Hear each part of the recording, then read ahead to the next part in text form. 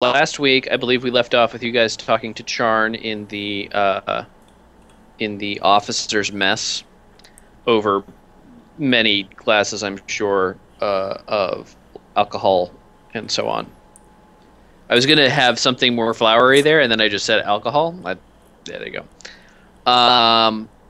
Yeah. So I believe the consensus was there are some Space Marines near here, maybe a week or two away. There's the armor that could be sabotaged, and then there's contacting your boss. What do you guys want to do? If not one of those things, whatever. I think we were actually going to try to do all three. Charn was going to try to contact the Space Marines. I was going to try to get Eliza away from the other one. Yes, and Cato was going to try to sabotage his armor. Right. Or, no, not sabotage it. He was going to try to upgrade it. Yes. And potentially get his helmet off. Okay. What are any of you going to try to talk to Thraxus? Try to get a message to him? Yes, that was going to be me. Okay. If I could get Eliza, I was going to attempt to get Eliza away. Right. Okay. Yeah. So, did any of you order any armor or stuff? I did. Hak Dar did. Okay, Hak Dar. What did you order? Stormtrooper carapace armor. Yes, Stormtrooper carapace armor. Did I say anything special about that? No, I just had to pay 30 influence when I retrieve it. All right, mark off that 30 influence and. Yoink. Can I order him some giant butterfly wings? Abso-fucking-lutely. You can definitely go into the military quartermaster's store and ask for giant butterfly wings and see what happens.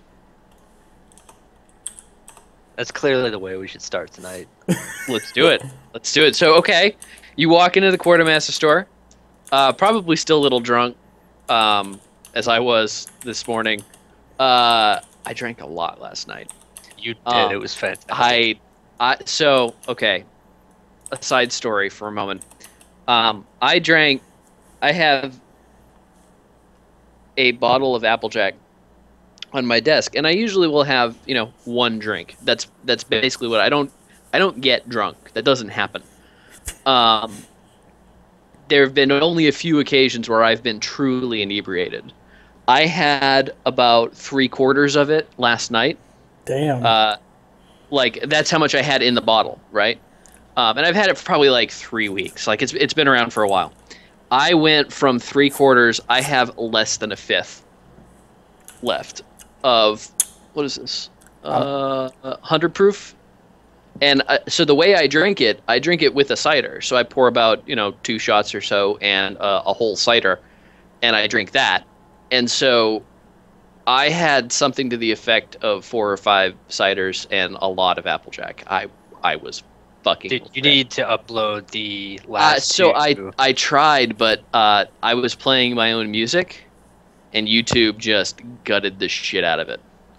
Damn it! It's also I'm not really interested in uploading it because there was singing involved. It was amazing. It was probably pretty amazing. Put it on Vimeo or something. Just so I can see how proud I am. No, that's okay. So yeah, you walk into the quartermaster's store. You're a little bit inebriated. Freddy, whose name actually isn't Freddy, but I can't remember what I named him now, looks at you and goes, "What can I get you?" I got a really big buddy out there chasing butterflies. Oh, you mean Hak? Yeah, he's wanting some butterflies wings, and I want to know if you have any in stock that we could just strap onto him. Roll against your influence. Is that just a D100 and see? It's got to be less than my influence. It's got to be less than your influence. What is your influence at? 31. That is sad. So he looks at you and he goes, "Jay, you are really drunk, but I think this is a funny idea." And he says, "I don't have any butterfly wings. That's not standard issue Astra Militarum material. However, I do have some broken broke down weapons that aren't going to be functional anymore. I can give you a bunch of spare parts that I have from those weapons. I can give you those weapons. And if you can get a tech priest to make some butterfly wings, then, there you go. That's fantastic. I'll take it. All right. So he hands you about 3 spare parts and some rope and this weird material. And he says it came off of a camellia line cloak. And the camouflage part of it doesn't work anymore, but it is kind of iridescent. And so he gives you some of that as well, some special cloth that you could use, and you'll just need to find someone to put it together. And he looks at you and he goes, "This one's on the house." And he sort of like shoos you away, and he's like, "Drink some water, buddy." And then you walk out with your stuff. Okay, so let's get on to the meat and potatoes. What do you guys want to do? I want to continue chasing Praetian butterflies. Maybe I'll actually catch one. Roll against your agility.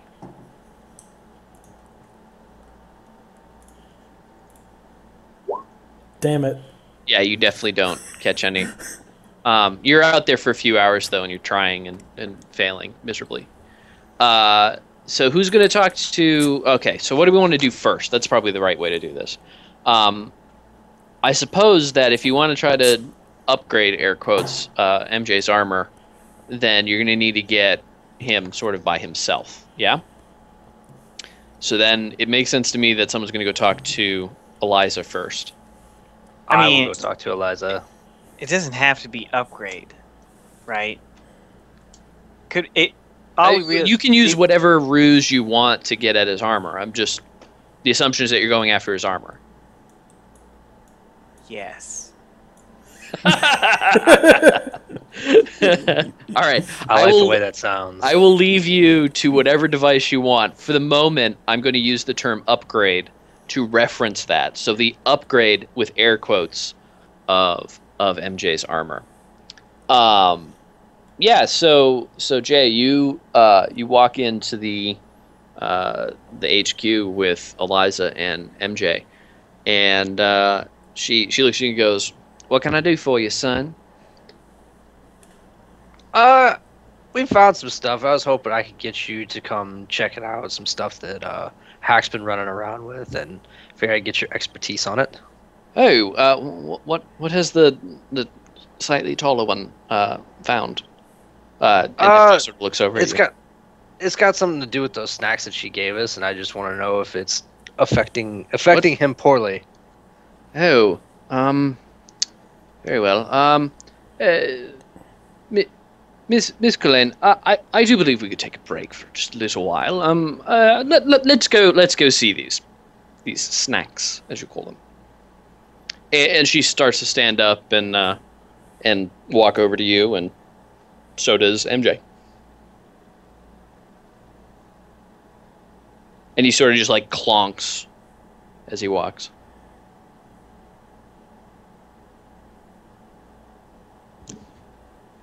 Did I lose you guys? No, I'm trying to think fast, and I'm a little retarded today. It's okay. And he looks at you and goes, "Oh, what? Why are you trying to think fast, son?" I had a whole bottle of this stuff over in the other building, and that happened. And what happened? Clearly that happened. That with the bottle and the Applejack. Oh, I see. Yes, so you're somewhat inebriated. Yes. Actually, give me a minute. I will be back. See, right. Where did Charn go? He is up. He's actually. Let me see where he is. He's going to be down here in the talking to an astropath, trying to get in touch with the Space Marines. I'm gonna go run over to him. All right. So yeah, they sort of like turn around and like, that was weird, but I guess like he was drunk, so it makes sense.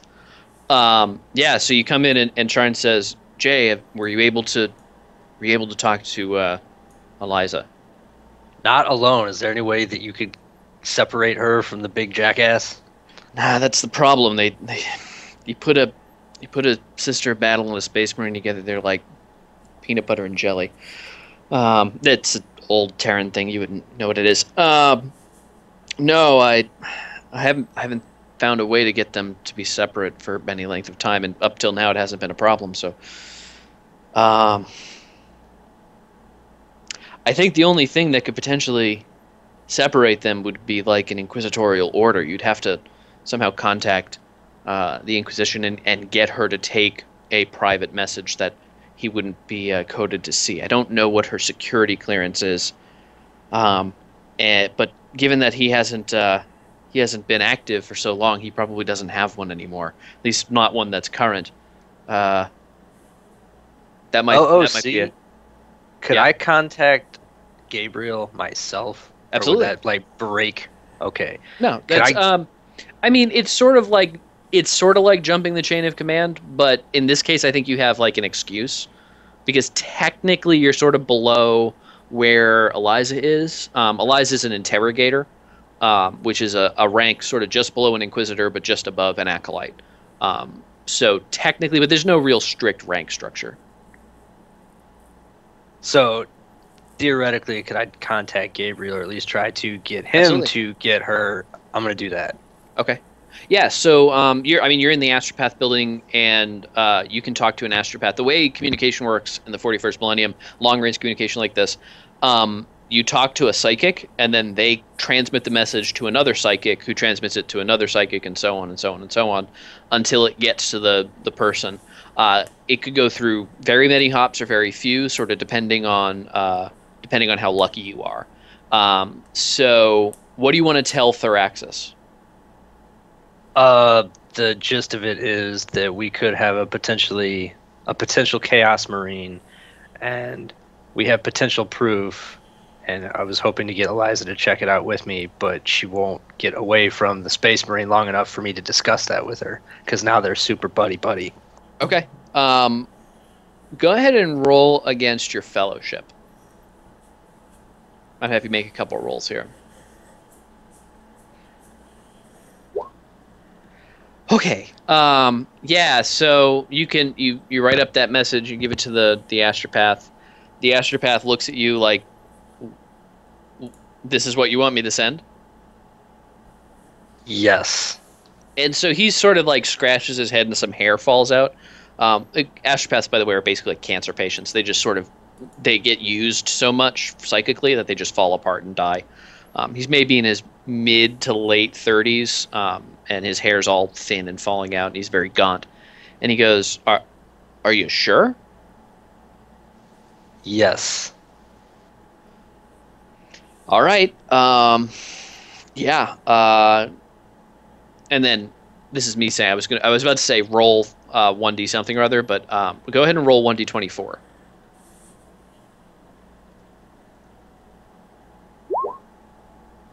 All right, so it's going to take about 8 hours to get the message to Theraxis, and 8 hours to come back. So by the end of the day, you should. It's early morning, maybe 7 o'clock local time. So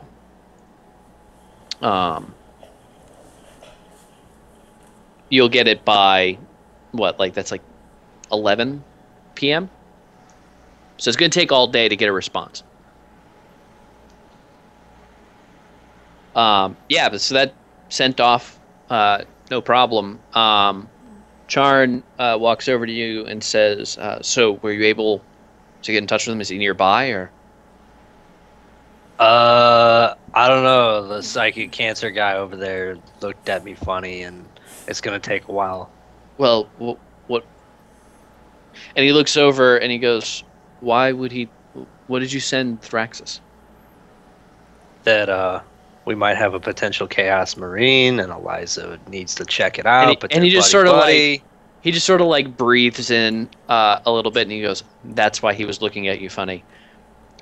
Telling an Inquisitor that there's a Chaos Marine on the planet, probably going to have there might be some overreaction. It'll be okay. We're a guard base. Everything will be fine."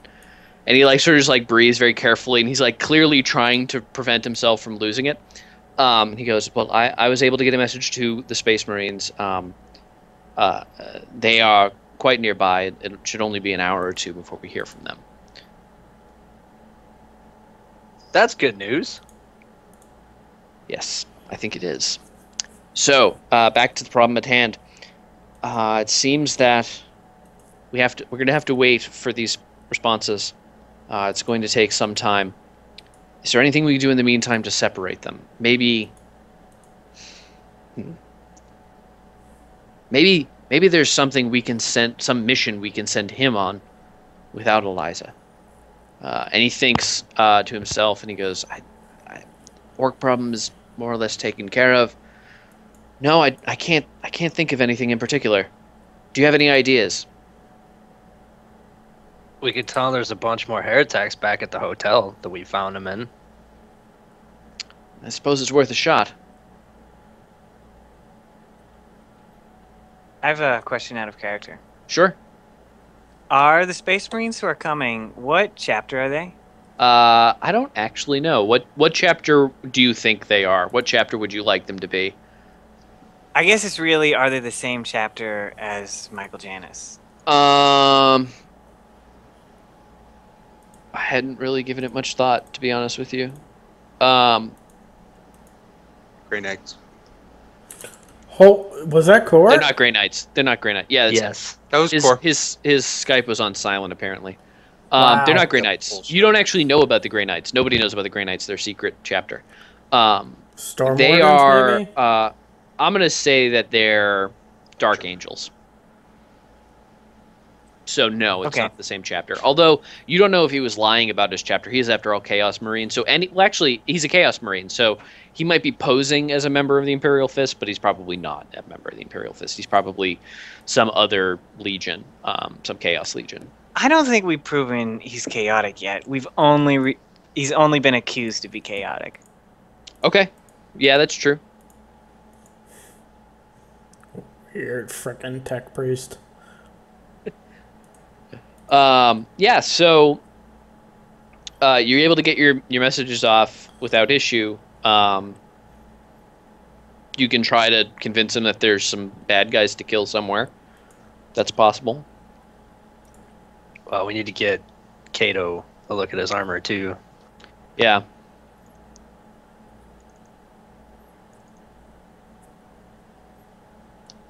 I don't know. What do you guys want to try to do? We could try to convince him that we need to work on his armor now. And that, I don't know if that'll I'll eat up some time at least. But all right. Do you want to do that after he sent the message? Do you want to do that while he's sending the message? I think the message has already been sent. Well, so it takes a little while for him to write it up and actually get it sent off. Part of that 8 hours is him actually writing out the message. I'm sure it's maybe not. It's not the content of the message is the set of things he said, like that's in there, but you got to go through all the process of writing to a superior in the Inquisition. There's tons of red tape to go through. So it's probably taking him a little while, maybe an hour or two.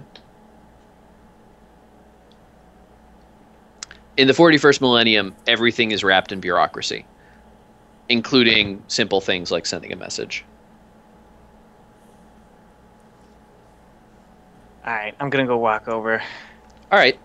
So while he's sending the message, you walk over to the office, and there's Eliza and MJ just chatting away about various things, how much they love the Emperor, etc. Can I actually order a servitor with me? Absolutely. Do you have just one of the servitors hanging around? Yep. Yeah. So they're not programmed to obey you specifically. They just do a task. But you could probably convince one. Essentially, you could make a tech use test and see if you can get one to follow you. Okay, I'm gonna go back then to where the servitors are. So you walk in the office and go, and turn around and walk right back out towards the servitor, and they go. Pretty much. They don't even really notice you, to be honest. They're just whatever. Cato's being weird again. All right, okay. So you walk over to a servitor. It's this big hulking thing. It's got metal reflex joints, so its knees bend backwards and everything, and it sort of drools at you. What do you want to do? I want to order it to follow me. All right, so you say follow me, and it sort of just drools at you some more. So you realize that you're going to have to do some work to get it to actually follow you. So if you want to make a tech use test. Okay, so I got a new talent called Binary Shatter, which gives me +10 to dealing with servitors. Okay. So is that tech use taken at a +10? I think so. Okay. I mean, you're dealing with the servitor, so. I think that also counts for servo skulls, by the way. Wow, tech use +10. Did you also give yourself the +10? It's not going to help. Yeah, but I did. The +10 for your mechadendrite? No, I didn't do that. I don't think that would have helped, though. No. That's 53, so it would have been 63. Yeah, so you come up to this servitor, and it's like a janitorial servitor. It's going around picking up trash, and you get into the back of its programming plate. There's like this box that's centered on its back, and you open it up, and it's just horribly miswired and like just awful. It's someone who didn't know what they were doing, tried to fix this. Probably some guardsman in the camp. They didn't want to bring it to the tech priest for whatever reason. Might be a minor tech heresy going on, but you don't know for sure. It's just pretty badly wired. You can get it to follow you, but it'll take you 2 hours to undo all of this damage and do better cable management essentially. What about the other servitor? There are a few others around, and you go and open up a few of them, but they're all basically in the same state. Like they're not the like everything else in Camphor. They're not the cream of the crop. They're just sort of awful. Everything's kind of broken. So, I'm thinking I actually want this servitor to perform some complex tasks. How long would it take? Can I fix him or her, or it to do that?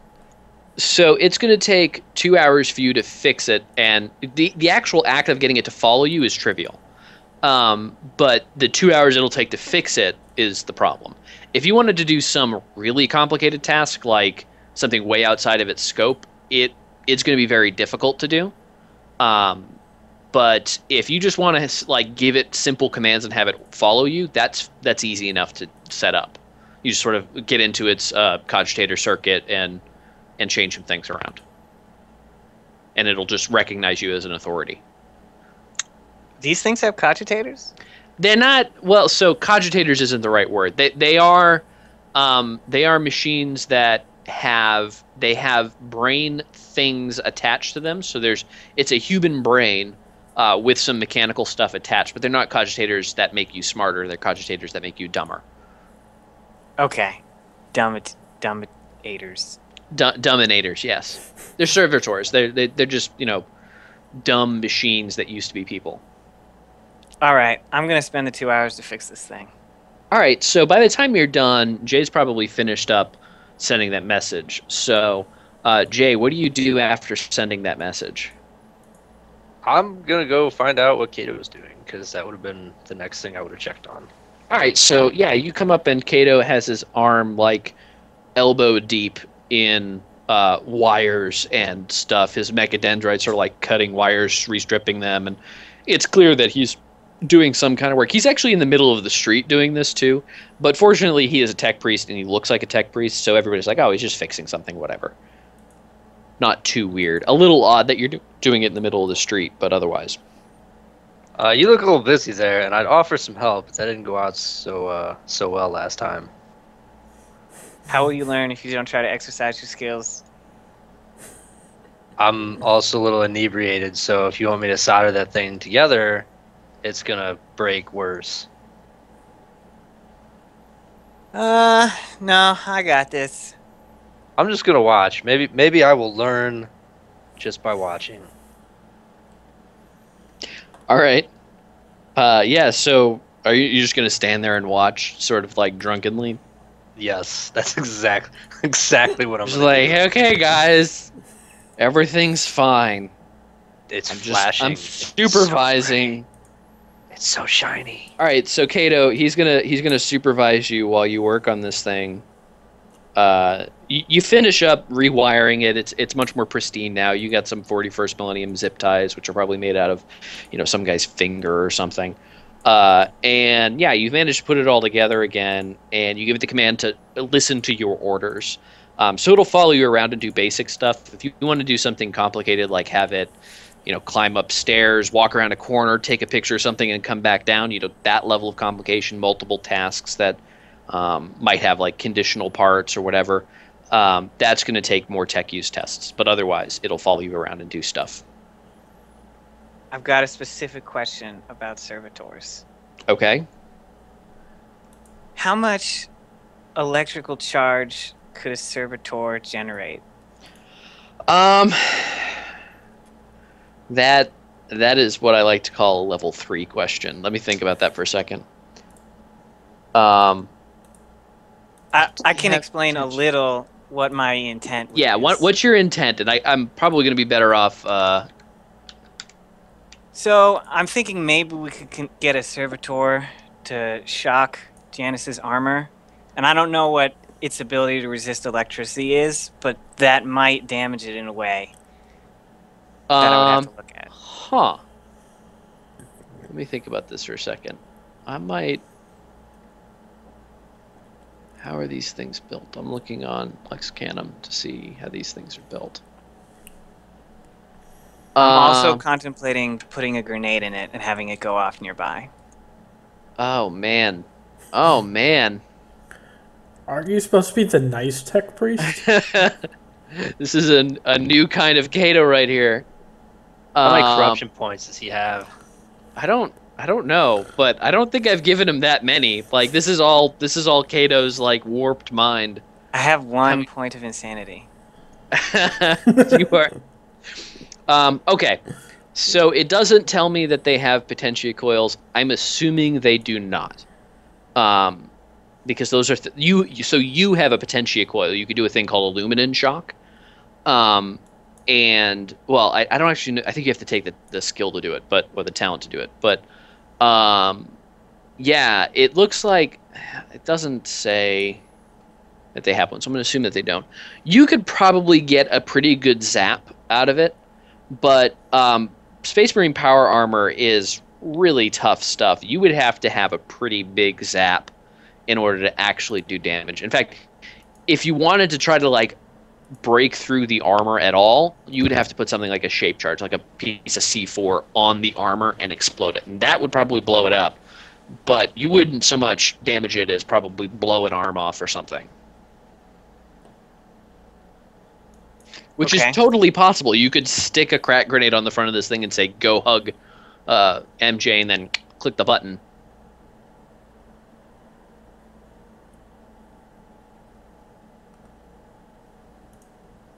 I think it might require a more deft hand than this. Yes, that's always an option, to find someone with more skill. Although, to be honest, you have a pretty good tech-use skill at this point. Probably as good, if not better, than Eric's. What are you thinking, Jayce? What's our go plan here? I'm all good for the Akbar Servitor, but if we're gonna do that, we should wait at least until we have potential Marine backup. We're in a guard base. Do you remember how quickly and deftly he just murdered a army of pygmies? That is a good point. I'm a little scared of that guy. He's been asleep for a number of years, correct? Or he was? Quite a long time, yeah. He's been in stasis. Is his armor technically out of date? So, technology doesn't really go out of date. In fact, older technology tends to be better. There's a lot of lore about it, but basically, at some point, humanity went from being super technically driven to having this period they called the Age of Strife. They now refer to that age where they were super technically adept and learning new things as the Dark Age of technology. There was some stuff that happened with AI, and basically they ripped off Dune. And now most technology that's new is sort of poorer and poorer facsimiles of what was. So older armor is probably better. Can you roll a common lore tech? I'm going to say that probably counts. I'm going to see how much I can tell you about his armor. Yeah, so, I mean, to you it looks like pretty normal armor. It is Mark IV power armor, which is pretty old, but it's not, like, ancient. You've probably seen it once before, maybe in a museum on Mars or something, if you've ever been there. Yeah, but it looks like pretty normal power armor to you.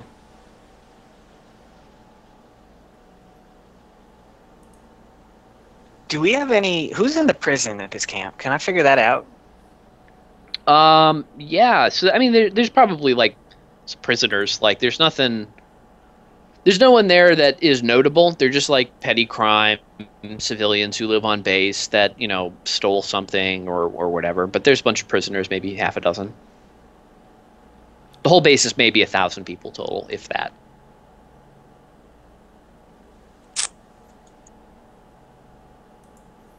Okay, so here are the options I've got so far. Are Jayce and I alone? I mean, you're in the middle of the street, so you're as alone as you would be if you were in the middle of, like, I don't know, a military base with people walking around a little bit. No one's really paying attention to you. Okay, so no one will overhear us. I can't guarantee no one will overhear you, but probably, yeah. If you want to move somewhere, like, out of the way so that no one will hear you, you could definitely do that. I'm going to go check on something in the lumberjack, Jayce. Okay. I hear it's very quiet in there. You know, not a lot of people. We should really do some dimensions and measuring for our new table that we're going to find. Good thinking. Oh, man.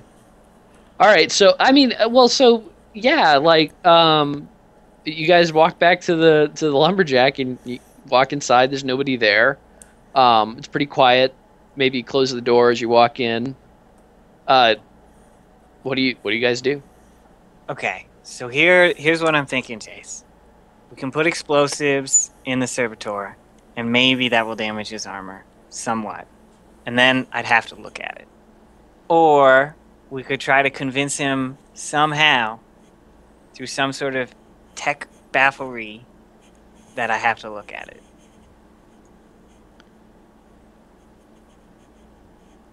I have a feeling that we're going to have to go with the grenade option, because I don't see him just being like, oh, you want to poke around in my armor? Have at it.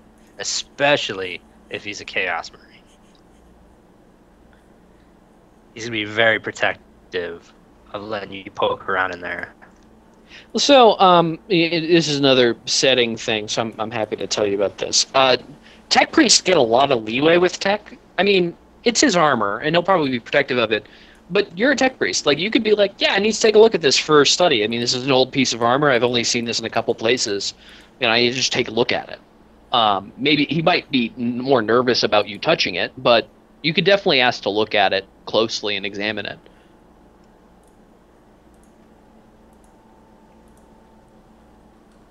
It would be weird for him to say no to that. That's, I guess, what I'm trying to say.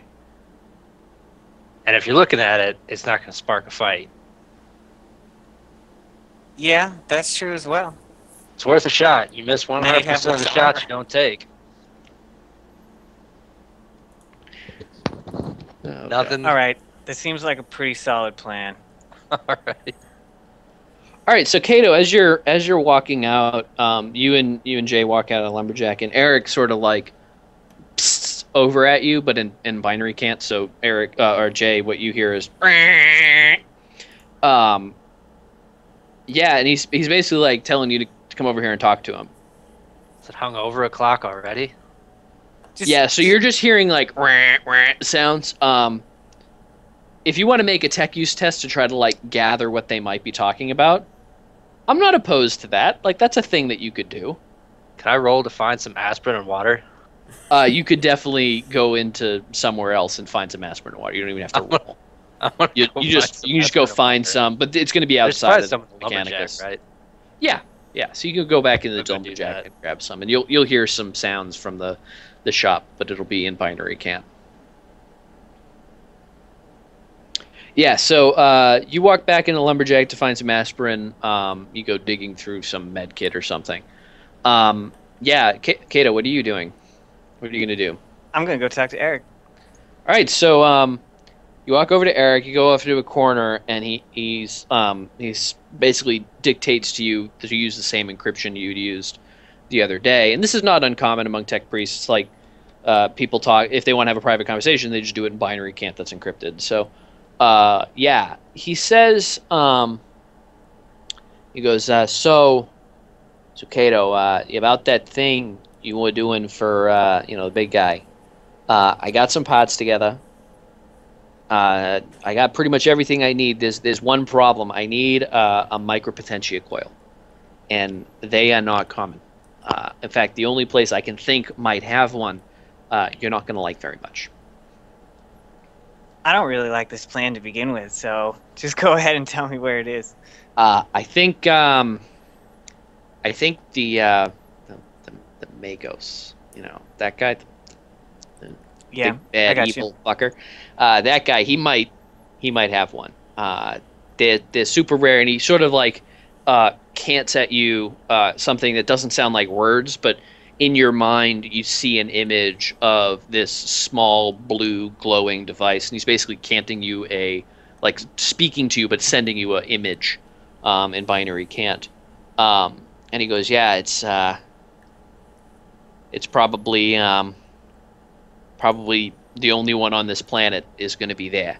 So we need that if you want to do this. Would our known associate have it in his possession, or is it actually part of him?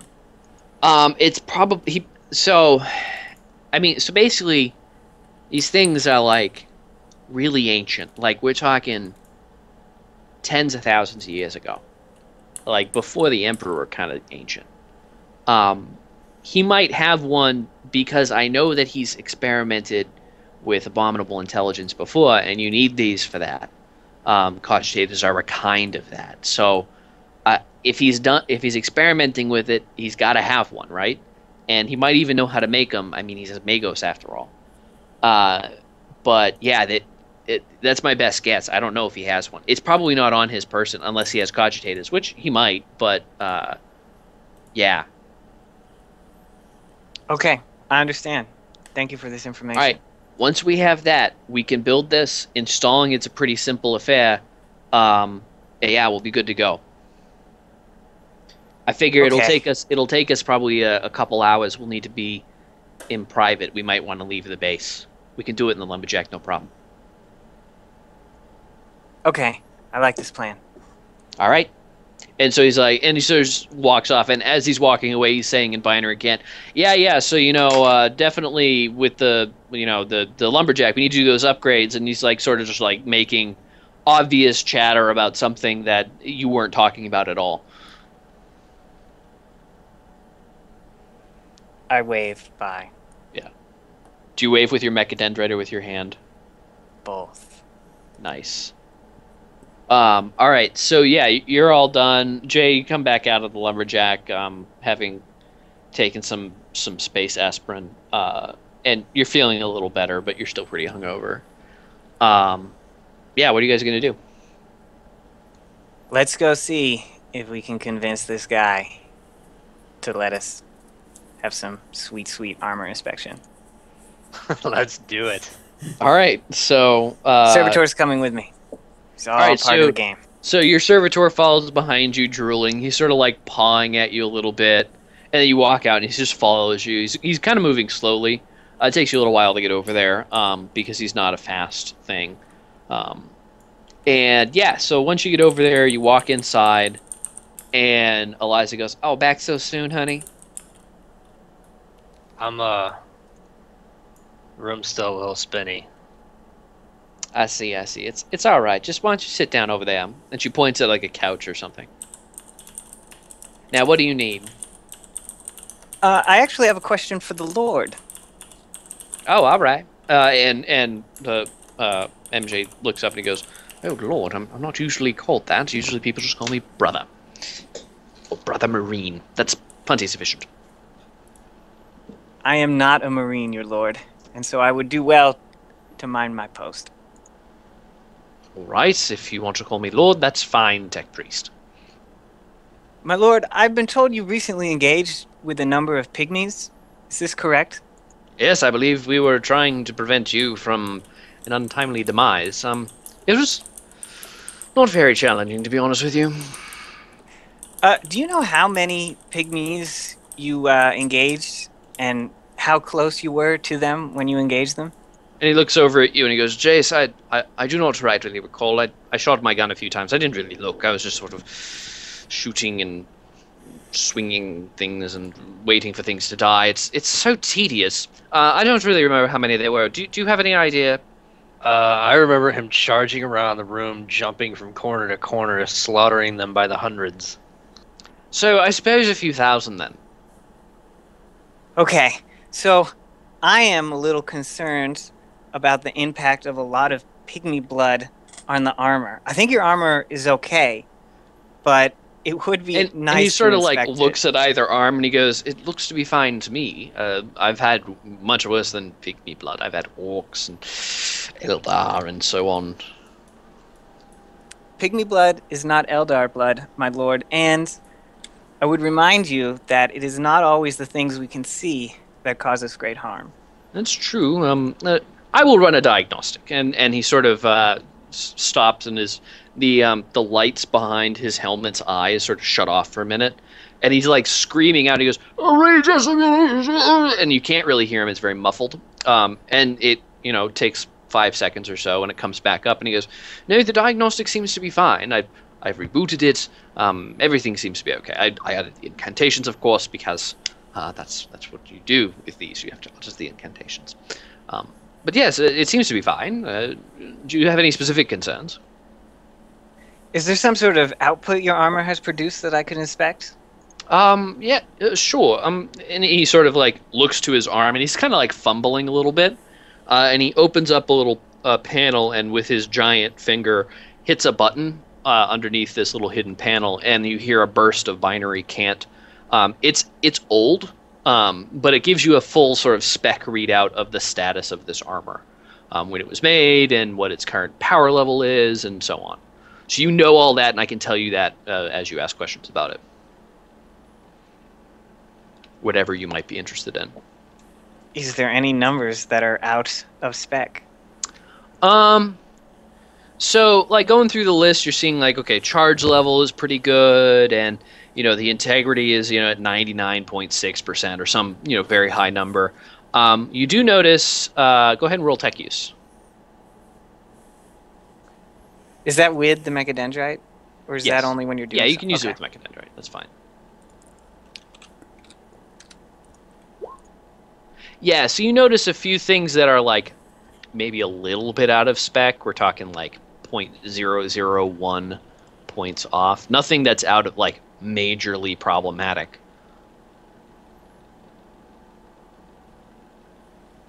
Okay. I'm going to study this for a moment, my lord. And I'm going to very go well. off to the side. And he sort of looks over at UJ and he goes, Tech Priest, they're so... Anyway, and he goes back to talking to Eliza about some finer point of how the Emperor is awesome. We should, and this is just low enough where Cato can hear me. Maybe we should, like, try to convince him for, like, a software patch or something. He goes, the software's up to date. And whispering is not necessary. I can hear everything in here. And he just sort of goes back to talking. And Cato, you know that the software has actually been updated recently. Who updated it? Probably he did. It's like it's Over on the a map. air? Yeah. You could probably dig through that data in your mind and maybe get a more specific data as to when.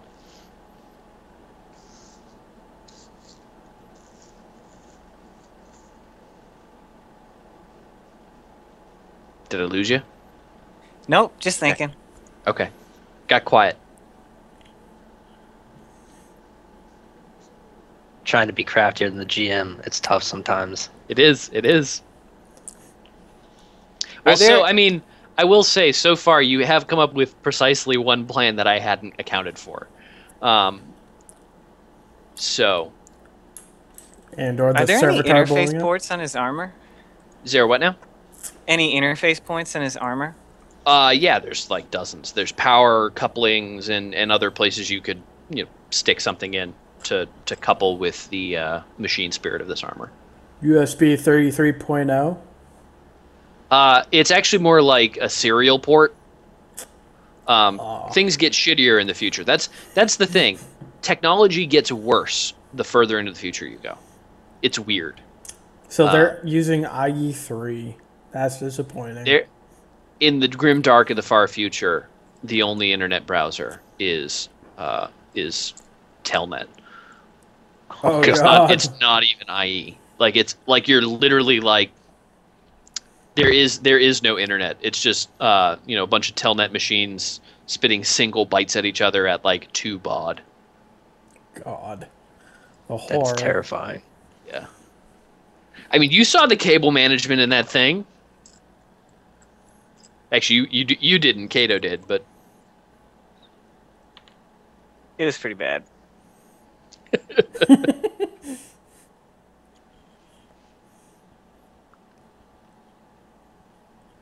All right, so yeah, I mean, you're just sort of standing there thinking and humming to yourself, maybe a little bit in binary cant. Jay, you're just sitting on the couch trying not to puke. They're chatting about the Emperor, talking about how great the Golden Throne is, and how they think he's so dreamy. No homo. Heck, roll an agility test.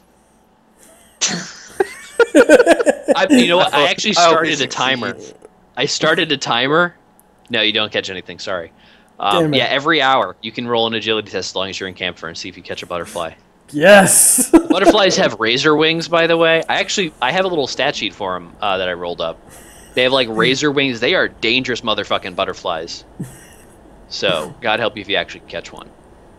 I'm gonna kill it if I do. You can try. He's gonna try to hug it, and it's gonna slice the fuck out of him. It's gonna be amazing. I'm chasing it with my axe. Come on.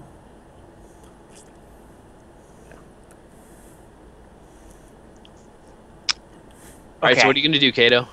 I'm going to go back up to Janice. All right. He's yes, tech priest. So, my lord, I've looked over the results, the output you've given me. Yes. Some of these numbers are very close to okay, but they're just a little out of band. I would like to interface with your armor just to make sure. I suppose, if you must. This is somewhat inconvenient. Are you going to have to turn it off and make it so I can't talk? No, that will not be necessary. Okay. Yeah, so of course, as you will. And he sort of like turns a little bit and exposes underneath, like on his rib, there's like a little port that's, this, you can stick a mechadendrite in and connect with. Your utility mechadendrite has one of these ports, I'm sure. So I'm going to plug in. All right, so you jack in, and immediately you get all of that information again, but it's like, better organized, and like you can actually like scroll through it and see about stuff. What do you want to do while you're there? Is this just output information I'm getting, or am I allowed to do some input? Yeah, you're basically at a command line, and you get like some status messages. There's like a sequence that says, here's the current state of this power armor, and here's all the different things that are going on right now, and how hot is it inside, and so on. And you basically have a blinking cursor, and you can do whatever you want. Okay, I run the top command. All right, so yeah, you run the 40K equivalent of top. It probably takes about 6 hours. No, I'm just kidding. It takes a while to incant. It's like so to give you some perspective on the setting, like this is religious, right? Like you're a tech priest for a reason. So you're like uttering some incantation you memorized to see the status of the thing, and you probably say something in binary cant. Maybe you release a little sacred unguent. Everybody sort of sniffles their nose. It doesn't smell very good, sort of like burning oil or something, like car oil. And yeah, it shows a list of programs that are running on the machine, on the power armor, and it's the normal set of things. Like, it just looks like normal power armor. In fact, it does look like it has been updated recently. You can try to do a tech use to see how long ago. Go look at some timestamps or something. Yeah, am I able to figure out the originating location of the update? Yeah. Back for it. Well, what do you mean by originating location? Like, where the update was downloaded from? I'm interested to know. So it wouldn't have come from this planet. Is that a correct assumption? No. So again, the internet is shitty. So there's a server here, essentially. It's not really a server. Software is a little weird. There's a servitor somewhere whose job it is to manage these very dumb programs, essentially. And he probably is on site. So there's like a local caching server. You could probably trace it back to where. We can't call the internet police and have it backtrace to the chaos database server, and then build a Visual Basic GUI. Yeah, I mean, you could try to build something in Visual Basic, but it's, you'd have to make a tech use test, and you could see if you can figure out where it's from. I mean, basically, if you want to make a tech use test and then ask me some questions, I will answer them. All right, I'm going to do that. Okay.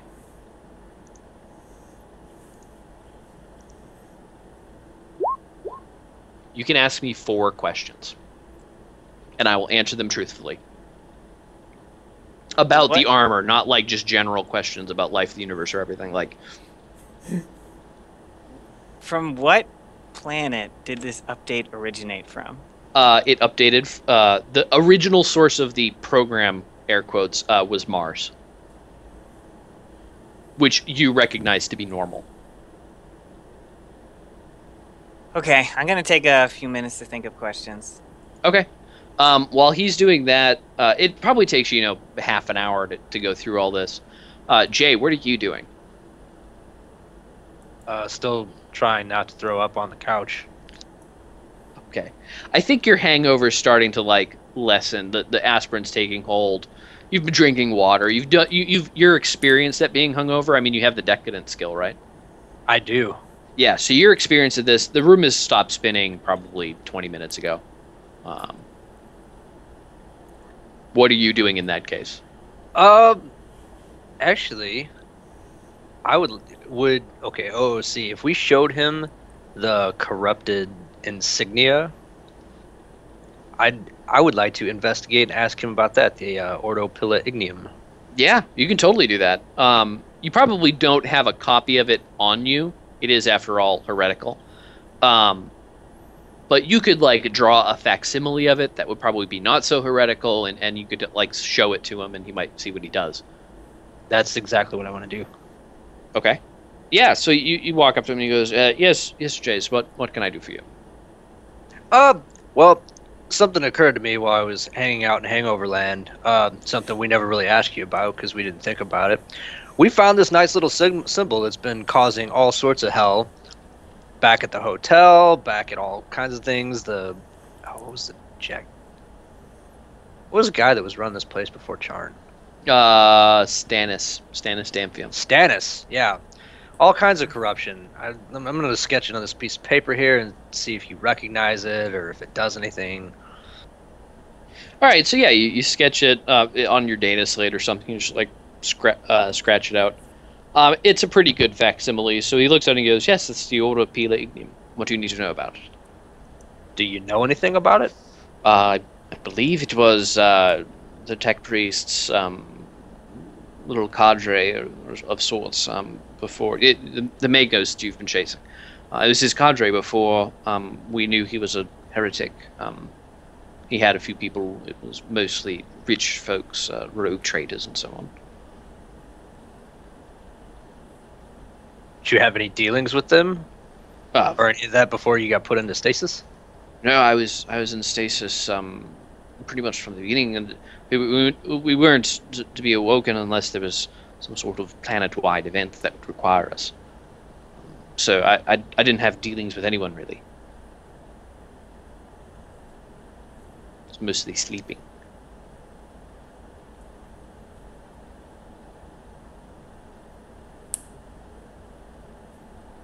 Is there anything else? No.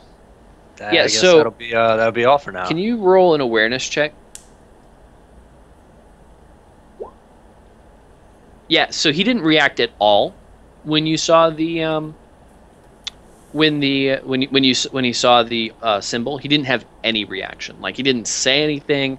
He didn't go, that's a chaos symbol, and like avert his gaze. He just looked at it and was like, yeah, I've seen that. It's sort of like there's very little reaction, which is uncommon when you have shown this to people before. Good to know. Okay. I did something. Yay! So Cato, have you come up with any more questions? Yeah. I don't know if this is really a question, but like an ask. Yeah, you can ask whatever, and we'll see if I can answer. Can I have the output of all the communication that's left the armor? That's going to be a tough one. I will say yes. However, it's going to cost you an extra question, so you only have one left. All right, I'll take that. All right, so you download a dump of all of this information. It's huge. There's a ton of data. But you get it all and load it into your circuitry. And it'll take you a little while to process it. So if you want to ask me your last question, then I will be able to. Still thinking about that. Okay. So you download a whole bunch of this data. Nothing immediately stands out to you. It's because he doesn't have access to Windbag. Yeah, so, but nothing stands out to you as being particularly heretical. There's a lot of, like, command received and command sent. Looking at the most recent stuff, so let me put it this way. If you want to concentrate on figuring out what's in this stuff, you can start at the beginning or you can start at the end and work one way or the other. Or you can start in the middle, but you'd have to pick a date. And you can start then. Which one of those places do you want to start at? I'm going to start at the beginning and work back. All right, so you're starting at the oldest? That's what I meant by beginning. Let's look at the newest and then go oldest. Yeah, so the most recent thing you see is from about, it was with you and when they were going back and forth trying to kill the pygmies. The thing before that was him waking up, and about 6 weeks before that, there was a software update. Can you roll Common Lore Tech, please?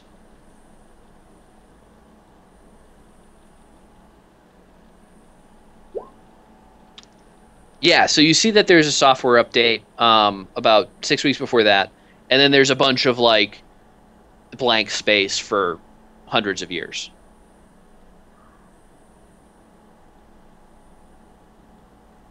There's, like, a few, like, basically pings, essentially, like health check kind of things. Like, yep, armor's still working, communicating with the stasis pod, that kind of stuff, but it's all crap. It's just status messages, nothing interesting. Would there be any way for him to actually do a software update though while he's in stasis, or would he have to be out of stasis for that? I don't know. Roll. Do you have Common Lore Tech? I do not. I'll say that you can roll a tech use at -10, and that'll count as a Common Lore Tech. I kind of hate the Common Lores; they're really awful. But that'll count it. Yeah. So.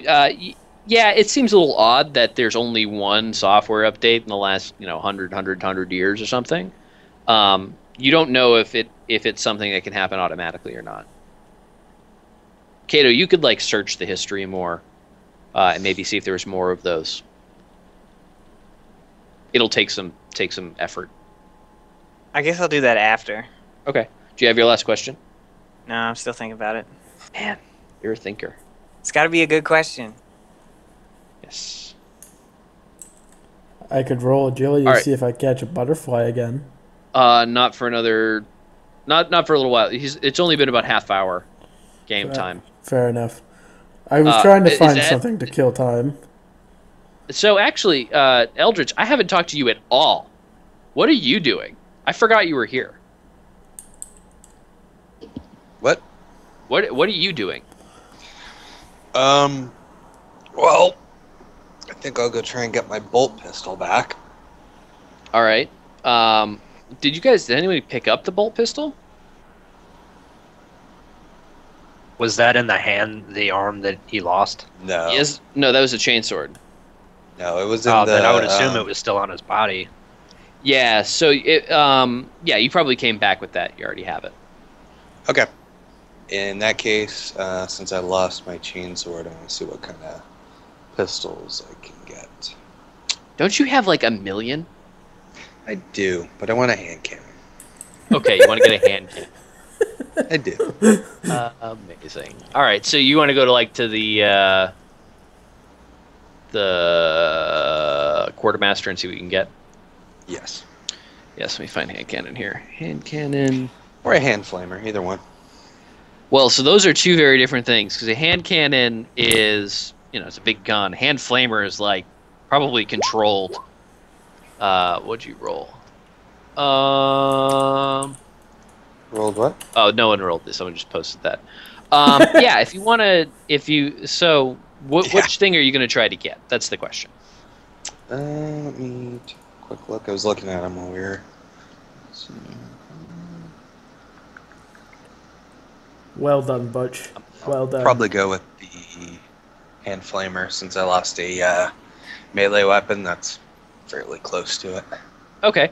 Yeah, so you walk in and Freddy looks at you and he says, what can I get you? Gas masky dude. Second gas masky dude. Totally a different person. Wondering if there'd be any hand flamers. Oh, hand flamers, those are not super common. Yeah, why don't you let me see what I got. Why don't you roll against your influence? Okay, and the last thing was giving me, how much was that? 10? I don't know. You have 40 influence. That's what's on your sheet. Okay. Did you add the pay for the last thing? I don't know. I told you that you had 10 influence. I don't know if you added it, but I didn't. Okay. We'll see then. I don't remember if I did.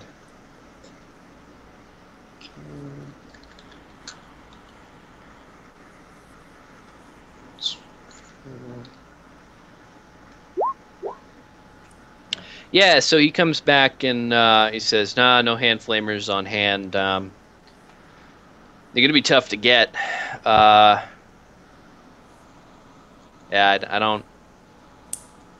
Well, I guess." And he pulls out of his back pocket. He's like, "I do have this," and he slaps it down on the table. And it's a let me see what it is. One moment. Inferno pistol. It is not an Inferno pistol. He slaps down on the table a hand cannon. Yeah, I'll just make it a hand cannon. And he says, "I do have this. It's a pretty good gun. I can let you have this." That was my second choice, so that's fine. All right, it's yours. And he slides it across to you. It's one thing. It is a little finicky. Not the most reliable weapon. That's fine. He says, "All right, good hunting," and he sort of gestures you out. Take 15 influence away. And I want to say that you didn't add it, because I remember that your thing was at 40 before, so I think you're at net 35. All right. Yeah. That's fine. And you have a hand cannon. It is not a reliable weapon, which means it jams on a 90 plus, I believe. Okay. I don't actually remember exactly how that works, but yeah, I'm sorry. It's an unreliable weapon jams on a 91 to 100. Okay, that's not bad. All right. So as you're walking out, you hear off to the sort of the backside out in the bushes. You hear someone sort of call, and they say, "Eldritch." And do you turn around to look? Yeah. Yeah, so you see the same person that gave you your mission the other week. And he sort of says, he just like nods a little bit towards behind the quartermaster. Nods behind the quartermaster? Like he's like nodding to have you follow him, and he starts walking behind the quartermaster's building. Okay, yeah, I'll follow him. Yeah, so when you get back there, he says, you did good on that last mission, but I think you haven't been honest with me. Yeah? You portray yourself as a member of the Inquisition, but I don't think you are. Then what do you think I am? I think you're a glorified hitman. It's not a problem for us. I just don't like it when people lie to me. Unsanctioned assassins, it's pretty high heresy. I might be a bit of both. Whatever. I have a new mission for you. Who's the target? Comes from a woman, name of Martha Theratrix.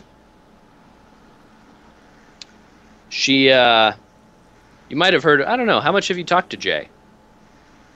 Do you know about his old buddy? No. So, your friend Jay, when he joined the Arbitrator, joined up with his friend Jack. Jack was married. I don't know if Jay knew. Jake. Well, let me put it this way: the wife thinks that Jake got him killed. She wants a little revenge.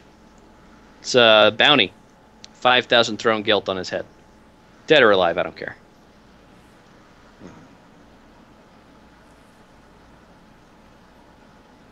Is there any particular time frame? Whenever. He shrugs. Think about it. All right. You should know you're not the only one on this hit. Let me know. I'll see about inducting you if you get this one done.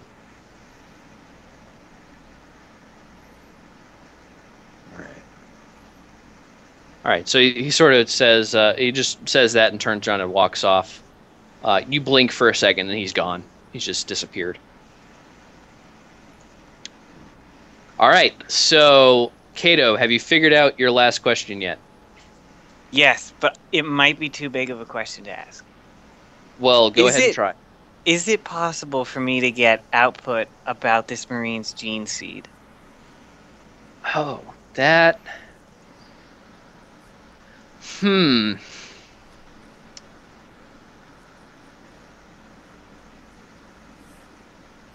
Yes. Okay. However, it might not go without notice. That is some pretty sensitive information. So, are you going to try to not be noticed? Or do you want to just take it and say, I was just collecting data? Or, just try to know that you'll be noticed and have to deal with that.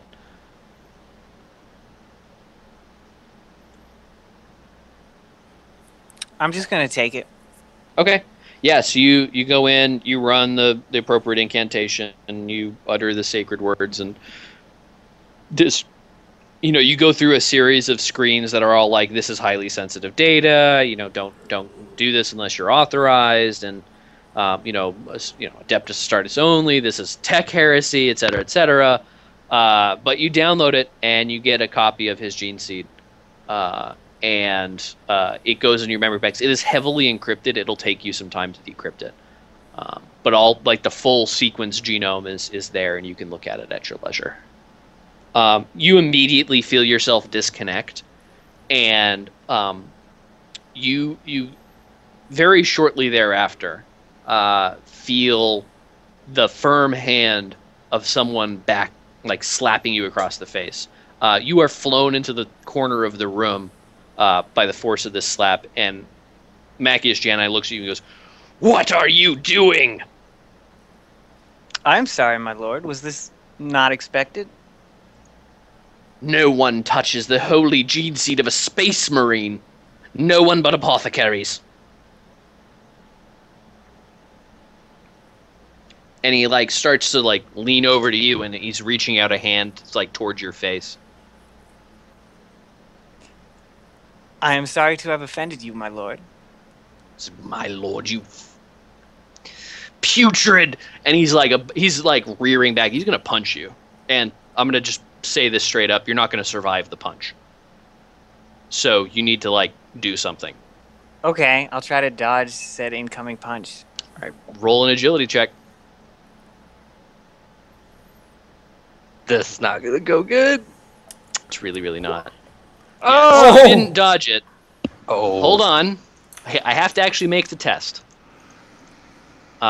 So let me go ahead and make a test with his fist. It's going to be weapon skill. His weapon skill is 45, by the way. He hits the wall next to you, and his fist goes through this rockcrete wall. It's probably about 3 inches thick, and it goes all the way out to the other side. He draws it back, and there's a hole in the wall. You can smell the outside. What do you do? How can he smell if he doesn't have a nose? Well, he can detect it with his sensors. Okay, fine. I want to get... What do you do, Cato? There are plenty of additional walls in this room if you wish. Are you taunting a space marine? Dude, I'm getting the fuck over this corner. That's... Holy fuck. Okay, he's going to try to hit you again. You will have an opportunity to dodge, but he's getting pissed. So this... He hits the wall above you this time. He's not doing very well on the rolls. One of these days he's going to hit you, and it's going to hurt, dude. All right, I'll try talking to him again. Okay. My lord, if this was improper, I apologize. It was my understanding this was acceptable. He goes, and you call yourself a tech priest. Every tech priest should...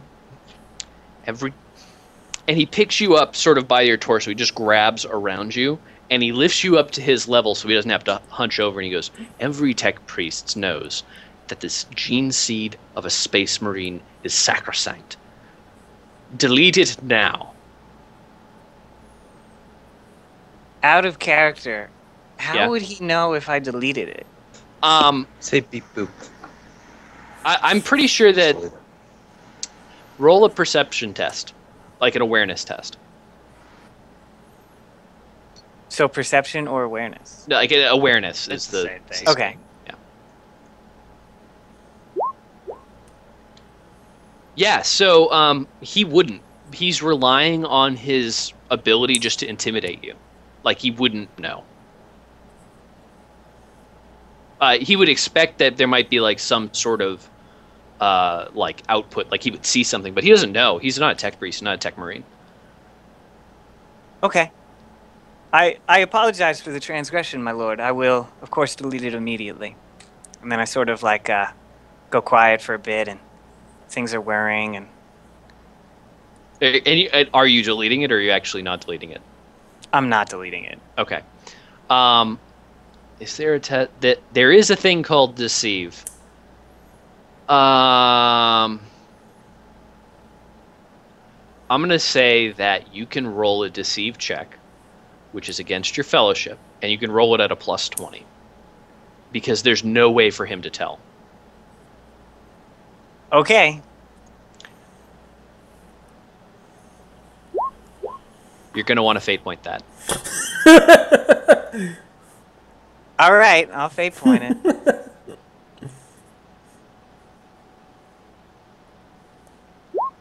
Holy balls. Yeah, so Even better. he goes, you can't trick me that easily.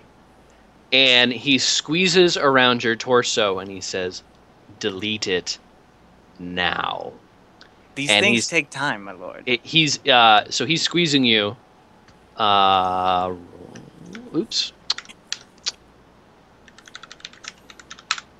Take 2 wounds, no toughness, no armor. Yeah, he says it'll take precisely as long as it takes for me to crush your rib cage. And he just like looks at you, he's like, just do it. Like he's not happy. So, can I attempt to deceive again? Or Absolutely. You can definitely try to do that, but I just like, yeah, go for it. We are losing our tech priest tonight, guys. I mean, Jay, like, are you trying to like intervene, maybe calm him down a little bit? No, I'm horrified, backing up into the corner because I'm not going anywhere near that fucking the fucking space marine. I can't even. I'm so scared I can't even talk. Oh, Cato. Am I able to like offload some of this information while deleting it? No, basically. This is contained within. You're basically a walking computer. And so there's no way for you to like put this on a hard drive somewhere because there's no hard drives. Like no Wi-Fi in the 41st millennium. Pretty much. I mean, then how did he get the upgrade? Do I have what? Well, like so there's Wi-Fi, air quotes, but it's not like it's quick. Like that thing when he did that update, it took like 3 weeks to download. Like it was a huge amount, and this is actually a bigger piece of data, and it's also more carefully encrypted and so on. Yeah, like, do you have like a data slate on you or something? You might be able to load it sort of direct. I have a data slate, yes. Okay. Yeah, so you might be able to like utter something in binary can't that the data slate would pick up, and then it would be a tech use test to see if you could load it onto there. He would notice that you were saying something in binary can't, and I don't think he speaks binary can't. You don't know if he does or not. I have a question. Yes. Are comm beads, can you make a silent comm bead? Do I actually have to vocalize for the comm beads to pick it up? Yes. You do. If you want to roll a perception check to figure out if he speaks binary can't, you could do that.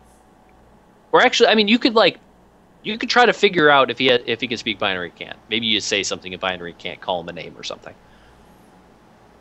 Yeah, that's gonna go fantastic. Yeah, I don't think that's as much value.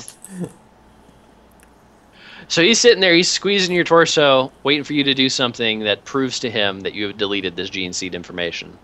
What are you gonna do?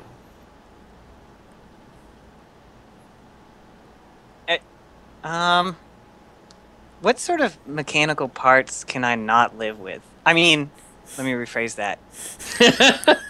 Can I like blow something up on my body? Like blow out an organ? Just blow out. I really don't need the second kidney, guys. It's fine. Man, you are probably oh man, you are just let me think about that for a second.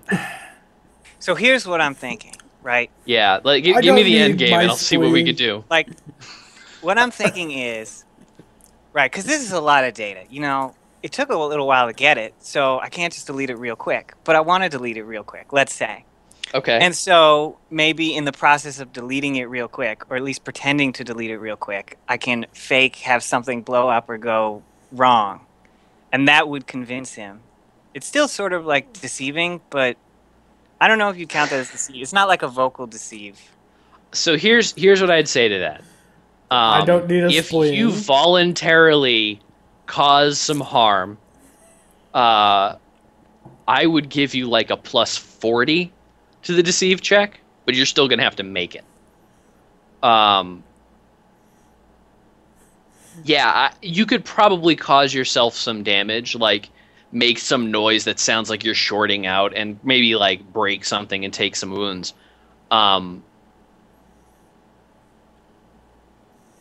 Actually, here's how it would work. For every wound you permanently lose, I'll give you a plus 20 on the skill check. So you like drop your max health basically. Okay. I'm so glad. I bought all the sound constitutions I could today. Dude, you're my fucking favorite player. I'm not supposed to pick favorites. You're my fucking favorite player right now. That's amazing. You literally, you have 20 wounds. I can't believe you. I didn't even look. Holy balls. That's amazing. You have more wounds than I do. Take 5 permanent wounds, which gives me plus 100, right? Well, hold on. What's your deceive is at 13. Yeah, so if you take 5, you're going to get an auto success. Yep, that's what I'm going to do. All right, so you're at 15 and 15 health. Damn. Okay. So yeah, you start shorting out. There's arcing going on between your mechadendrites, and he looks at you and goes, "Good. Never speak to me again." And he just lets go, and you drop like the 4 feet or whatever that he had held you up. I assume you scatter out of the building. I pick myself up, I dust myself off, and I walk out the hole he punched in the wall. It wasn't that big. You can't walk out there. Okay, like fine. I walk out the door then. Okay, so here's the effect of all that. 1, you have his gene seed still on your person, unscathed. 2, you have all of his communication for the last however long. 3, you have taken 3 insanity points. Go ahead and mark those down because that was fucking insane. 4, take 50 XP because that was fucking awesome. And 5, you no longer have a spleen. And 5, you no longer have a spleen. Your rib cage is pretty crushed, and yeah, like it's not. You can still see like a handprint that just got left there. But yeah, that was pretty intense. Jay, what are you doing? I'm scurrying out, not even fucking talking to anybody. Right out after him. All right. Fucking terrified. And Eliza follows right behind you. She's like, "Sir, I'm just gonna be a minute. I'm gonna step out of here. Just you hold on." And she just like books it out. She's like, "I am not fucking staying around for this." So she chases out after you. MJ just sort of sits, like he doesn't sit. He just sort of stands in a corner and seethes. There's a guardsman still in there who's just like panicking because he's not allowed to leave, but he's just sitting there like, "Please don't kill me. Please don't kill me. Please don't kill me. Please don't kill me. Please don't." He's like standing at perfect attention now. He's like totally like rigid. You guys run out into the square. Eliza's behind you, and she looks at you, kid, and goes, "Son, I ain't never seen anything so crazy in my life. What the fuck were you doing?" Just what I said I was doing. I'm standing there too, right? Yeah. Okay. Good. Now that we got you away from him for 10 minutes, we have information. Was that what you were trying to do? You were just trying to get me away for 10 minutes? That was part of it. We didn't think that was going to happen, but, you know, we'll take it as a bonus. We'll take what we can get right now. Fucking throne? Whatever could be so important that you would need to... What even was that? I don't... And she's like holding her head. She's like, "This is just too much." I get real close to her and whisper stance. "He might be a Chaos Marine. Don't freak out." Son. What? I've already sent a communication to Gabriel. We think he's a Space Marine. The information that we got said the identifying marks on his face, but he's not going to take his helmet off, so we're trying to prove it otherwise. This day just keeps getting better and better. All right. Well, I think he's going to need a little while to cool off. When did you send that message? It's been a couple hours now. Yeah, it's probably actually later in the day now. It's by the way, Hak, make another check. Yes. Actually, make 2. It's probably been about 2 hours total. That whole sequence took a little while. Nope. Come on. Nope. Big money. Big money. No whammies. Fuck yes. Yeah. Okay. Roll initiative.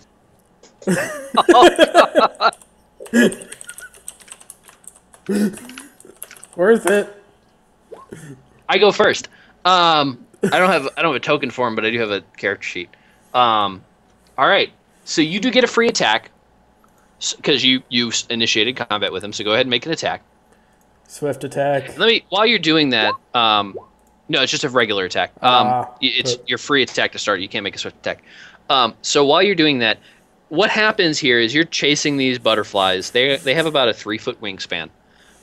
They have like these iridescent wings that are transparent. They look like butterflies, but just bigger. However, when you look at its mouth, actually, I think I do have a token for this. I do. I'm going to make it real big. It looks something like that, but with iridescent wings. Yeah. It's big and fucking mean. You take a swing at it, and it finally notices you. You've probably been chasing the same one around the whole time. Go ahead and... Well, no, it's his turn, actually. So let me go ahead and roll his attack. His attack is pretty mean. And he's going to roll... He's going to roll a biting attack. Oops, wrong button. Nah, it's like Pokemon. And he hits you. I'm going to catch it. You're going to try. He does 9 damage. I'm sorry, that should say pen 3. I would still eat that. All right. That was a critical fail roll, by the way, for him. So he's doing a minimum 9 damage there. Fair enough. All right, so that was his turn. My 3 key doesn't work anymore. Okay. Yeah, I ordered a new keyboard because I fucking broke mine and, oh man, it sucked. Have you tried your other 3 key? I don't have a 10 key on this. I don't have a 10 key on this. A 10 key? I only have the 1-3. The number pad, I don't have that. Oh, you don't have a number pad? Yeah. The one I got does, but anyway. Yeah, so go ahead and make your attack. Swift attack. Yes. Yes! Hit. Righteous Fury. Oh, wow. So he's going to dodge that first one. Still Righteous Fury, that hits. Yeah. Ha ha ha! Wow, 20, 20, and 20. Where are you getting all these 20s from, man? I don't know. That's pretty good. I did get Crushing Blow. That's a lot better than I expected. I did get Crushing Blow before we started, which is added into that. It's a +2. Right, so he takes all 3 of those hits. 2, man. Wow. His armor... So when your axe meets with him, it clangs as if hitting metal. And he only you can only hit him in the body. There's not really anywhere else to hit him. I guess you could hit him in the wings, but 10 clangs like hitting metal. I'm gonna just change that number. I'm making it so I can do the math more easily. Yeah, so that does 10, 10, and 10. So that does quite a lot of damage. You probably actually like clip its wing a little bit. It's still up and flying around. God, trying to get it to show me is whatever. Let's do it this way. He is pretty. You nailed him pretty good, but he's not dead. Okay, roll to hit, and he hits you. Oh, he's doing a swift attack too. That's a good idea. So he hits you twice for that much. I'm gonna try and dodge the second one. Okay. Wait for it. Nope. So let's see, 16 total, pen 3, so I take 1. Okay. Another swift attack. In the face. All right. Miss. Damn it. All right. He comes back at you with another swift attack. Hit. Hit. Try and dodge the second one. Take 2. Swift attack. Hit. Damn. 14 pen 2. He takes another bunch. Okay. Yeah, so he's going to come at you with a swift attack again. This one's going to go nice. Miss. So Gerwulf, you see Hak like engaging in some combat here. What do you do? Dodging. I'll watch a little bit. Damn it. 16. 17 pen 3. I'm trying to do the math. It's 4. Okay. Switch attack. Can Hak do math? His I'm not sure owner Tim can do math. Double hit.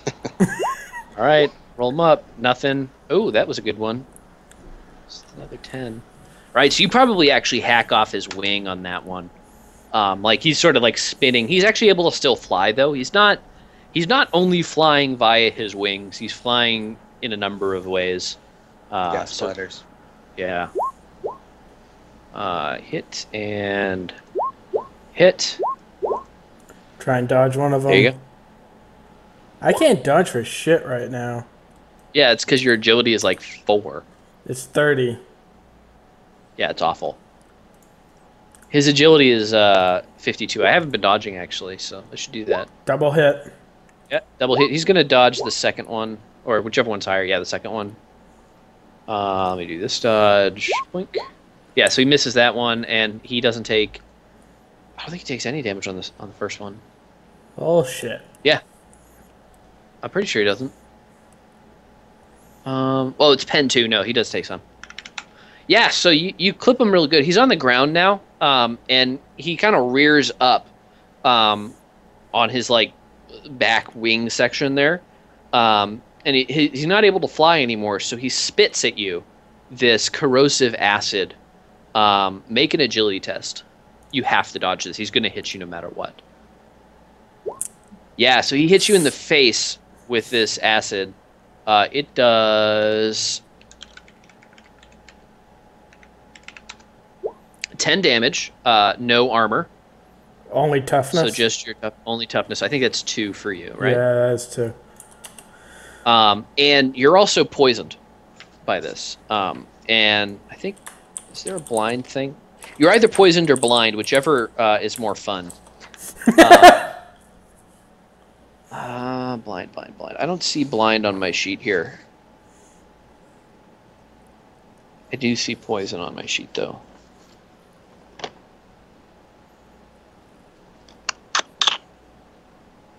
Toxic, yeah. So, weapon causes a test toughness at -5 for every point of damage taken.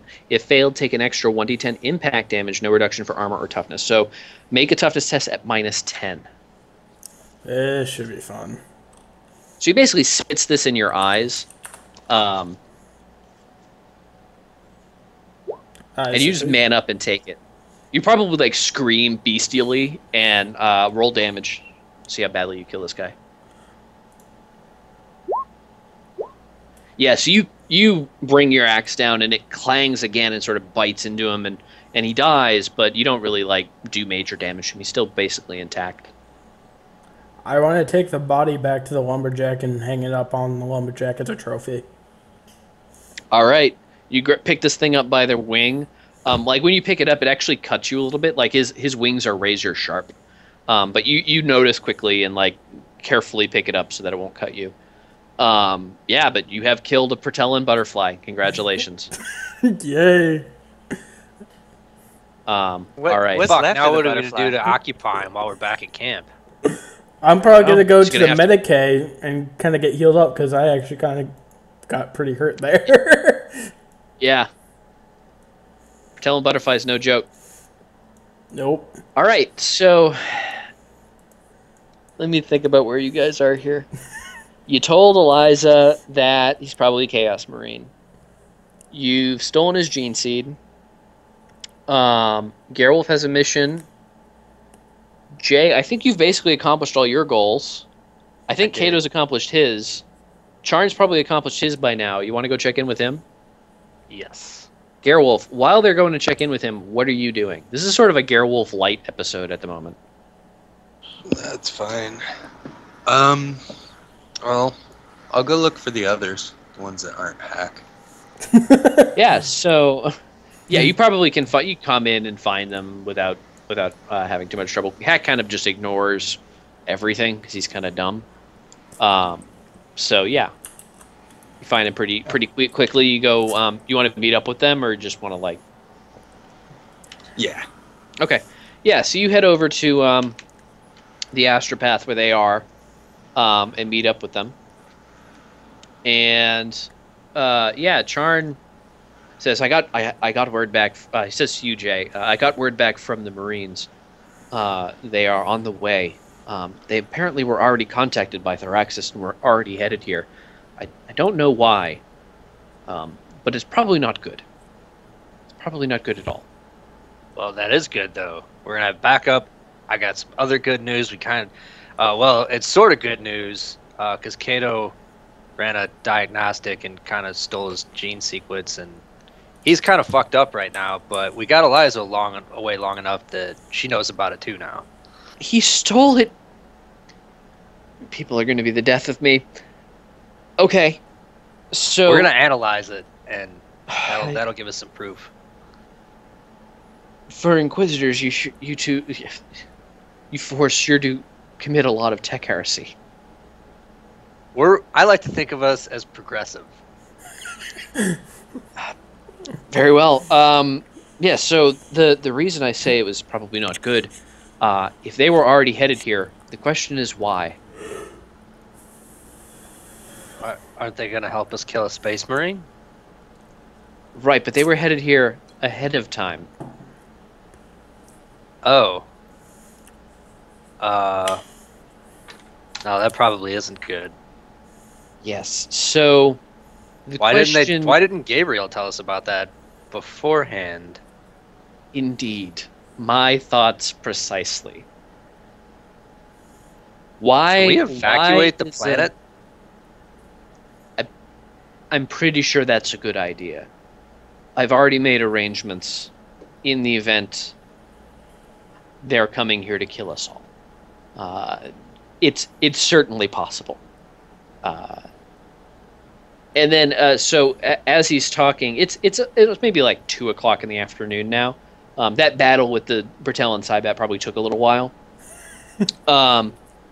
And you hear from the other room, the same astropath that sent your message comes up and he says, Mr. Kwellin, you've received a response.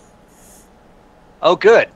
Good. What did Mr. Butch and so he reads off the response, and the response is heading towards Bertelis, ETA 2 days,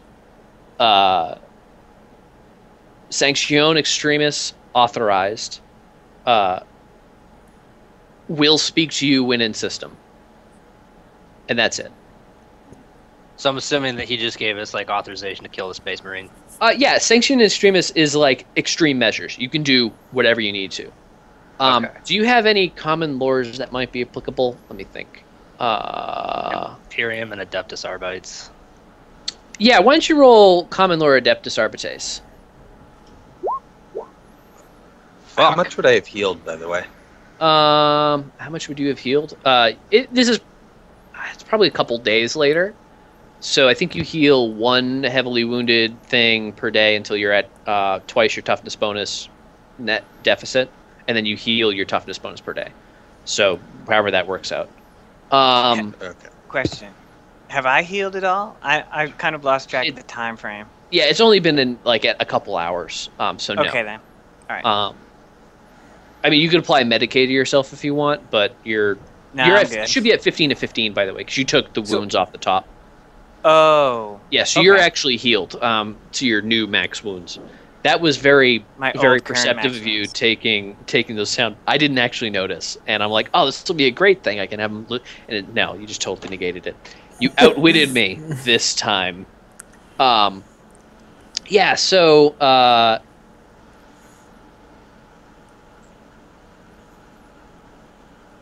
You don't. So, Cato, are you with him? No. I'm gonna try to figure out what to do with this gene seed. Okay, so you probably go back to Lumberjack or something. So, Gerwulf, you're with him. And I know your name is Eldritch now. I'm just going to call you Gerwulf because fuck you. Sure. What kind of common lores do you have, if any? I don't see any on your sheet. Yeah, I don't think I have any. Yeah, so if you want to make a general intelligence test, that's fine by me. All right. I will. Yeah, so you also know that Sanction Extremis is a code word for Exterminatus. And you're not really sure how it's used in this context. Yeah. So, that's a thing that you know. Do you tell the others about that, or? Yeah. Yeah, so the second you say exterminatus, Charn's face pales, and he like calms over and he says, "Start the evacuation." Like he's getting out of here. He's like, "I'm gonna go to a moon. I'm gonna get out of here. I got enough Valkyries to evacuate everybody." But he's like, "Exterminatus is coming. This is not a good thing." Yeah, so that's the status of things. There's not a ton to do between now and the 2 days when Thraxus arrives. When are the Space Marines getting here? Probably with Thraxus. He didn't say, and you don't know. Okay. They just, Charn just said they're coming. Charn might know, but I don't know if he told you. I don't think he did. He did not. Yeah, so, you can ask him. He might know.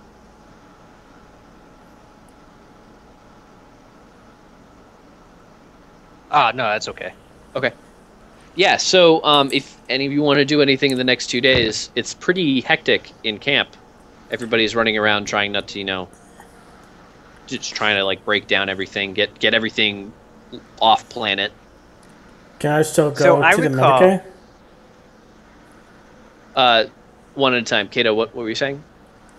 So I recall being told there was a landing spot where Angelbar initially made planetfall. Am I misremembering something? There was a spot where he had a lab, essentially. Yeah, if we're not busy, I'd like to go check out his lab. That's my vote. Okay. We're going to be able to make it there and back in time for evacuation? Yeah, it's not too far away. Maybe, with my new pilot skill, we could take something that flies. What's your new pilot skill? Did you pick up a pilot military craft? I did. Yeah, so yeah, you could probably requisition a Valkyrie and get there in under a day. Alright, just throwing out options. I mean, you'd have to ask Charn. And you wouldn't have the lumberjack with you, which would be sad. Especially with the fresh Bertalon butterfly. It's a brand new Bertalon Still don't butterfly. have a table though. A Valkyrie has some guns on it, so you could probably do some damage with the guns on the Valkyrie. Hak could throw some bigger rocks. Yeah. And if you make a case to go investigate this lab, you might Charn might send some people with you to air support, essentially. Could happen. Let's go do it. All right, so yeah, so you're not letting any time pass though. You're just going, right? As long as we can I'm get good to go now. Yeah.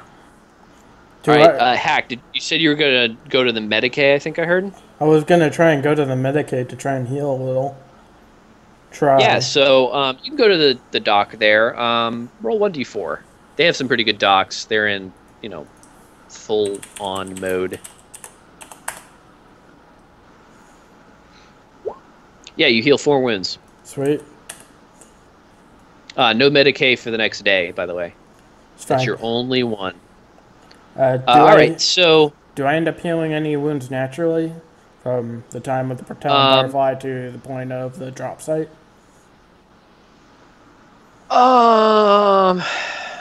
Who's driving? I think Cato, right? Cato, yeah, so roll against your pilot military craft. And we'll figure out how long it will take, and then whether or not you can go, whether or not Charn's going to give you a thing. Yeah, it's going to take you 8 hours to get there. So it'll probably have ticked over to a day. I'll say, yeah, you have a day's worth of healing, whatever the rules are for that. So yeah, if you want to requisition a Valkyrie, you can probably do that, but you're going to need to talk to Charn. They are in high demand because it's the middle of evacuation, so... But we are Inquisition. Could we just tell him we have to take it? Could he actually stop us?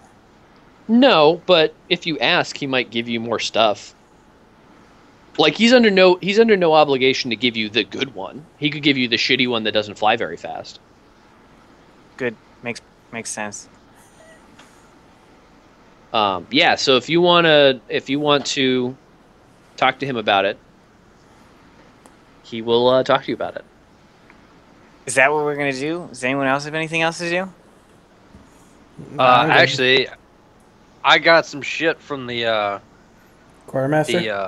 quartermaster to make Hak some fantastical metal butterfly wings so that he can be a giant butterfly, which is going to be really important. I don't know if it's more important than checking out the lab, but it's pretty up there on the priority list. I agree. Okay, Hak, can you roll a perception test? I can. Give me a second. Like an awareness test, I mean. When I say perception test, I mean like awareness, not actual perception. Holy balls! Yeah, so critical success. You actually aced it, man. You aced it. So while you're in, what's great is your perception is literally 13. That's wonderful. So while you're in the Medicaid tent, you notice this new guy, Eldritch, is there, and he's like, he's grabbed a couple vials of stuff. What do you do? Why new penis man grab stuff? New penis man. He doesn't have the penis on his head anymore, by the way. He's got a new mask. I know he does, but he looks very similar to Gerwulf. And as far as Hak is concerned... Maybe replacement penis man is... I guess replacement's too big a word for you. Yeah, that's what I'm using new. Several syllables. Penis man 2. Penis man is around the upper limits of Hak's vocabulary. Okay. Yeah, so... Yeah. So what did you say? Okay. Why new penis man take things? We may need to kill something, and these will help. What they are. Poison. Why need poison? To poison things. Put poison on X? You could do that. Put poison on X. I just dropped my X. Like, I imagine you're like brandishing it, like, put it on X. Yeah, pretty much. I think there's some over there you could put on. Yay! This one's mine. I just run over and grab every single vial I can and start pouring it on my X. So I imagine what you do, because you don't actually know what it looks like. You just like see there are vials, and so you like go over there and you like pop open the isopropyl and pour it on. You pop open like some morphine and pour it on. You're like taking blood bags out of the fridge and just pouring it on. You're like, yeah, this is great. It didn't actually do anything to your weapon, but everybody there is looking at you like you're a fucking moron. But yeah, so. Okay. I'm sorry, so I nearly just spit cider all over my monitors.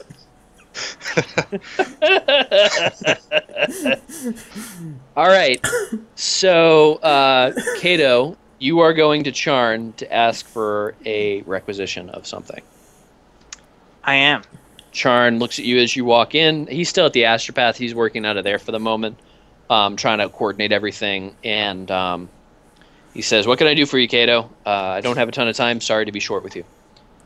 I'll be short with you, too. Can we borrow a Valkyrie? What do you need it for?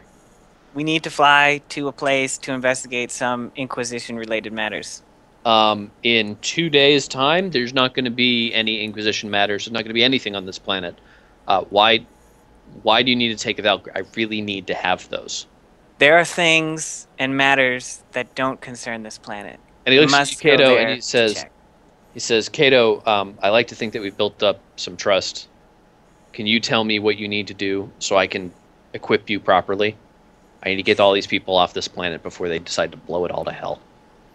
We're going to go check out Engelbar Gama's lab. Fair enough.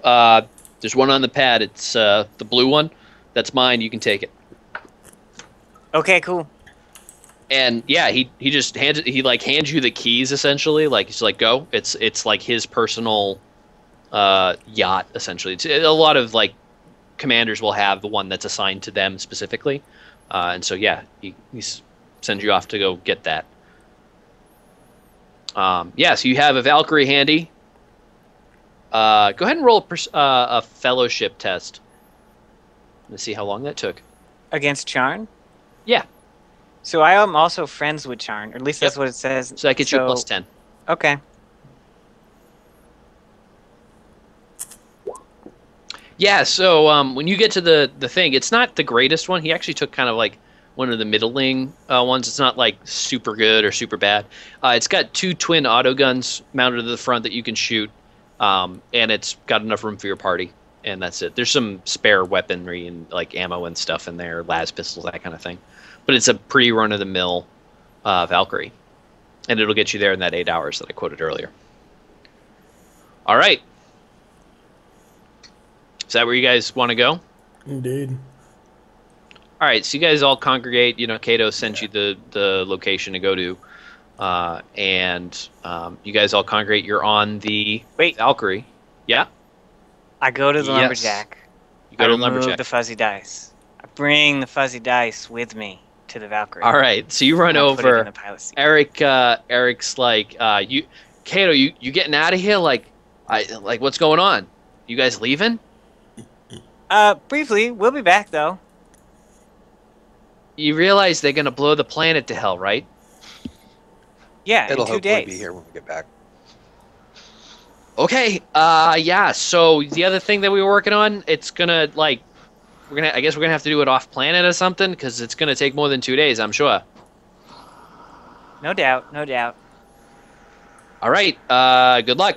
And he sort of like turns around and goes back to packing things and frantically trying to collect everything together. Yeah. So you get to the thing with fuzzy dice. And God, you guys crack me up. Yeah. So what are you gonna do? You guys are all there. I say I'm ready just to roll. yeah, Let's just fly there. T-minus, fuck it. Hit the engine. T-minus, fuck it. I like it. That seems, to be honest, that sounds like a motto for this group. It's just T-minus, fuck it. Okay, so let me find. Day also ticks over, so heal toughness bonus.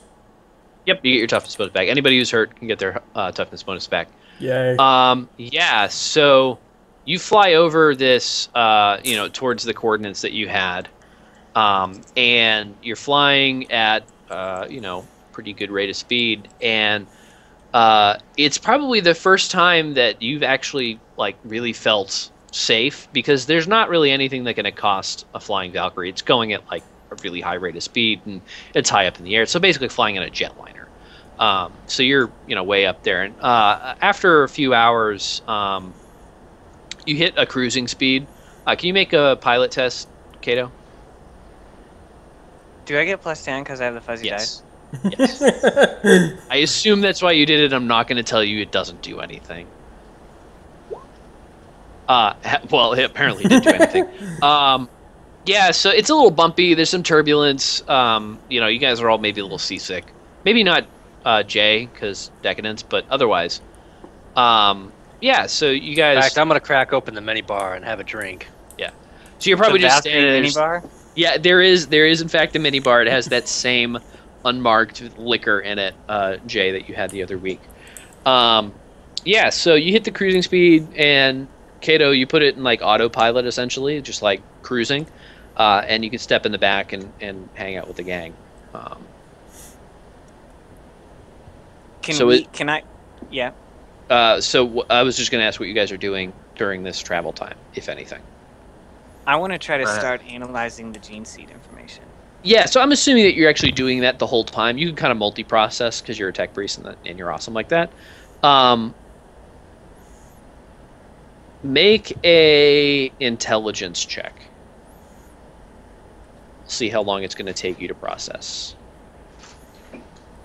This is really forbidden lore heresy, essentially. Yeah, so actually it's not going to take you all that long to process before you find something weird. And in fact, I think it's probably been long enough. So you are analyzing this gene seed, and you notice something very striking.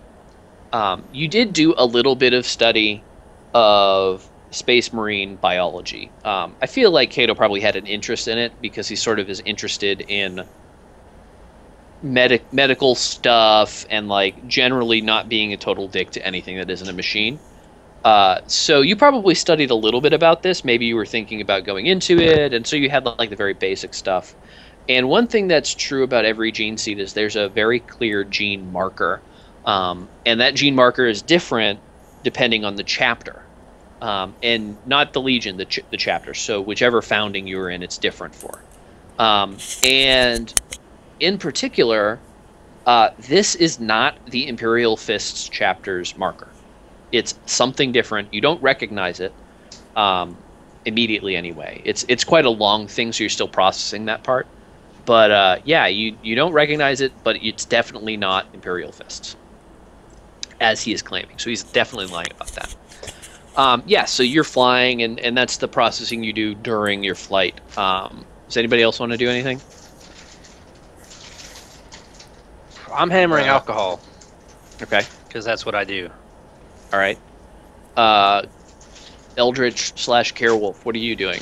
I assume you guys have to like eat a meal while you're flying, because like you guys have some rations out or something. I'll start serving the in-flight meal. You're just coming out with your mechadendrite, just handing them out. Break-telling peanuts. Goddamn break-telling peanuts. I imagine, not Gerwulf, Cato, I imagine like you probably grabbed some spare parts from like the shop and made a little pair of wings, and you've pinned them on yourself, and they light up a little bit, and it's like a double Aquila. Yeah. So, what were you going to say, Gerwulf? I'll just eat in the cockpit. Okay. Yeah, so you're just sitting up there with Cato. All right. So yeah, after a while, you fly over. You fly over a compound of buildings. There's probably about a half dozen buildings. One is sort of very oddly shaped. It's actually more like 9 buildings. One's large, one's sort of oddly shaped. It's sort of thin in the middle, looks like an hourglass from above. And there's definitely some activity down there. Like you can see things moving around, and there are people. Your sensors light up. What do you want to do? What sort of people are they? All you can tell is that there's movement, like a movement that is indicative of people, not like wildlife. Is it night or day? Let's see. It's. I said it'd take you 8 hours. You left around 2 o'clock, so it's about 10 o'clock at night.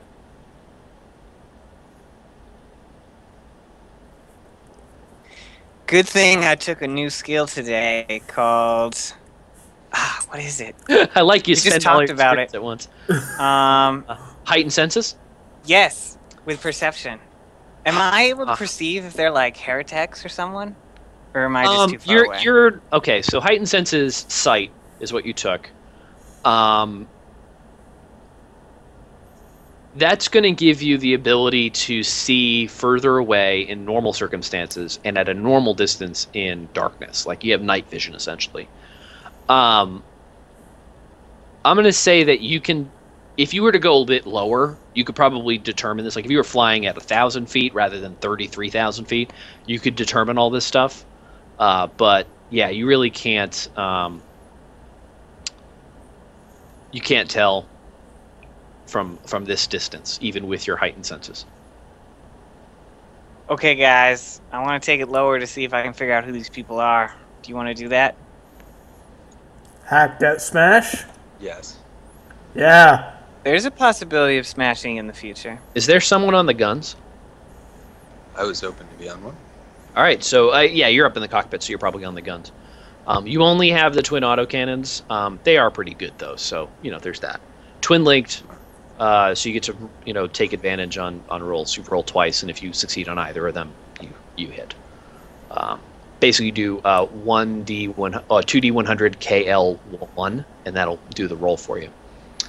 Yeah, and then they work like the Stormbolter. Yeah, so you bring it down, make a pilot test.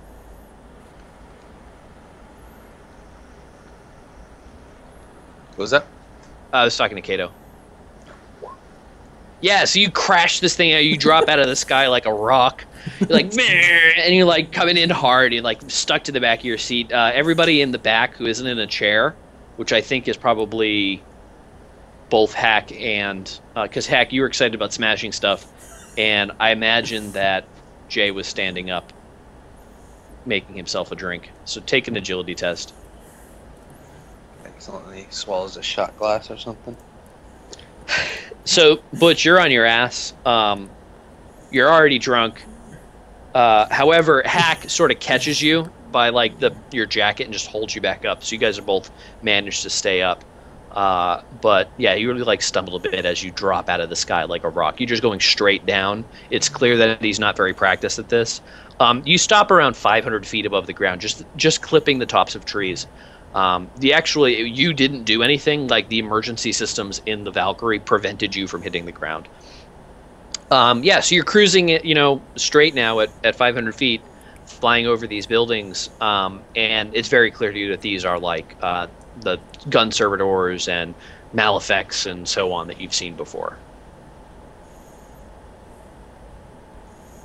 I think we should shoot them. All right, you just want to strafe them? If they're hanging out at the lab that was supposed to be angle bars, they're probably heretics. We should probably kill them. Fair enough. So as you're shooting at them, go ahead and make a 2d100 KL2 or KL1. See how badly you miss. What's your weapon skill? Weapons skill? I'm sorry, ballistic skill. Ballistic skill is 43. Yep, so you hit. Go ahead and roll the Stormbolter damage. Roll it twice. What's Stormbolter damage? Look on the Lumberjack sheet. It should be in your thing. Right.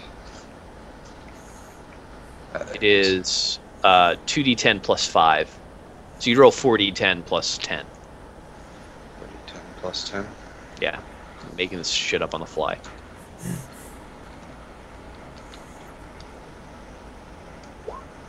Yeah, so you blow up one of the buildings. It's just gone. It looks like underneath it there was a bunch of like tools and stuff. There's body parts spraying everywhere. It's a big explosion. Yeah, it's pretty bad. So you blew up this big building. It looks like it might have been a garage. As you're flying by making this pass, immediately a bunch of turrets sort of pop up and start shooting back at you.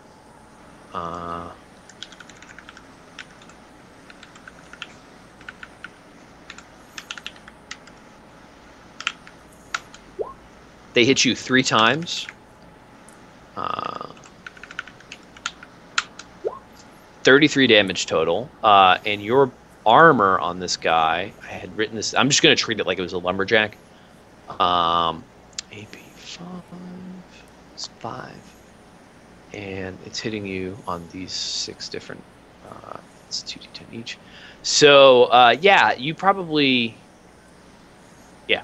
So it pelts like the wings and like shit starts lighting up on the screen in front of you, Cato. Make a pilot test because these have gone so well for you so far. So you managed to recover, and it's a good thing you did because you were going to crash a second ago. You managed to recover. You have like an engine that's fluctuating. It's not doing very well. You can make another pass, but you need to put this thing down soon.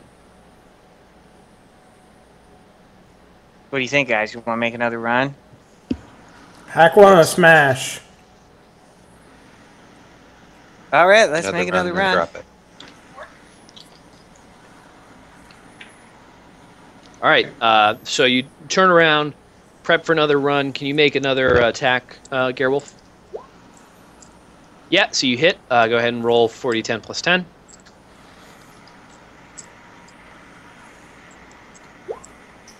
Yeah, so you blow up another building here. Go ahead and roll 2, 3, 4, 5, 6, 7, 8. Go 1d8 for me. See which building you blow up.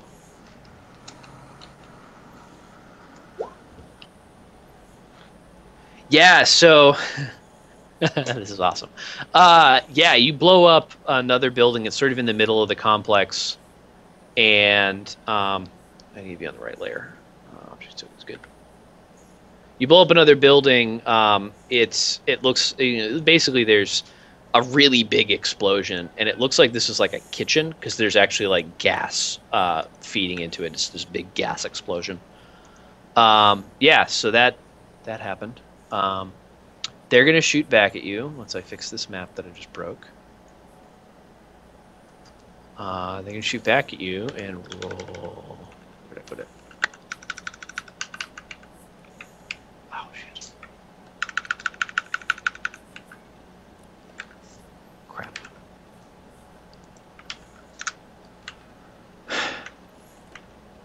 No, that's a stupid thing. Roll.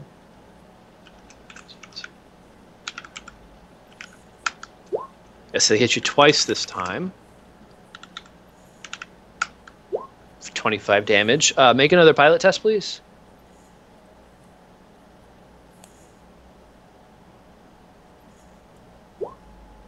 Yeah, so you managed to pull out of it again. They pepper your other engine. You're sort of sputtering and coughing. It's fixable damage. You know, it's normal wear and tear from being in a gunfight. Yeah, you're gonna need to put it down after the next. You can make one more run and then you're done. You're gonna have to put it down. Your engine's gonna start to give out. I don't think we should push our luck, guys. I think we should put this baby down.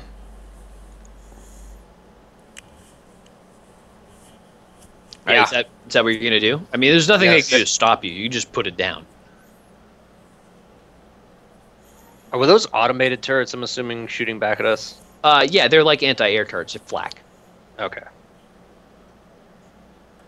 Okay, I think I'll put us down then. All right. I guess landing within a reasonable walking distance. Yeah, so you could put it down like a kilometer away or something. So you're out of range of any, you know, bad stuff. But all right, so yeah, you come around and you land. You get out. You actually probably go take a look at the engines, Cato, and they look fixable. There's a servitor on the ship that'll do it, and they'll just repair the engine. Basically, you have to put out a fire, patch some stuff up. It's, you know, designed for this. It's a repair thing. So yeah, you don't have to actually do anything active, but it'll be there for you to fly away later. Okay. Sorry. Let's go check this place out. All right, so you guys want to just walk over? Yeah. I do. What do you guys want to do? Yep. I want to smash. All right. Stroll. We will stroll in there, announcing our presence with authority. Nice. All right, so you walk over, and there's a burning wreckage in front of you. Can any of you see? Probably not, right? Full black. Yeah, if you had heightened senses. Well, I mean, can you any of you see on the map? Oh, No, it's a big black screen. All right, hold on. It's an ocean of It darkness. is at night. Oh, you know what I think? If only we had a blue flashlight. Oh God. I don't think I ever got it back. No, I still have it. Fuck, where is it on?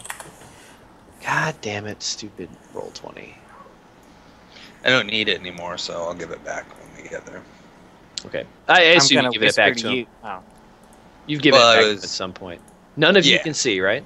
Nope. I But- would take Oh, I'm putting you on possession. the wrong layer. Fuck.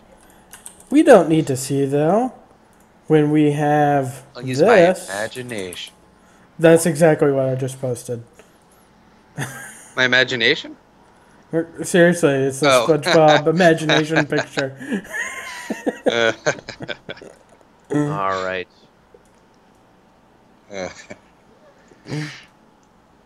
There we go. Imagination worked, see? All right. Did it? Can you see now? I see it, yeah. I don't. I think I don't think either. your token is broken. Oh, there it is in the corner. There we go. Okay. I got it. I got it. Cool. All right. Yeah. So in front of you, there's like a paved roadway that leads up to this bombed-out building. You can navigate through it. It's, you know, fires are burning everywhere, and it's, you know, pretty fucked up. This is one of the buildings that you clearly have blown up. Oh god, Chrome just fucking ate shit. Oh no. Wah, wah, wah. burning things. I don't think I have vision light for myself. People's Maybe well, I do actually now? Chrome is eating it right now, so hold on a second. Never mind. I think I got it now. I don't know why I just lost vision for a brief second. Okay. I'm kind of curious. Yeah, it's a big map, so you might have some trouble Holy loading. balls. It's somehow managing to eat up like 10% of my CPU. Balls. It says big map. It's probably the lighting effects. Yeah, I wish I could turn them off, but I really can't. That's because fine. there's Oh yeah. I'm just a because little there's things that need impressed. to remain secret. I'm a little impressed is all. Yeah. All right. So you're standing in front of a big bombed out building. I'm going to delete this too. This doesn't need to be here.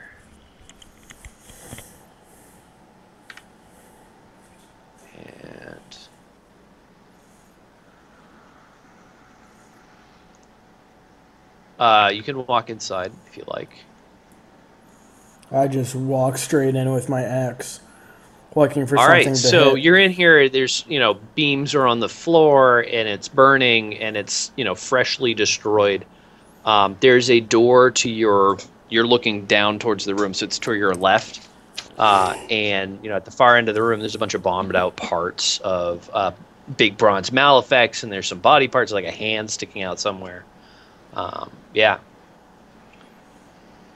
You hear some commotion around, but it's distant. Is there any interesting tech nearby?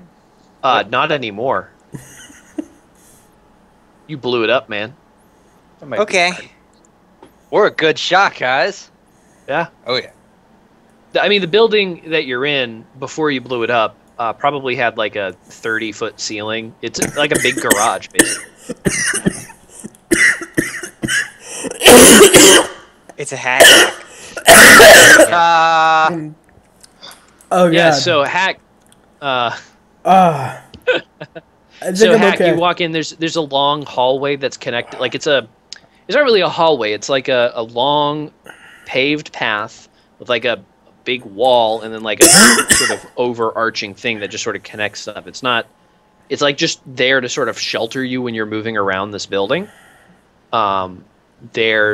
It's not really one big building. It's sort of a bunch of smaller buildings that have been linked together in a fortified way.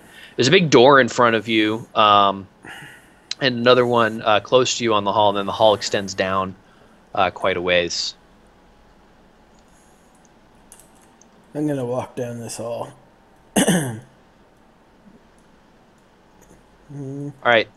As you walk around that corner, stop. Down the far end of that hall, you see a large, hulking bit of machinery that goes kunk kunk when you walk by. Fuck. I go and kind of sneak back around the corner, and I call out, actually screaming, thinking I'm being smart. Gadget man, big machine here.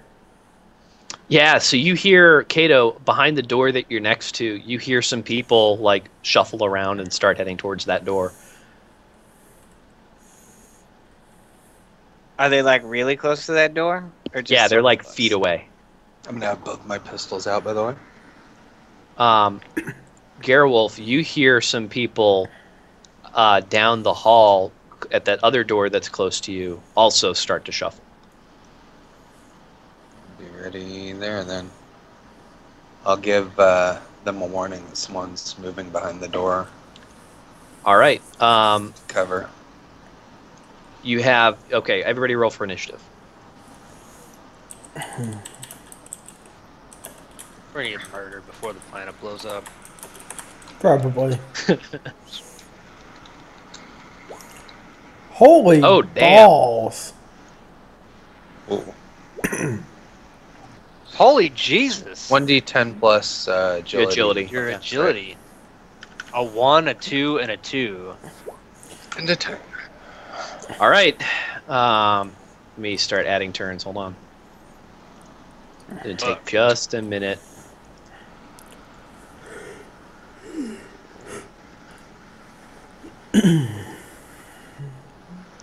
I believe I made this map to scale too, which is going to be nice. Alright, turn thing.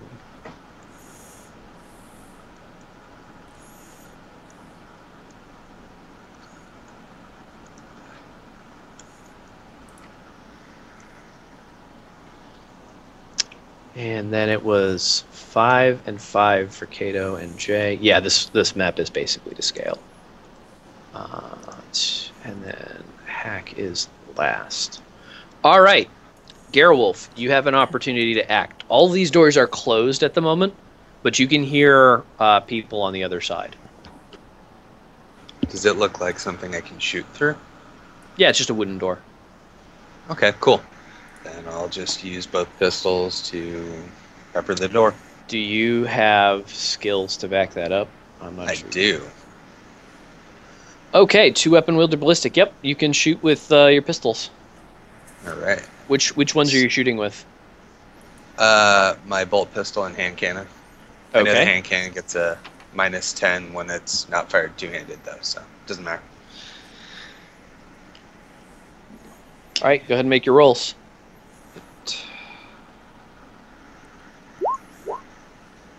Shit. And...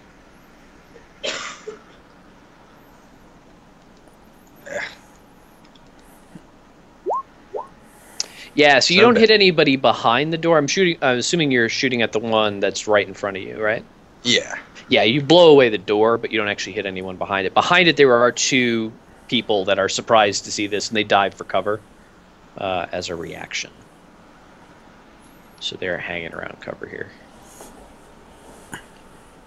All right, that is your turn. It is now bad guy's turn.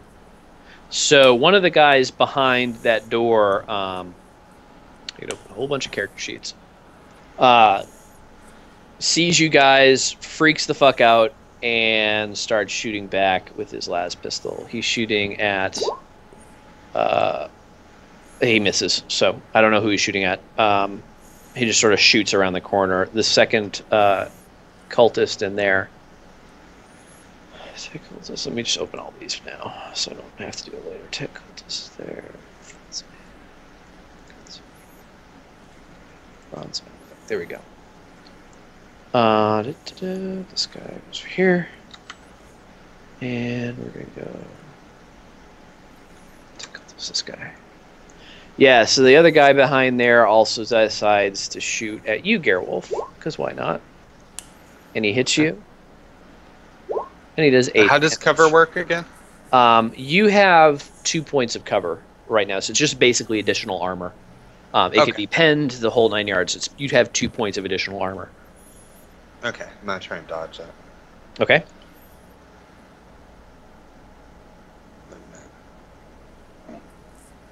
Yeah, sure.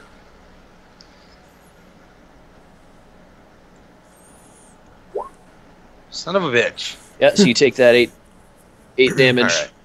Minus toughness and armor. I think you're probably going to be fine.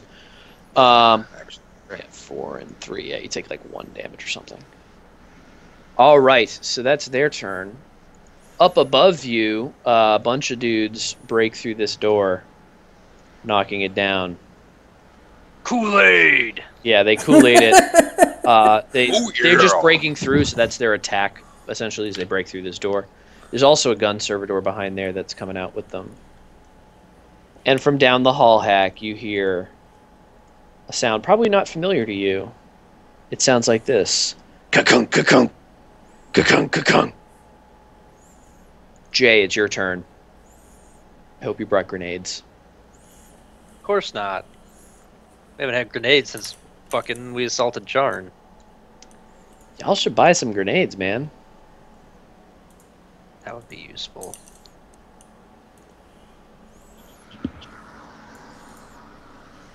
How close do I have to be for point blank? I'm gonna say, what's the range on your shotgun? 30 meters. Yeah, if you're within 5, so you have to move up to them. I'm gonna make a general suggestion. If you don't want to die, find cover. You're in a hallway, man. Those guys have automatic weapons. Oh, Okay. I'll just do that. I'll just fucking run behind for cover. Yeah, you can make that move and shoot. If you want to like move around this corner that you were just at. Right there. So just being around the corner would be cover? You get some cover. You wouldn't have as much cover from the guys over here, but you'd have all sorts of cover from these guys, and these are probably the danger. I can't see any of them now, though, so I'm assuming I can't shoot at them. Yeah, from the guys at the... You can see them. You can just edge your token so you can see around that corner. Yeah, the map's kind of twitchy at this part. I can't get exactly where I was trying to. You know what? Fine. I'm going to turn off this dynamic lighting stuff. It's making it super laggy anyway. Oh, God. Oh. Yeah. I like the dynamic lighting, but with any map bigger than like 50 squares wide is just awful. I have character. I'm going to shoot at that guy. Yeah, so you'll have cover from all of them, but you won't have as much cover. You'll have like one cover from the guys over here. Works for me. Yeah, so... Yeah, go ahead and make a shot. I'm not going to shoot maximally. Okay. Yeah, you're probably just outside of point blank, so you can take like a +10 extra. Yeah, so you hit solidly. Go ahead and roll your damage. Sweet. Yeah. So you do four damage to that guy. What does he take? Hang on, I gotta find his sheet. He might take something. He's not super strong. These guys are... You fought these guys before. Yeah, stuff in the street does take a damage, so...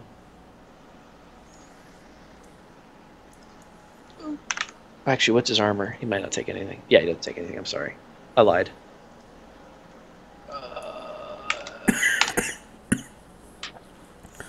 Okay. Oh, that's wrong. I actually gave him too much health.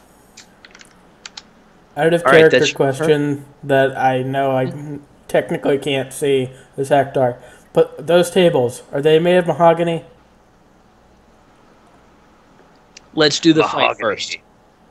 Let's do the fight first, then we'll decide if it's made of mahogany or not. Okay. We'll figure that out later. Yeah, so Cato, it's your turn. I've got one frag grenade, and I'm going to use it right now. All right. Oh, God. I am going to try to throw it right here. So okay. sort of like right that hit all behind that guy. Yeah, that's definitely going to hit all of them.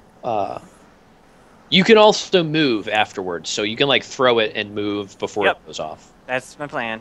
Okay. So is that just a straight ballistics test? Yep. That's to see if it lands exactly where you want. If you succeed, it lands where you want. Otherwise, it'll scatter. It scatters. So roll 1d8. I'm sorry, 1d12. Don't roll 1d8. I use clock directions. Makes it easier for me to figure out. All right, so it heads towards 2 o'clock. Roll 1d4. And it moves 4 meters. So it moves about 1 square towards 2 o'clock. So it lands about here. I think it's still going to hit everybody. Let me see. Worst. What's the range on it? Like, what's the blast?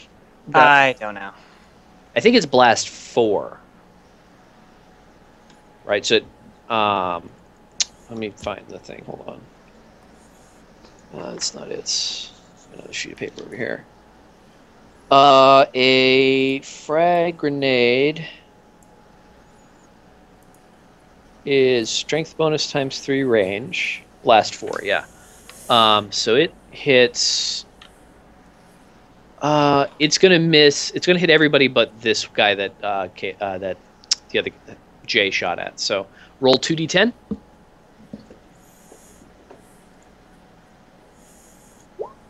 Yes, you do 18 damage to all these guys. Let me do some math here. Hold on. So I have one clarification on that. Yes. So I got a new thing today called Crack Shot, which means on critical it does +2 extra. Does that count for grenades? Yes. I'm gonna say yes. Why not? Too. Okay. Crack Shot gives you on a critical. So like when you roll a 10. I believe yes, but you would have to look it up. That's just what I wrote down on my when sheet. you do critical damage, yeah. Oh, when you do critical damage, no, you don't get that. So critical damage is when you go into the negatives. Okay. Yeah, I got you now. Let me check to make sure. Yeah, go ahead, double check. Because I have that too. So. I can always take another 2 off. So it's 3 and 3 on this guy. So minus, minus 12 on him. It's probably going to be the same on this guy, but let me see. This is why you should always have... Deal +2 critical damage with a ranged weapon. Yes. Yes, technically they're not ranged weapon. I'd say yes, but it's for critical damage, not for normal damage like this. Hang on a second, I'm organizing some of these sheets because I got so many of them open. His toughness is 5, and he has 2 armor. That means he takes 11 damage. That's not bad. And then this guy is... He has a toughness 3 and 3, which means he takes 12. And I believe... So this guy did take some, so you actually do get your bonus there. Oops, that should be... Oh, crap. There we go. Let me get my thing that's explosive, and explosive damage is fun to read, so I'm going to find it. Hold on 1 second. Where did you hit? Can you tell me the number you rolled for your ballistics attack? Looks like he rolled an 86. Yeah, so where does that land? 68, I believe, is the body. Oh, yeah, that sounds like the body. So Explosive critical effects body. He's at -4. The explosion sends the target sprawling to the ground. He takes 1d5 levels of fatigue and is stunned for 1 round. He must spend a full action to regain his feet. So let me do this. He has got knocked to the ground, and he is stunned. And he takes 1d4.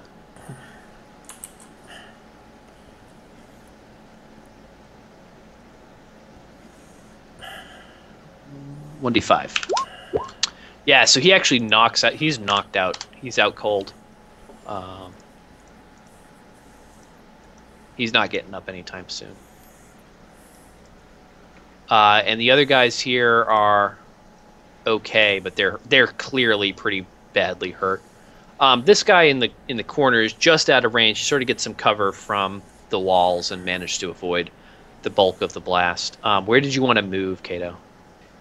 I'm gonna move as far as I can. Yeah, it's a half action move, so you're gonna get whatever your half move is, which I think is just your agility bonus meters. So I think he's gonna be like 1 square. Okay, as far to the left as I can then. What is your agility bonus? 3. Yep, you can move 1 square to your left. Move 1 square in any direction, for that matter. There you go. 1 square. Okay. Yep, and you probably just get enough cover from the guys down the hall from you, but not from the other guys. Oh crap! I set this up wrong. Fuck. Hang on 1 second. Gotta fix something. He doesn't take any damage yet. Okay. Hak, it's your turn. Okay. Question: am I allowed to do an Overwatch with a melee weapon? Yes. So what that means, I'm pretty sure the answer is yes, but let me double check the rules.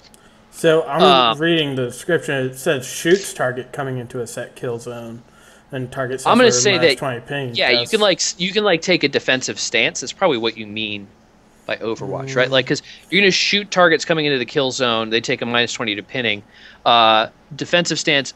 They get a -20 to weapon skill. You can't attack. I'm going to say that you can make an attack at them when they come into your zone. You can like hold your action essentially.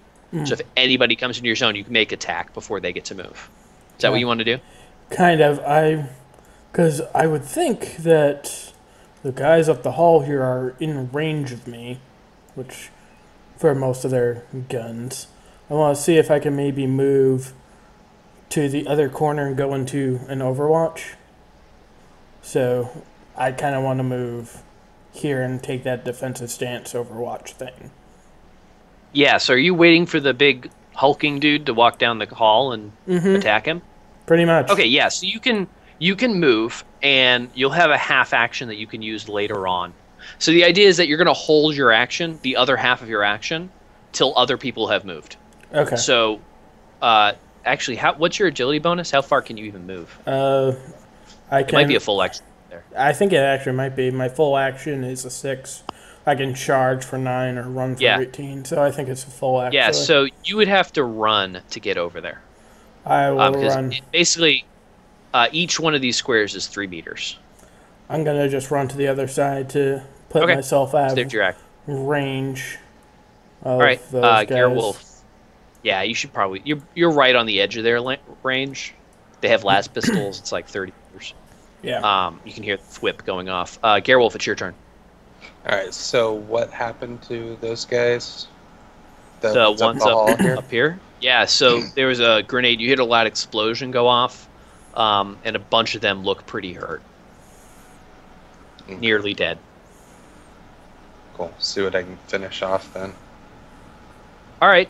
You probably can't see them from where you are because of the way you're situated with these corners. Yeah, you can like move up to where they are. Yeah. Well, whatever. Yeah. All right. We're like next to each other look now. even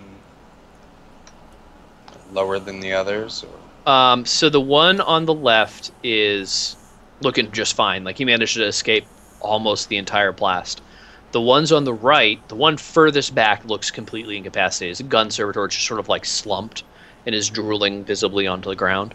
The two in front of him both look pretty badly injured. There's, bruises. They're bleeding profusely. They're sort of stumbling. Okay, and the one in the front of the two that's injured there, does he look like he has any heavy weapons? Hang on 1 second. There's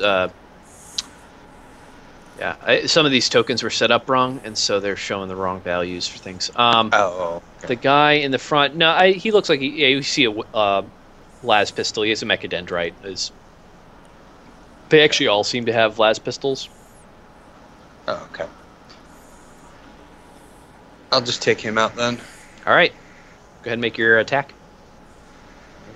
You attacking with both or just one? Both. Okay. Pistol first.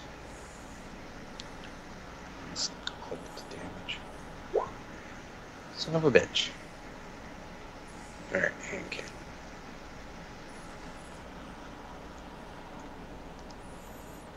All right. You hit with the other one.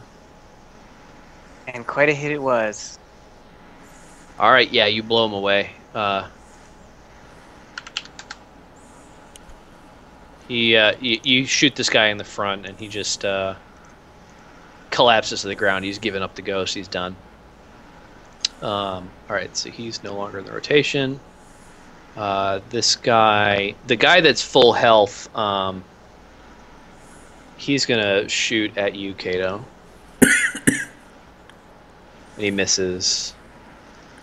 The guy behind him is gonna run for cover. You don't have another grenade. It's a half move for him. And he's going to make a pot shot at you. Once I find his sheet. So yeah, it's half move. Good.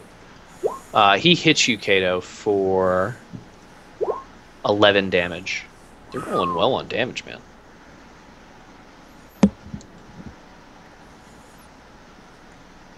Okay. Alright, that's his turn. This gun servitor is stunned. He's not dead, but he's basically dead. He's not going to be moving anytime soon. This guy is going to shoot at you, Gerwulf. Dick move. He misses. The other tech cultist there is going to shoot at you too. He misses. And once again, you hear a ka-kunk, ka-kunk, ka-kunk. It's getting pretty close there, Hak. He's right around the corner from you. Actually, let me do this first. I want to see if he actually notices you, Hak. It's a pretty stupid thing. Like, it doesn't really have a lot of intelligence. Yeah, so we can see. Yeah, so he doesn't know you're there. You can probably get the drop on him. He comes around the corner. Jay, you're up. Gonna take another shot at that guy. At the guy on the left? Yeah. Okay. Holy sh... Fuck. Yeah, so you shoot down the hall. Roll 1d100.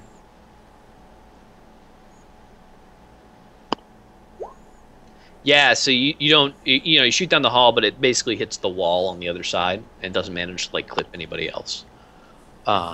Yeah, so that's your turn. You're gonna need to reload next turn. Cato, you're up. I am going to, as a half action, take out my last carbine. Okay. I'm gonna refill my drink while this is all going on. Okay. And then I'm gonna move another half action to the left. Okay. Yeah, you're at full two points of cover now. No problem. Which I think puts me where Jayce is. Yeah, it's fine. I'm gonna spread you out a little bit. We're just gonna Scooby-Doo it. So you guys are all like together. Sort of Scooby-Dooing around the corner. Oops. Whoa.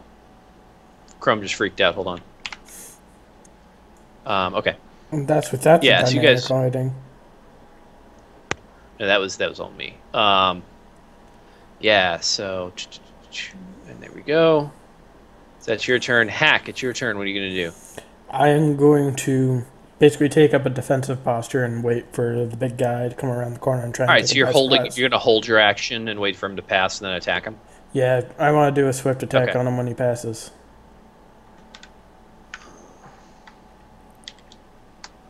Okay. So I put HL in your thing, so you're holding. At any point before your next turn, you can act. If it gets to your next turn, you'll take 2 turns in a row. And you'll just do your last turn, and then you'll do the next turn. So you're just waiting. Okay. Gerwulf, what are you going to do? I will... trying to get a hot dog, but I am going to... Can I see this guy? Yeah. You can see everybody in proximity to you right now, except for the Malefect. Okay. Yeah, that guy. That guy is probably the biggest worry for me right now, then. So I'm going to fire at him. All right. Who are you shooting at again? Can you ping him? I'm assuming that guy? Yeah. Okay, yeah.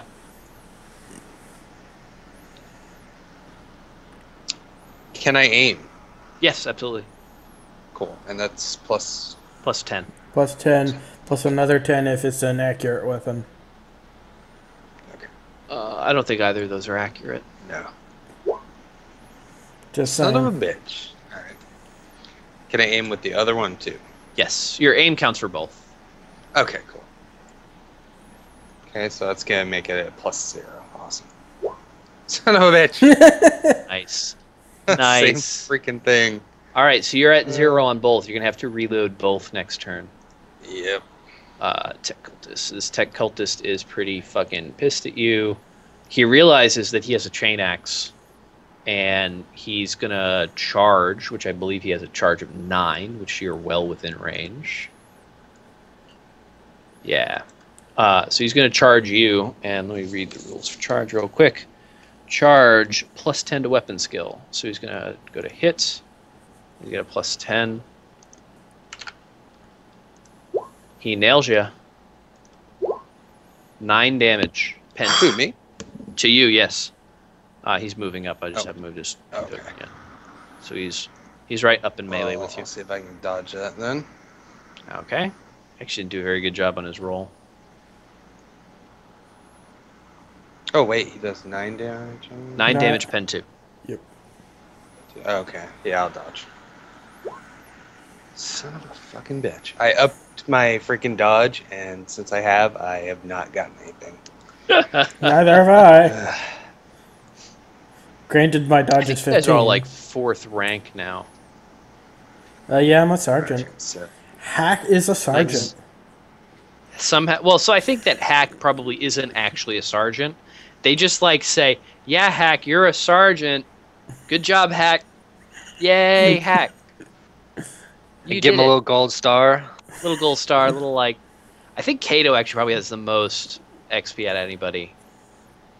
And he's like engine seer or something. He's pretty far up there. Yeah, it's 2,600 total XP. That he'd probably just spent 2/3 of in the last hour before we started. Yeah. I got 2,500. I had a bit to spend. Yeah. Gerwulf Eldritch is pretty far. He's 1,800. And yeah, you're all within that range. I think Gerwulf is one rank behind everybody. But anyway, so that was his turn. This false man in the back here, he basically shut down. Like he's gone. And so I'm going to take him out of turn order. This guy is also gone. He's shut down. He's broken. Don't attack me. I'm getting a hot dog. Okay. This convert is going to shoot at... Who is he going to shoot at? Let's find out. Roll 1d3. We'll see who he shoots at. He's going to shoot at Cato. Number 1, baby. Missed. Same thing with the next guy. Misses. It's his turn. The Malefict comes around the corner. Hak, you see this thing clunk in front of you. It's the biggest thing you've ever seen. It's bigger than you. Probably about twice your height, to be honest. It's quite large. Do you want to do something? Does it notice me? It does not. I want to do a swift attack against it. All right, you get plus 30 on both of those because you're surprising it. Yes! This is going to be epic. It's going to be good. It's going to be good. You better hit this. Oh my god! Oh my god! You can fate point. You do have fate points. I might have to. You have to. I'm gonna fate point that first one. Okay. There we go. Okay, you hit twice. Go ahead and roll your damage. Sure as shit hope your damage doesn't suck. 13 pen 2, 20 pen 2. That's not bad. That's pretty impressive. All right, stuff. This is 4. Its armor is 4. You pen 2, so it's a reduction of 6. 13 minus 6 is 7. Oops. And then 14. And 14. Wow, you nail this thing good. I need to take a break for 1 second. So I'm gonna reload on my turn. So okay, so yeah, you can go ahead and reload. We'll take care of that in a second. I do have to take one quick break, and then I'll be right back. Now I want a hot dog. Not gonna lie, hot just dog getting sounds really good right now. I know. I hadn't had any for like months. I'm really tempted to just go microwave a hot dog randomly just so I can eat it. God damn it! Hot dog break for everyone. Go fancy. Go with a corn dog. I don't have any corn dogs, and I don't have time to run to a store for a corn dog. Terrible. Hey, Butch, did you ever want to make a character for the thing? If not, it's cool. I need to. I forgot all about it, to be honest. That's totally cool. Really busy Holy with crap. work. I completely forgot about that myself. I still need to come up with a backstory and shit for that guy. Frick. Yeah. And did you do the stats for shrinking, was it Susan something? Shrinking Stacy? Stacy, that's right. No, I haven't done that yet. That's on my to-do list now for tomorrow. Yeah. That's going to happen along with buying... Yeah, did you tell Butch about that? Oh, yeah. I am rolling a character in Core's game. He is going to be kind of a hybrid Green Arrow Deathstroke guy. And he is going to have a completely useless sidekick. The sidekick is named Shrinking Stacy. This person has one power and one power only. She can shrink up to down to a quarter of her normal size. And for every 1/64th, give or take, she drops, she loses stats at that same rate for everything. So her strength, speed, everything just drops with her. But it's gonna be awesome. It's not completely useless because you can take her to restaurants and have her eat it at the child's discount. Yes. There you go. Not completely useless. That's her main use. Discounts. You know what? I'm okay with that because that's almost as bad as Arm Fall Off Boy. Arm Fall Off Boy. What about Ball of Arms, man? I think Ball of Armsman is slightly more useful than Arm Fall Off Boy. Yeah, I know. Hey, you could get into Chuck E. Cheese with or without, getting kicked out. Or being that creepy old guy sitting in the corner. Yeah. Yeah, don't they kick them out? Don't you, have to have kids to go there? Probably. I think girls get away with it for some reason, which I think is kind of stupid, but whatever. Oh, yeah. Okay. I gotta go get myself another cider or something. Be right back. And a hot dog. And, Paul, was it? I forget real names. Good name memory. Welcome. Yeah, good. You're welcome to join, too. Not gonna exclude you. Would this be after this game? It's gonna be not like a regularly scheduled thing, just kind of did they tell you anything about it? I've heard nothing. I've returned. Okay. What? Which one of these games are we talking about here? The other one that I'm gonna, the DC comic one. Yeah. Yeah. Yeah. So I was just telling Paul he's invited as well. Yeah, it's gonna be like a one-shot thing, right? Like not like one shot, but it's gonna be like a sequence of one-shots. Yeah, pretty much. Gonna go, for however long we feel like it, random. Yeah, I made a character for it, Paul, named Dr. Ottawa, sort of similar to Dr. Manhattan.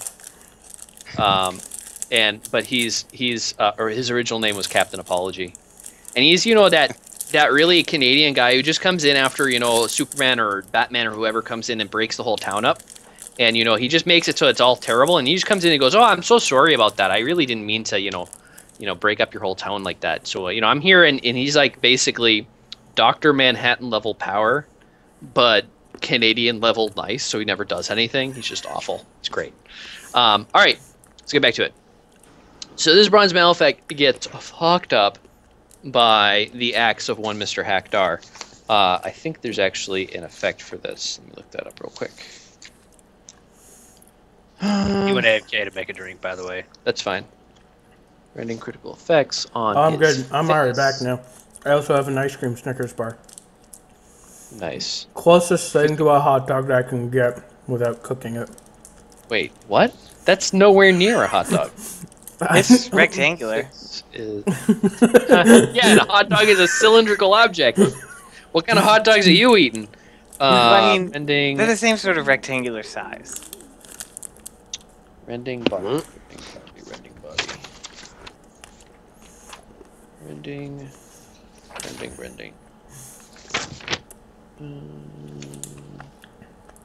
I don't have a thing for rending body. That's weird. Yeah, so this thing is badly hurt. Hang on. I don't have it handy. I it can doesn't find matter. out. Well, didn't it also use a full action? I don't think it does anything. Probably not. Say again? Didn't he spend his full action moving to that corner anyway? Yeah, he did. Okay. Yes, it's his thing. It's Jay's turn is already done, so Cato, you're up. This guy's right in front of you. You're point blank with him, but he is in melee, so you're net plus 20 on him right now. All right, I'm gonna do. He's outnumbered too, right? No, because you're not in melee with him. I'm gonna do a semi-auto burst on him. All right. So that's. Let me look. So that's plus 10 for the plus burst. 10 for the burst, plus 20 for being close, plus 30 for being close, minus 10 because he's in melee. Okay, I got it. All right, you hit him once.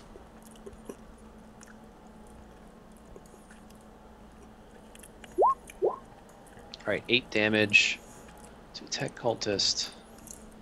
30 toughness. 3 no pen. He takes 2. Oops. All right. Oh crap! I didn't set these guys up right either. Fuck.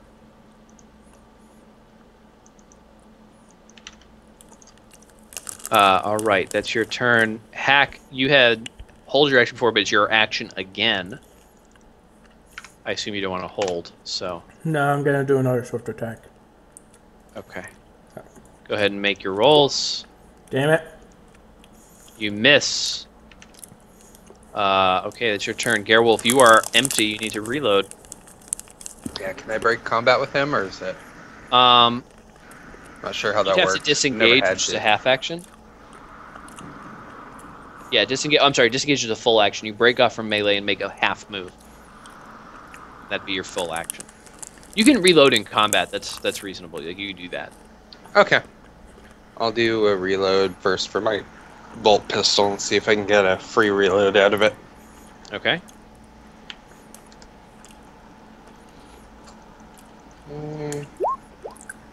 Motherfucker. No free reload. So that's a half action to reload, right? Alright, so I can still fire from there then, right? Yeah, with that one weapon. Okay, cool. Fine with me. Any pluses or minuses for that? For the guy close to you, you're in melee, so no. He's like in your face kind of thing. It's not, you're not just close to him, he's actually in your face. That's fine. Motherfucker. Yes, you miss. It's your turn. His turn, he's going to swing at you with his chain axe again. And he's going to make an all-out attack, which is plus 20. Shit. Misses wildly. She misses really bad. Schismatic Convert back there is going to shoot at you guys. He's going to shoot... I guess he's going to shoot at... So I'm not going to shoot at Gerwulf because he's in melee with his buddy, so... He's going to shoot at Jay. Missing. And the tech cultist is going to do a shot at Jay as well. Rolled a 99. Is that jam? That does potentially jam. Misses reliable. It's not. Let me do roll. It should be reliable. Yeah, it doesn't jam.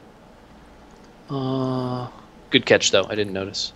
So now the Bronze Malefact, which has just gotten savaged by Hak, turns around to see this hulking, thing half its size, and goes, "Hey, fuck you too, buddy," and swings with its mechanical implements all out at Mr. Hak Dar. This thing can talk.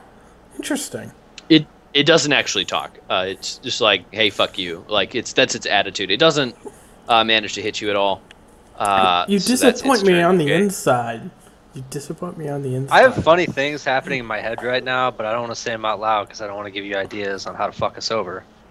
Yeah, if I promise not to fuck you over with those ideas, will you share them? Yeah. I hope that's what he was already going to do. I will not fuck you over with those ideas unless I've already had them. All I'm seeing now is the Heroes of the Storm Dragon, just like seeing Hak and drop kicking him like into some other section of the base. I did not have that idea, so I will not have him do that. I have also not had him do that before, which is not. But try to keep it consistent. All right, it's your turn. You got a guy right in front of you, definitely point blank. He is in melee, so it's only a plus 20. But you could like walk up and shove this thing in his face if you wanted to, probably. Yeah, I'm gonna do absolutely that, and we're gonna shoot max for bonus pump. Oh God! All right, go for it. It's what, plus 20, and you're aiming. Yeah, it's like plus 30, plus 40, something like that. I don't know. You have a red dot, so it's plus 40. Yeah, you hit him 4 times. Yeah, 4 times. Go ahead and roll your damage. Oh God, you got a Righteous Fury in there though, so that's minus 1. Let me think about this for a second. Hold on. You probably have just destroyed this guy forever, but 3 and 3, so that should be minus 2.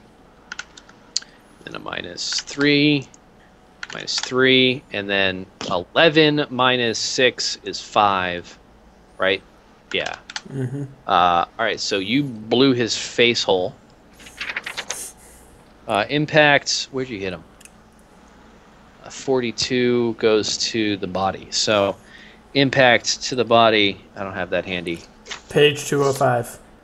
I haven't printed out. Minus 3. Breaks a rib and inflicts 2 levels of fatigue. He's also stunned, which means you're going to have advantage on him. He's basically plus 30 now. So he's no longer in melee, essentially. So he is stunned, which is that one. And he's got 2 levels of fatigue. All right. Go ahead and make your Righteous Fury attack. You're probably going to blow his face off. Yeah, he's dead. Tell me how you destroy him. his mangled body. After having successfully reloaded, which is an accomplishment in and of itself, just whip that thing up right between the nips and just pull the trigger, blowing his ribcage open. Awesome. He's blown to pieces. What's left of him beneath his ribcage just sort of like stumbles a little bit and plops on the floor, getting viscera all over you guys. The two guys at the back scream bloody murder, and Cato, it's your turn. Was that guy a giant, or was he normal size? No, he's normal size. Some of the tokens are a little off in here. I don't know why. I just need to... Oh, I just wondered because I was going to take his chain axe since I lost my sword. His chain axe is genetically coded to him. Oh, well then. You've run into these guys before, so. Am I able able like a regular to... axe, but that's it. Go ahead. Am I able to hit one of these guys over here? Yes, they have cover, but you can see them. All right, I'm gonna take a semi-auto burst at this one, the top one. All right.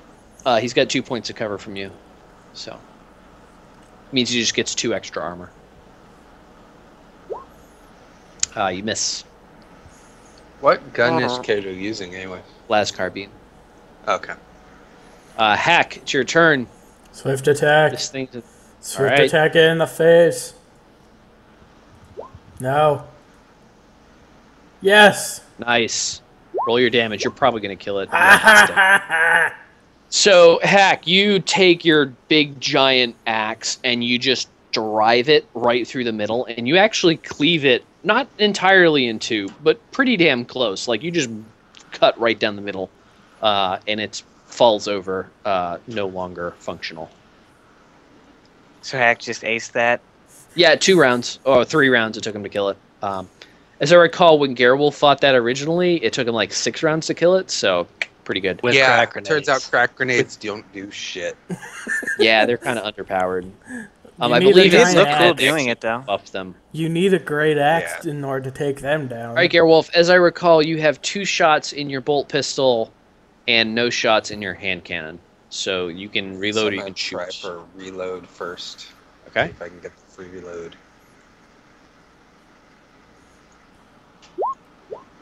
God yeah, so that damn takes half an action to reload, but it's 2 and 3 now. I'll fire at this fucker. I'm going to mark that on your thing here. All right. Which fucker? The lower This one. fucker. Yep, okay. You shooting with both guns? Oh, yeah. Okay.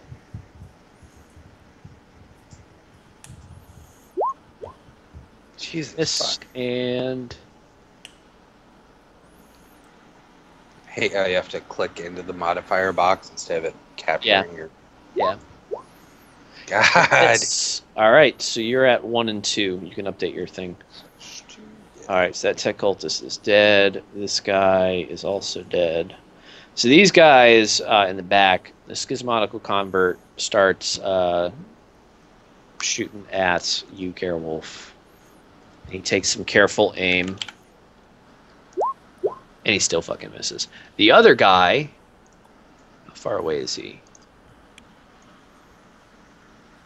I think you are just within range. And so he is going to charge you. And he charges you with his chain axe, which he revs menacingly as he charges at you. And he hits you for 15 damage, pen 2. Okay, I'm going to dodge that. See if I can actually get a fucking dodge to work. Hey, dodge it. Nice. Yeah, so you like do some crazy backflip action, like just like Matrix mode, just like lean back and flail your arms. And the chain axe revs and it just like comes across the top of your like coat or something, and it just sort of like gently brushes away any dust or lint or anything on your coat, and you stand back up and just go like, I know kung fu, and he knew kung fu. Jay, it's your turn. What kind of armor is that guy wearing? It's like guard armor. It's like sort of just plain old flak armor, nothing special. Okay, in that case, I'm going to reload my shotgun. Okay. That is your turn. Cato, you have 1 shot left. Semi-auto burst, guy right in front of me. All right. It's plus 20 like it was before, and plus 20 for the semi-autos. Plus 40 total? It's only plus 10 for the semi-auto. Oh, okay, so plus 30.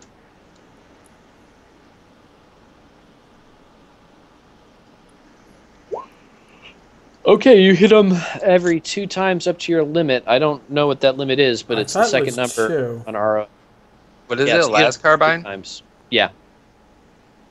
Rate of fire 2? Yep. So you hit him 3 times total. The initial and then the extra. He eats the first one and the last one, but he takes 4 damage from that other one. And you clip him pretty good, and he sort of stumbles a little bit, but he's not down or anything. Hak, your turn. I suppose you're going to do some running. Yeah, I'm going to run up to here, because that is just under my 18-meter run distance. Yep, that's right. Yeah, okay. Gerwulf, it's your turn. He's in melee with you. Alright.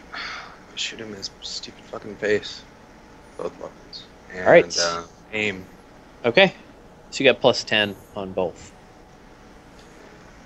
I get to net 0 on the second one. Yeah. You hit something. Finally. Oh, yeah. How does semi-auto work on that again? Or the 2-round? You can't... Yeah. I don't think you can shoot both and do semi-auto. I don't know what the rules are for that. I'm going to say that you can't. I don't even know where to look. So you can shoot either both weapons at once, or you can shoot semi-auto with your bolt pistol. But you can't do both. Yeah, semi-auto then. Okay, so yeah, you actually would only hit once if you did semi-auto, so you're probably better off shooting both. It's every 2 degrees of success will give you an extra. Oh, gotcha. Okay, I'll do the damage then. Did you want to shoot with your other gun? Yeah. Yes, go ahead and shoot the other gun too. Okay. Yeah, his armor does nothing to that, so hit with that one too. Another. Oh! Yeah, this guy is pretty toast right now. Plus 2 extra damage because that was Yeah, hold on 1 second. Yes. No, yeah, actually. So this guy, yeah, you just blow his head off. You blow his head off, he's dead. Okay, now I'm out on that weapon. Yeah. And this last guy reaches onto his belt, pulls something that blinks, and runs towards you all. And he's holding it out in front of him, screaming, "Witness me." And he gets to about here. Oops. Let me get rid of these dudes. Yeah. He's screaming, "Witness me," and he's holding up this thing. And it's probably about to go off. You all get to make a reaction. You can move a half move, and then there's a bomb that's going to go off. Do we know the range on said bomb? Nope. Okay, well... I recommend moving away. That's my only recommendation. How far can we move on a half action? It's a half move, so 1 square. Oh, half move. You can probably move behind cover. So like here. And Hak, you just can. run. Yeah, I just moved slightly, or as much as I can back down the hall. So you guys duck around cover. This guy... Except Cato decides to man it. Cato, what are you going to do?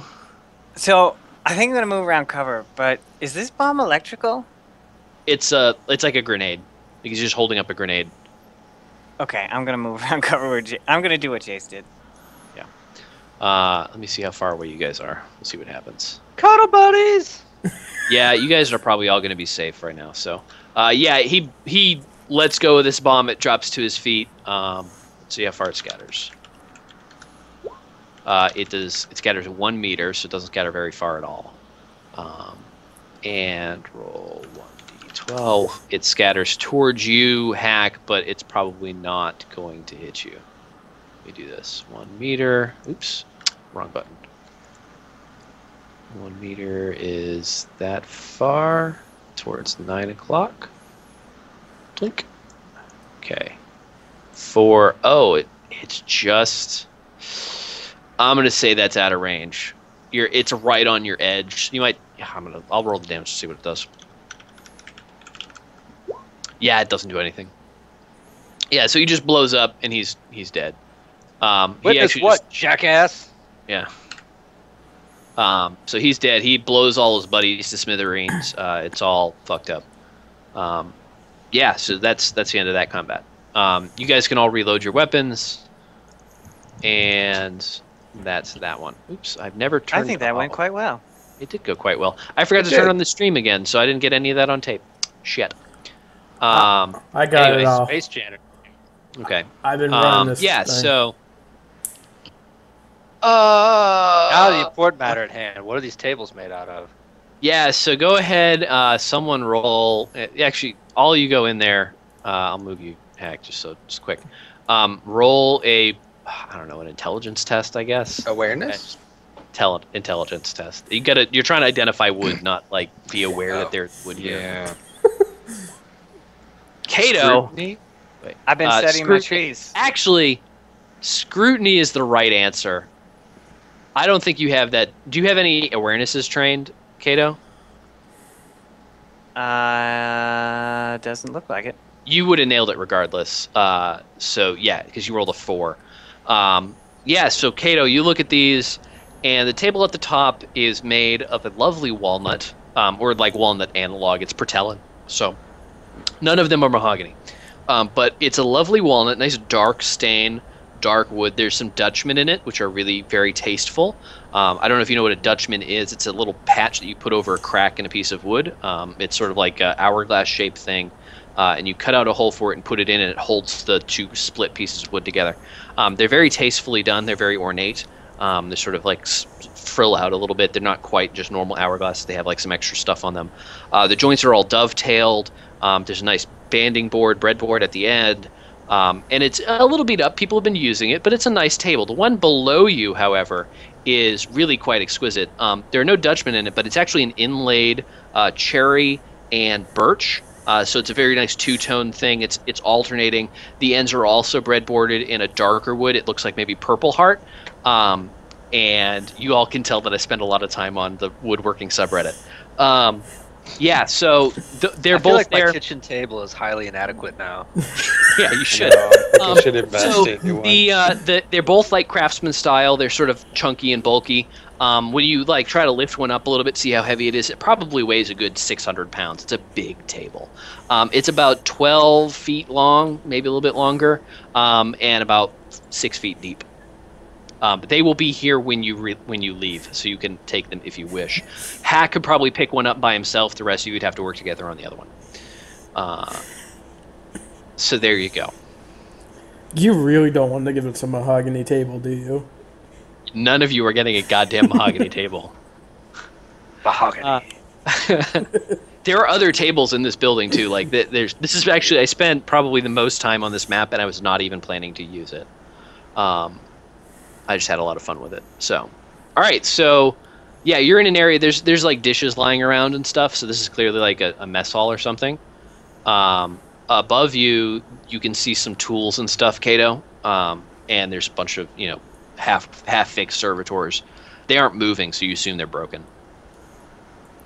I cannot go and look around as well. Yep. I see this So you walk table with past weapons.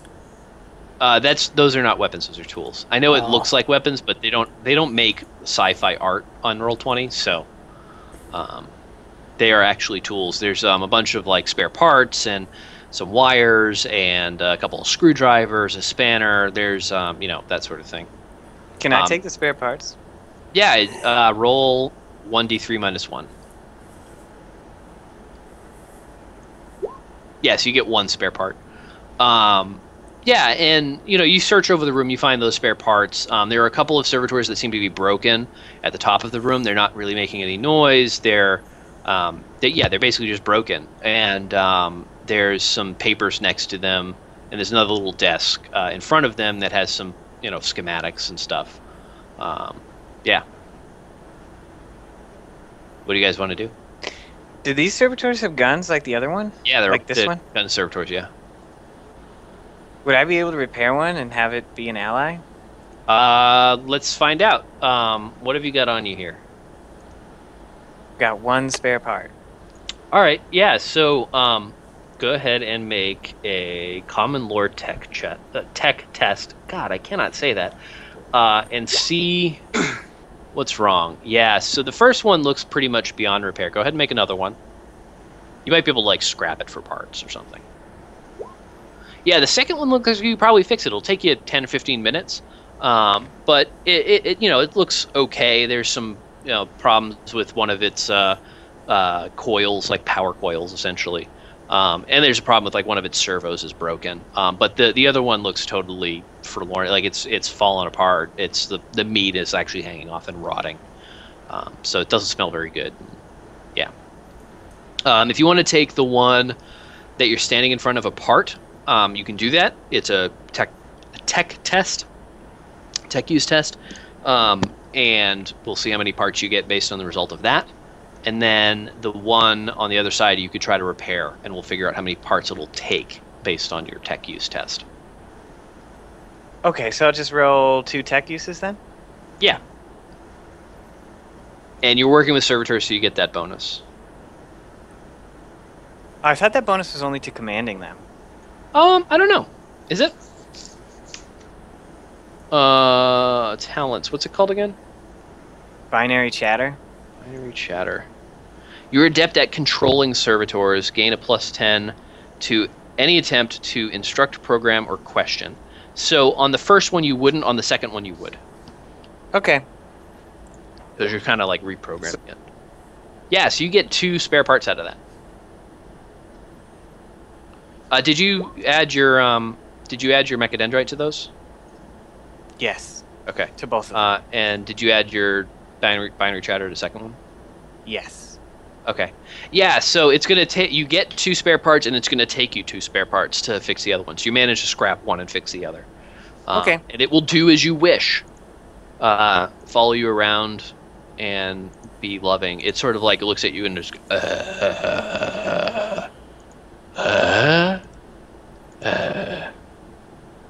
Cool.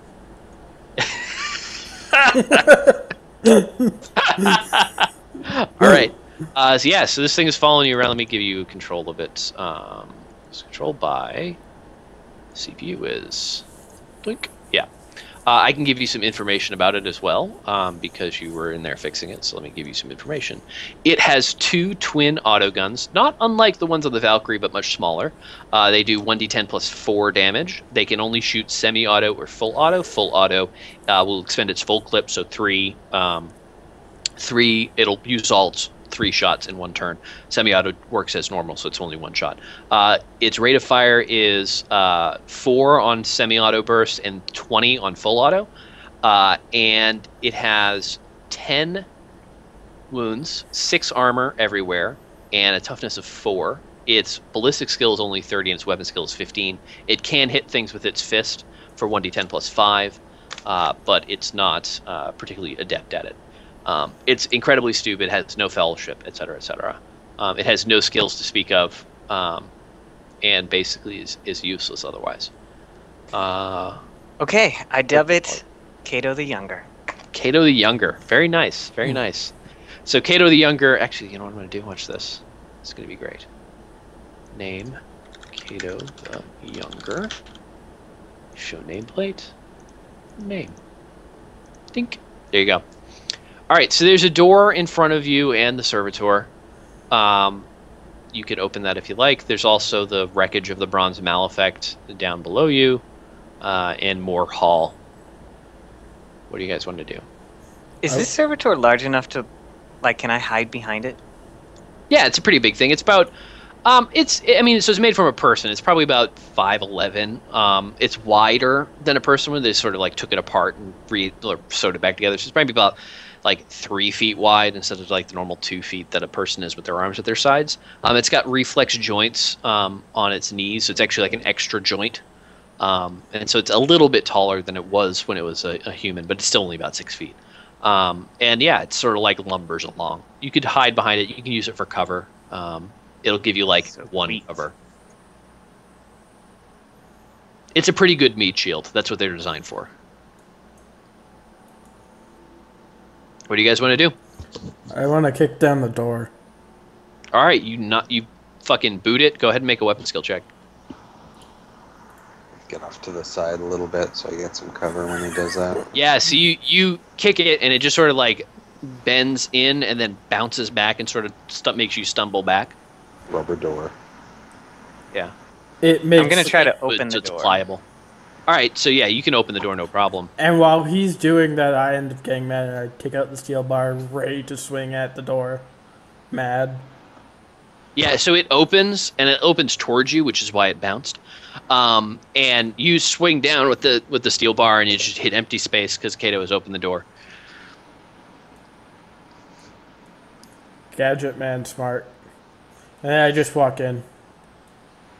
All things in time, Hak. All right, so yeah, you guys walk through the door. There's a long hall. You hear some stirring at the other end of this hall, and there's another route down to where you saw the Malefics Hak. You smell smoke coming from down that way as well, Hak. Do I also see this guy over here? Yeah, you peek around the corner. Is he looking towards... Which hallway is he looking down? Is he looking towards... He's walking down that hallway that leads around. Okay. So. Alright. I think I will go and attempt to sneak move there. Alright, Hak making a silent move. This ought to be good. Make your silent move check. You Not actually quite like a are Krieger. pretty quiet. Like, you're pretty far away. He probably doesn't really hear you. Hang on. Let me make a test for him. Surprisingly pretty close.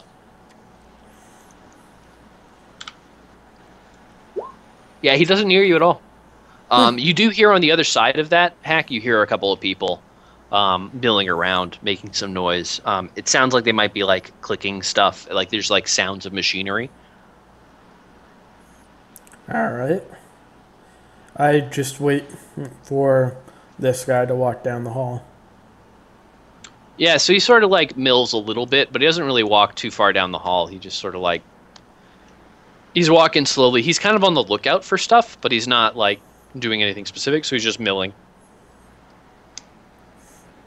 And after There's some windows and stuff along that hall, too, so, like, he's looking out some of the windows and trying to figure out what's going on. And after getting slightly smarter for the last one, I just kind of motion that I kind of hear stuff behind this door. To the areas. Did you take an intelligence boost or something? No, I didn't. Yeah, so you're not actually any smarter. You're learning. you're not even probably sure why you're doing that. You've just seen other people do it, and so you feel like you're supposed to. Yeah. Yeah, so you sort of motion and show the other guys that's happening, and they see it. What do the rest of you do? I'll edge to the Hak. corner. Yeah, I'm gonna chill with everybody else back here. All right. Okay, Hak, what are you going to do? These guys are all wimps. They're not going around the corner. There's a door in front of you. What are you doing? I guess I'm going to try and silent move again to that corner. All right. Make that silent move check. It'll work out fine. No. See? Like a Krieger. So you go, I'm going to be really quiet. And so here's the thought process that goes on in your mind. I'm going to sneak up on this guy. Sneaking is fun. I like sneaking. I like my axe. Axes are fun. That guy has a really neat axe. I wish I had that axe. I'm going to go take his axe. I'm going to take his axe. And you get really excited. And so you step like real quietly at first. And then you get excited and you just bolt down the hall. This guy clearly hears you. He turns around and revs his chain axe. But he is surprised. You can make the first move in combat. So, let's see. He's 5 meters away. He's right. Yeah, he's well within charge range. So I can't just step in range of melee naturally. I would have to charge him. Yeah, you can step in melee naturally as well, yeah. I want to step into melee naturally and swift attack. All right, go for it. That's at +0. You didn't surprise him enough. I still hit him once. Right, make your damage. 19. Oh man, 19 pen 2. I believe his toughness is 3. His armor is 1 net after that, so -4 is 15. How do you kill him? I just kind of walk over and lop off his head. Nice. So his chain axe drops and clangs to the floor. It's still revving as it drops, and it hits the floor, and it's still going. Bzzz. I pick it up. What do you do? I pick it up. Nice. Do you try to rev it? Yes. So it totally revs in your hands. Apparently, the biometric thing didn't work on his. It was broken. You now have a chain axe. Yes! Congratulations. Ha ha ha! The stat line on that is as follows. It's chain axe, it's tearing, it has pen 2, it does 2d10 K1 plus 3 damage. 2d10 K1 plus 3, you said? Yes, 2d10 K1 plus 3.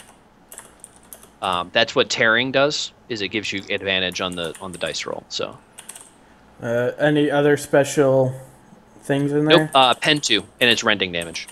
So, oh, it's rending damage, not tearing. Yes. Yes. It has a special thing called tearing. What the tearing does is it says roll twice on your damage die and then keep the better, which is what the 2d10 K1 does. And I will be adding an additional +2 because of Crushing Blow. I'm just going to add it to the thing. What is Crushing Blow is just +2? Yes, it's straight +2 for all melee. I added it to the other ones as well previously, which is why I'm doing so much flipping damage. That's awesome. Yeah, you have a big giant chain axe now. Congratulations. I don't actually know. Is that better than... I think your other one did a 2d10, right? Just straight up 2d10. 2d10 +2. So slightly worse, but I'm kind of happy because it's axe kind of thing. That really should probably be 3d10 K2. I might have got that stat line wrong. I'll have to look it up. These guys might have been using a weakened version of it. Let me... Yeah, I don't actually have it on my list. I grabbed this from another place, I think. Well, at least in the core rulebook, it's 1d10 +4 rending, pen 2. Yeah, 1d10 +4 rending, pen 2, but it also has tearing on it, right? Yeah. So actually, the one in the core rulebook is worse than the one you described. Excuse me. No, it's actually 1 point better. 2d10 K1? But 2d10 K1 is roll 2d10s, keep the better. Right. And that's what tearing does. And then it's +3 is what I gave you. That should be +4. So I would think the one you described me is better, actually, because the one in the core rulebook does not have keep... It doesn't. Yes, it does. That's what tearing does. So tearing says roll your damage twice and keep the bigger. You understand? Oh. All right. I'll put in an extra point of damage on. Yeah, it should be 2d10 K1 +4. And then your 2 for crushing blows. It doesn't do the 2d10 that your great weapon does. That's what I thought it should do. It does not. Okay. It's also not now that we got that figured out. two-handed. Isn't it one-handed? This one is definitely two-handed. Okay. I think that might be the difference. Is the chain axe in here is supposed to be one-handed, but I'm thinking of these things as two-handed, which means it should get the extra damage. I'm gonna look it up. I'll figure it out. Because it's like the Eviscerator style. It's the really big one. I might buff your weapon. That's the result of this. Fair enough. You either have that weapon or you have one that's better. So, okay, let me fix this on their sheet too. Okay, so yeah, you got a chain axe that happens to work. It must have not set the biometric screening right. You got that because that was a really awesome kill. And yeah, Krieger stealth man, go for it. All right, what are the rest of you guys doing? You hear like Hak sort of revving his chainsword like happily, making all sorts of racket. I would go running down there to figure out what the fuck's going on. All right, so you're cruising by. What are the rest of you doing? I'm going to hang out right here near cover for when whoever comes out of that room inevitably comes out of that room. Okay, Cato, what are you and the younger doing? I'm doing the same thing. Okay. Where's the younger going to be stationed here? I think it'll be more like yeah, there you like go. that. Nice. All right, yeah. So you guys take up some positions along that wall. Hak is standing over the freshly decapitated corpse of this guy, revving his chainsaw, chain axe thing, going like nuts. Jay, you see this hulking guy smiling like weirdly and revving a chain axe, going. What do you do? That's what do you got there, buddy? Hak find better axe. And I rev the axe even more because I like the sound it good. makes. Everybody here now knows we're here. Awesome. Yes, every single person in this base knows exactly where you are. Fortunately, there aren't all that many left. But so behind that door, Jay, you hear people like coming up closer to the door, ready to burst out. They know you're on the other side. You want to smash some stuff, buddy? Yeah! Hak smash! The door. Smash the door. So I go over and with my new chain axe, I swing at the door. All right, make your weapon skill attack. I like making you do this. Yeah, so you hit the door, no problem. Roll damage. Let's see what happens. Wow, that was a shitty roll. Oh my god! How did you do? You rolled snake eyes, man. So I think what happens, you hit this door and the axe sinks into it and you're just revving it, but you haven't quite got the hang of it yet. It's a little bit differently weighted. And so it sits in the door and just revs and splinters fly everywhere inside. Back on you, you are covered in sawdust, but there's just one clean rend through the middle of the door. And you're like, ugh. And the doors don't open at all. They're just like there's now just like a 1-inch line down through the middle of it. What you see through that 1-inch line is a bunch of people stacked up on the door. None of them took any damage. Not made of mahogany. Clearly. There's another guy further back that you can kind of just barely see who's running in that direction as well. Yeah, so what do you do, Hak? I take out the axe and I swing at the door again. All right, make your weapon skill attack. You can do a swift attack if you want on the door. Well, let's start Nice. with one. Wooden doors. We probably could have just opened them. I think I got it Yeah. this time. You destroy this thing. It splinters everywhere. A couple of shards hit them, inflicting a little minor damage here and there. Yeah, they get a piece of whatever you were selling there. And take this guy. I'll take two. Yeah, so they're pretty beat up. You're in front of them. You're outnumbered 3-1. They're all coming in for you in melee. Or roll for initiative.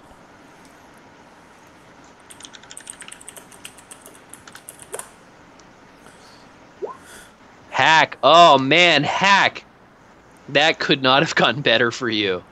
All right, Hak, Cato. Can you roll for initiative on Cato the Younger? It's I think his agility is like 1. Actually, let's just make his agility flat 1d10. Yeah, that's fine. So Hak that and Cato the Younger goes next. Oh, why do you end up being twice? That's wrong. It's Cato, then Jay. Yes. This guy, Gerwulf. Can you roll initiative? Yes. I need to see if you go before or after the bad guys. Whoop. Oops, I did random. Too much Warcraft.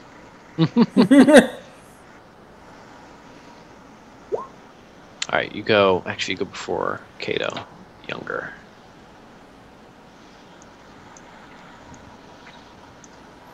Then these guys go. Yeah, so you guys basically have a free turn on them, which is good. And then this guy goes last. Okay. Yeah, so Cato, like all you guys over there can see Hak engaged with someone. It's a little bit of an oblique angle. They have pretty good cover from you. Jay, you can see much more clearly the 3 people, and they don't really have a lot of cover from you. It's like 1 cover for the closer guys and no cover for the further. Hak, you have a free act. Like, you are not outnumbered yet, so you can just like fucking go to town on these guys. I'm gonna do a cleave kind of action. Where Yep. With your swift attack. Yeah. First one will be that guy. Second one will be that guy. Roll your attack, and you can allocate damage as you will. Fair enough. You might want to change it depending on. Yeah. So you hit once. Go ahead and roll your damage. Or fate point if you want a fate point. Yeah, 16 pen 2 is pretty good. I don't know which one I should target. I would imagine maybe that guy. All right, hang on 1 second. I gotta find his sheet. Do I not have a sheet for him? Power attack, there it is. Didn't have it open. Yeah, so if you want to try to assess toughness, I can help you with that. You can make an awareness check, and I can help you understand who you should target more. Yeah, let's do that. And I fail completely. Yeah, so you are lost in a berserker rage. You're like the Viking of old. You're just like, ah, and like swinging around. You actually can't choose. Roll 1d2.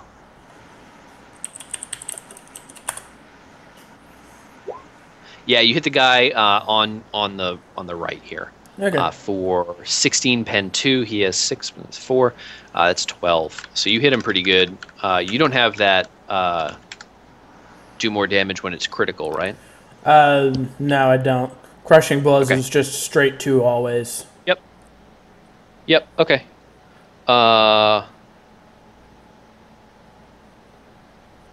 Cool. That's your turn. Well, yeah, you did a swift attack, which is full action. Yeah. Cato, it's your turn. I'm going to take out my last carbine. Okay. And I'm going to take a standard shot at whoever Hak just hit. I'm not sure which one it is. It's the further one. All right, so this one? Yep. Okay. You have 3 ammo. Set that up. It's not going to let me. Crap. There we go. You miss. There we go, 2. Cool. That's your turn. Did you aim? Nope, just regular shot. Yes, then you have a half action if you want to use it. Well, I had to take one to take it out. Oh, that's right. Okay. Gerwulf, you're up. I actually assumed that you already had it out, so I'm assuming you all have your guns drawn at all times. Unless you tell me otherwise. Okay, I'll keep it in mind. Alright, I'll... Yeah, you really don't have any angle on these guys at all. Yeah. Move. I'll just go all the way up and see how far I can move.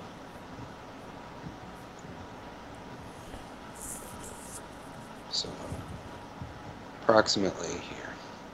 Okay. Yeah, that's like a full action's worth of move. Yep. Okay. That is your turn. Cato the Younger is up. I'm going to let you know what his movement is. He basically can move 1 square on a half action or 2 squares on a full action. He has a okay angle on the guy closest, closest to you, and a pretty good angle on the other guy. They're not in melee yet. Well, actually, Hak is in melee with the guy over here. I'm gonna actually move Hak. So he's in melee with the guy closest to Hak there. But the guy closer to you, he has like a 1 cover from Cato the Younger. What do you want to do, Cato? Cato the Younger is going to take I think I have full auto on the closest guy. I will roll that for you since I don't think you have access to his sheet. Yes, he's going to roll to hit full auto, which is I think a plus 20. Right? Is that the thing? Yes. I have it open. Hot dog. Yep, plus 20. Oh, dear Christ. That hits 5. I did like 6 there. He's dead. He just is shredded to pieces. He actually doesn't have any armor, so he's shredded to pieces. A few hits actually hit behind him. That's what those fear. So he doesn't get Righteous Fury. He's going to get like through. So he actually hits the guy behind him for another attack, a free attack essentially.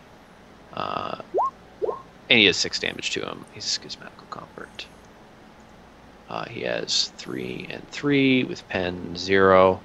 3 and 3 is 6. He doesn't do any damage, but he like clips the guy behind him basically. Jay, you're up.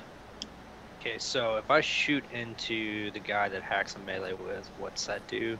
It's a minus 10. Minus 10. All right. Yep. I'm gonna use a half action. Damn it. Half action to move closer. I think that puts me in point blank range. You're about 6 meters away, yeah. Yep, you're point blank. He is behind good cover, so he's got 2 cover on you. That's all right. Gonna shoot maximally. All right. The dude's in critical wounds. You're like, no, fuck you. Yeah, dude. What's the fun in that? All right. So close range -10 is +20. Shooting maximally, that gives you something, and you're not aiming. So I don't know what you're at. Just do the math. Yeah. How do you kill him? You don't even have to roll damage if you don't want to. I mean, you can. You hit him 5 times. You know what? Just to see if I hit any fucking Righteous Furies for the lulls. It's gonna be great if you hit like 5 in a row. Actually, you might. That's sad. You didn't do damage with the first 4. You only did damage with the last one. That's sad. So, and actually, no, because he has an extra 2, so you only did 1 damage with the last one. He's not dead at all. Most of it went into the walls. You should have just taken it when I gave it to you, man. Hang on a second. What's his? What's impact? Tim, if you have this open, what's impact crit 2 do? I think to the body. I think it's just 1 level of fatigue. Hang on one sec. I have the general page. I'm gonna say he's got 1 fatigue. You said impact? Yeah, it's impact to the. It's actually impact to the head. I'm sorry. Impact to the head. Crit 2, you said? Crit 2. Attack causes the target to see stars. Target takes 1 level of fatigue and -10 penalty to weapon skill and ballistic skill tests for a round. Okay. Yeah. So he's not doing so good. He is pretty hurt. He comes after you, Hak, with his making an all-out attack with his chain axe. So that would only be a +10 because of the -10 penalty. He misses. That's his turn. The heretic here is dead. The convert comes up over on top of him. Let me just get rid of this token entirely. There we go. There's nothing on him, so it's okay. This convert is up close with you. He doesn't really have a good weapon, but he decides to just shoot and point blank, and he's basically outnumbering you. So he's got the aim and +20. Actually, no, he can't aim. So +10 because he outnumbers you 2 to 1. He misses. The tech cultist in the back is running at full tilt to come catch up with his buddies. Oh, I did not notice that guy. Run is 18. Let me measure that out real quick. Yeah, 15, 17, right here. Okay. Oops. I hate how I can't... It's very clunky to go from measurement to click. Yeah. I think he's right there. Yeah, he's about there. Yeah, it is. Hak, you're up. There's a dude who's basically dead in front of you, and there's a dude next to him that is not so dead. I'm going to be cleaving. Okay. So do your swift attack, and I'll let you, in general with swift attack, you can just allocate it as you will. So roll your damage, you get 1. So I'm probably going to... Actually, yeah, let's first decide. Yeah. I want to hit that guy. Who do you want to kill? Yeah. Who do you want to kill, Hak? It's pen 2, so that's 1, and 3, so it's -4 on 19 is 15. Rending damage, and where'd you hit him? 36, so 63, which is the body. And shoulders, knees, and toes. These things aren't really lined up very well. It's hard to find the information I need. Opens a long wound in the target's torso, causing him to double over in terrible pain. The dude's fucking dead. You basically cut him in half. It doesn't actually kill him normally, but he's dead. This shit's over. Yeah, so Cato, you're up. Semi-auto burst at that guy. Oh god, this poor guy. Go ahead.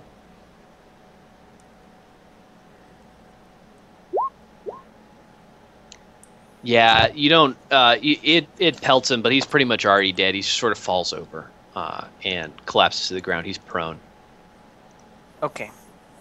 That's your turn, Gerwulf. It's your turn. All right, I'll move up some more. Let's see if I move here. Would I have a shot on that? Damn, stupid not clicking. Here, would I have a shot on that dude? Yeah. You have a shot on him now. He just has 2 cover versus 1 cover. Oh, okay. I'll do that then. All right. Did you shoot last round? I did not. I had nothing to shoot at. Okay. All right. You're shooting at a -10 because he's in melee with Hak. Oh, okay. That's fine.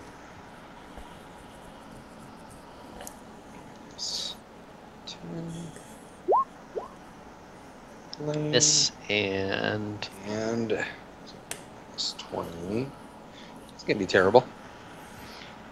Hak, did you make your Holy intelligence ball! test? Nice. Did you make your intelligence test today to see if you recognize who Gerwulf really is, or who Eldritch really is? Not yet. Should I do that now? Yeah, you can do that whenever.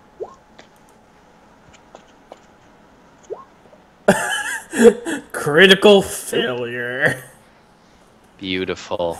All I think that you're erased. beginning to forget who Gerwulf is entirely. Like you just don't remember. Your brain isn't good. Yeah. So this guy's dead. You blow his head off in a spray of viscera. Sort of paint the wall with him. Yeah. So that's that. Cato the Younger can't see this other guy. There's a wall in the way. He has to reload anyways. Okay. Yeah. So he's back up at 3. This is a pretty effective use of Cato the Younger there. All right. Jay, it's your turn. I believe you have to reload as well. I do have to reload. This last tech cultist is going to charge at... yeah, he's in range. I'm going to say he's in range. He's going to charge at you, Hak, with his chain axe once I pull it up. And he's charging. He misses, but he's in range of you, which is probably going to mean he's dead. Probably. Because I'm yep, about to swift attack his ass. All right, Hak. Go for it. 1, 2. I think he's dead. So, Hak, what happens here? I don't know if you've ever seen the movie, I think it's Running Man. There's a scene in that movie where one of the guys is a chainsaw, and Arnold Schwarzenegger, like, wrests it from his hands. And he takes the chainsaw and puts it between his legs and brings it all the way up and cuts the dude in half. That is exactly what just happened. Awesome. So this guy is dead as a doornail. His chain axe falls to the ground. It was revving, and as it falls, it immediately stops. As did the other chain axe. There are no other chain axes that work here to preempt that question. So that's that combat done. There's in front of you another pair of tables. I'm happy to describe them if you want. However, they look like relatively normal tables. They do not look like mahogany tables. God damn. There are some bedrolls on the far end of this weirdly shaped room. It's sort of like squat in the middle. And yeah, that's what you see. What do you guys want to do? I want to go find more people to kill with my new axe. And I just kind of saunter off down the hall. All right. You guys following Hak? I'm going to hang back, but I'll follow him. Okay. Same. So Hak's running out in front, cruising around these halls looking for stuff. You come up to a T in the T intersection, and yeah, you guys make sure you stay in the hall. Make sure you stay in the hall, okay, guys? There's a hallway down there. At the end of it, there's a sign on the door. Hak, can you make an intelligence test? Yes.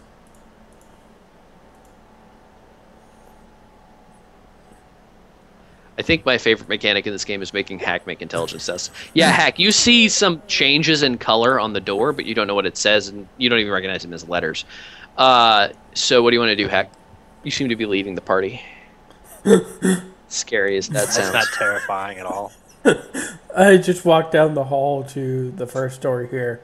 I just start smashing it. All right. Revving the door. Yeah. Go ahead, just roll damage. We'll see how badly you blow this door. That's it. One that we could probably push open. Pull, actually. Oh my god, you rolled another 1 in there. Yeah, so you tear out one of the doors, and then you tear out the other one, and it goes away. And you see the other end of that room that you were just clearing out.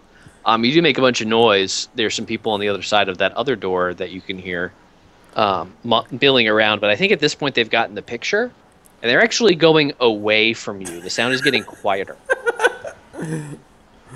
What are the rest of you guys doing? Are you just waiting for Hak to finish breaking all the doors in the building? Yeah, I'm not getting anywhere near him right now. Okay. Yeah, we'll just let him smash the Can door. I see what that sign says? Yeah, you look around the corner, it says storage.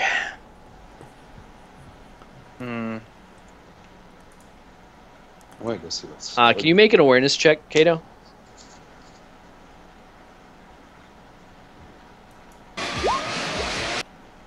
Yeah, you just see the sign that says storage. Alright. With that now being done and seeing that's the same room, I walk to the next door and I hit it. Alright, roll your damage. There it is. Yep, you blow up that door too. So as you do this, you hear a scurry of people running away. Oops, I grabbed the tokens there too. That's wrong. Oh crap! This map is poorly set up. And people are like running away from you. You hear like crashing as people blast past things and so on, trying to get out. It's kind of bad when the GM is sending NPCs away from us.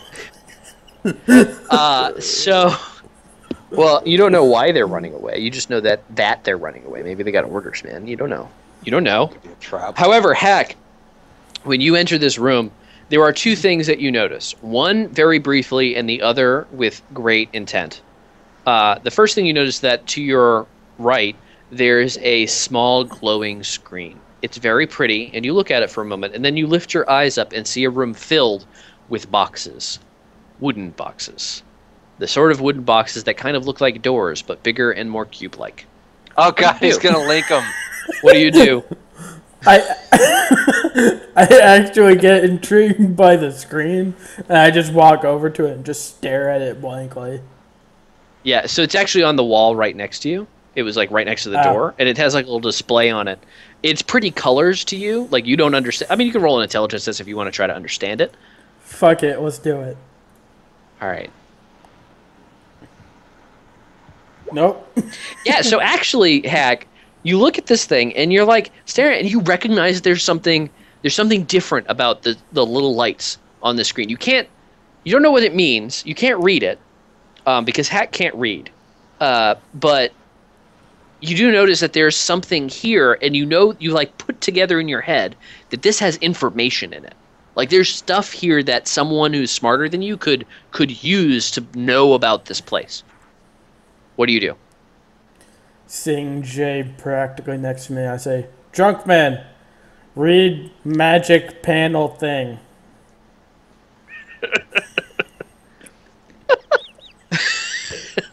So Jay, what do you do?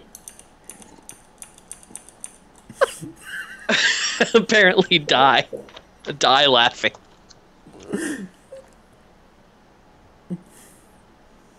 Okay, I'm good. I'm gonna fucking saunter up to it and try to solve the magic puzzle of the magic box. Yeah, so you look at this thing and it's like a list of all the stuff that's in this room.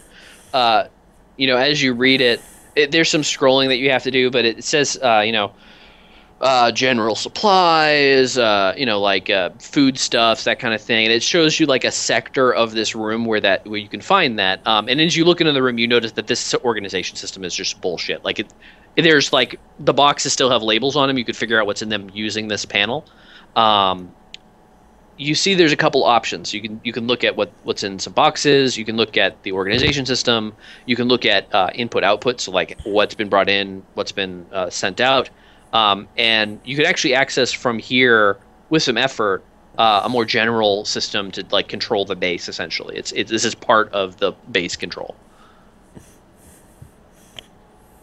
I'm gonna yell, I guess, because we're not being subtle at this point anymore to call Cato over. I'm pretty sure you stopped being subtle after you shot them from the Valkyrie. Well, that too. That was pretty subtle. That was pretty To good. call Cato over so that I don't accidentally blow something up, because I have no faith in my tech skill use anymore. So Cato, you hear him calling to come help you or whatever, or come help him.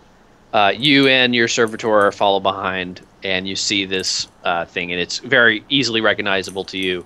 It's a input operating system for running the base, and it's set up to just show this one screen, but you could easily hack it to show whatever you want.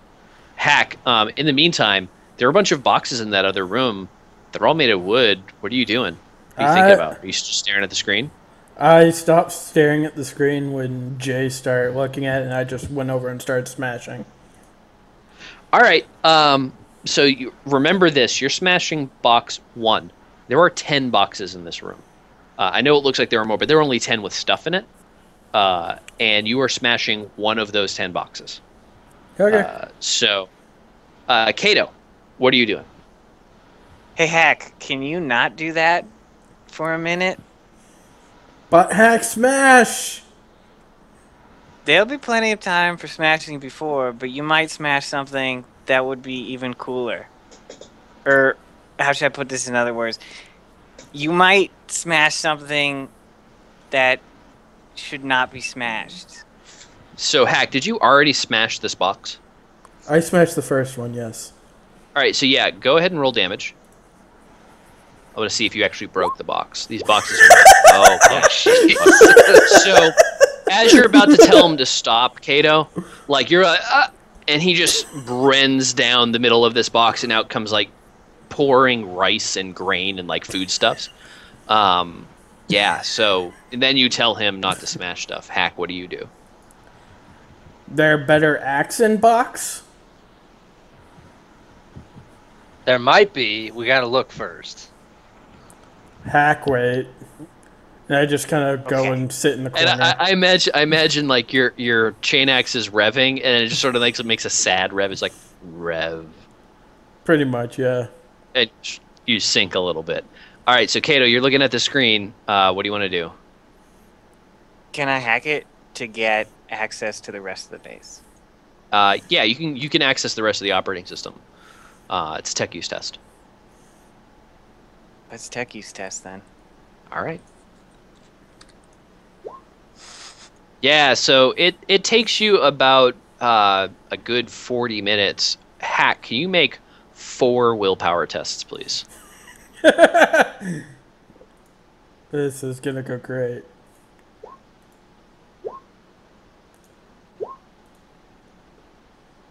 All right, pick 3 numbers from 1 to 10, excluding 1. 3, 7, and 9. You destroy boxes 3, 7, and 9. Or you attack them. Can you roll damage 3 times?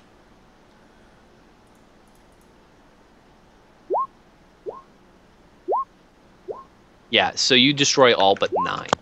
9 has got a big gash in it, but it's not broken. Box 3 contained what looks to be the remnants of a bunch of like las carbines and las weapons. It was probably a dozen of them, and they're all like basically rent in 2. Box 7 actually had all of the workings to create a bunch of frag grenades. There was probably enough for 20 frag grenades in there, and didn't have the explosive parts. Those are in a different box, but all of the other like mechanical stuff for it are now destroyed. So Cato, what are you gonna do now that you're at the operating system? I'm gonna take a second and say, Hak, do you remember the conversation we had a few moments ago? What mean conversation? The conversation about not smashing boxes. What mean conversation? I'll fill you The in a talking. little. I asked you not to smash the boxes. Because might have better axe? It's possible in smashing the boxes you will destroy a better axe. That is correct. Hak, wait, and I go back into the corner. I'm just kind of fidgeting. I mean, if you want to smash something, all those beds in the other room are perfectly good candidates for smashing. Yay! I just run in and start smashing. Yeah. So, Cato, you've accessed the basic operating system of this base. What do you want to do? Is there a camera system? Yes, there is. I'm gonna look through the camera system and see if I can find interesting things. Maybe tech, people. Yeah. So you flip through the cameras. It's pretty easy to do. You see the workshop you were in. You see the bombed out remnants of the garage through another camera.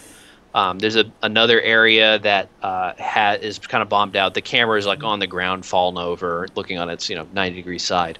The only interesting thing you see with people is you see there's about 6 people and only one you recognize in another room that's labeled the office. And it's a room with a couple of tables, some carpets on the floor, a workbench, and you see the Magos in this room. There's a bunch of things on his desk. Are you looking for anything specific? Yeah, in fact, I am. Does he have, or is there in this room, a micropotential coil? Go ahead and make a scrutiny check.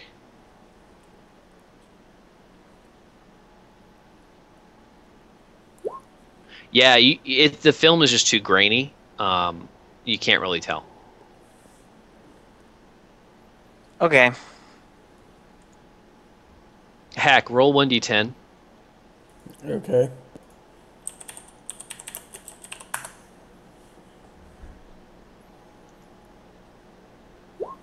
Yeah, you've destroyed 4 beds so far. You can hear Hak in the other room like revving and just laughing a little bit and enjoying his time destroying beds. Does it bother anybody else that he's in there laughing and revving a chain axe? I feel like this is going to be a problem. I'd be more worried if you were in here doing that. Fair enough. All right, Cato, you're back out. You dumped out into the main operating system again. What do you want to do? Let's go to the menu saying what's in these boxes. All right, so you pull up the listing. You see in box 1 there's grain, and in box 3 there's some las carbine stuff. Yeah, which box do you want to look at? All the boxes that haven't been destroyed yet. Pick a number. So one's been destroyed. 1, 3, and 7 are all destroyed. Okay, let's look at 2. Box number 2 has the explosives for frag grenades. It's filled with plastic explosive, essentially. Okay. As you do this, the system starts beeping at you, and there's like a red flashing light, and it says, invalid authorization warning. Like basically you're not in the sudoers file. Like this has been reported to the administrator. Yeah, no one checks that. I think I'm good. Okay. Do you want to keep checking boxes? Yep. All right, Actually, which box? Before I check box, I want to tell Jayce and Gerwulf about the explosives I just found. Okay. What do you guys do when it's a box full of explosives? We'll Should definitely stay take a little bit away. It's a good idea, though. Yeah. Carry OOC. 'em. What would have happened had Hak smashed box number 2? It might have been bad. It might have been good. It depends on how he rolled. I don't see a way that could have been good. I don't know. Plastic explosives are pretty stable. Like, That's true. if he rolled really well, he might have made enough of a spark, or he might have connected with some electrical element, or that would have set him off, and then there would be a very large explosion that probably would have killed you all. I actually do know what's in every one of these boxes before like this, so like he was lucky in picking those boxes. I have a list in front of me. Oh, goody. Yeah. Are these boxes easy to open? Can we just like? Yeah, you get that they're designed to be open. Like they're basically just they're made of like wood and plasteel. They're sort of like reinforced. Yeah, as long as you're not swinging a giant chain axe into him. I mean, a chain axe has mono blades on it for its teeth, so it can cut through plasteel, which is what he was doing. So basically, these things are reinforced wooden plasteel boxes. Yeah, so you want to check another box? I actually want to ask Jayce if he can grab me some of those explosives. Yeah, so these are just raw. These are basically crack grenades. They're raw explosive. So. Yeah, how much raw explosive can I take? There's about enough for 20 crack grenades. How much can you carry on person? Yeah. Between the three of you, all of it. Your servitor could carry it by himself. Oh fuck! Make him do it. Yeah. All right. So, Cato, if you want to do that, just put on your inventory that it's on Cato the Younger. I'm gonna put most of it on it, but I'm actually gonna have a little myself. Okay. Yeah, you just put crack grenades. You can rig them pretty easily to be crack grenades. There's some spare parts lying around that you could probably find. Making detonators is like you do that for fun on the weekends. In between, you make your crack grenade detonators, and then you go to your weekly game where you pretend to be from the distant past and fight with swords. With your friends. Weekly Terra Mystica game. Yes, Terra Mystica. They're perfect. Good name. I couldn't think of a name. It's a great game. You should play it. Yeah, you basically throw bones that have little marks on them, and that's how you play. It's really cool. OCC, it's actually a real game, and it's awesome. Terra Mystica, really? Yeah, it's really fun. Terra Mystica. Bing. Okay. Oh, boy. I want to look at another box now. I was trying to make a D&D reference in the game, but Terra Mystica. Oh, I think I have heard of this before. That sounds fun. Check it out at your local game store. FLGS. Okay, so which box you want to look at? 4 is the next one. Yes. So when you look at box number 4, let me look this up really quick. What you find is a pile of shotgun shells and other assorted ammo. That would have also been a bad thing for him to hit with his axe. And again, you get that same, this incident has been reported to the system administrator. Hey, can one of you guys, mark these boxes with, an X or something? So we know not to hit them? Yes, I will do that. All right. Can you make a common lore tech test, please, Cato? Yep. So which box do you want to look at next? Number 5. All right. In number 5, you find something very interesting. There's only one thing in it. Exactly one thing. And that one thing that you find is... I gotta look it up on my sheet. I know there's only one thing in it. It is a photon flash grenade. Any of you guys want a grenade of photon flashing? Yes. Just congratulations. Box 5. You win. All right, Cato, as you look at that, can you make an awareness check?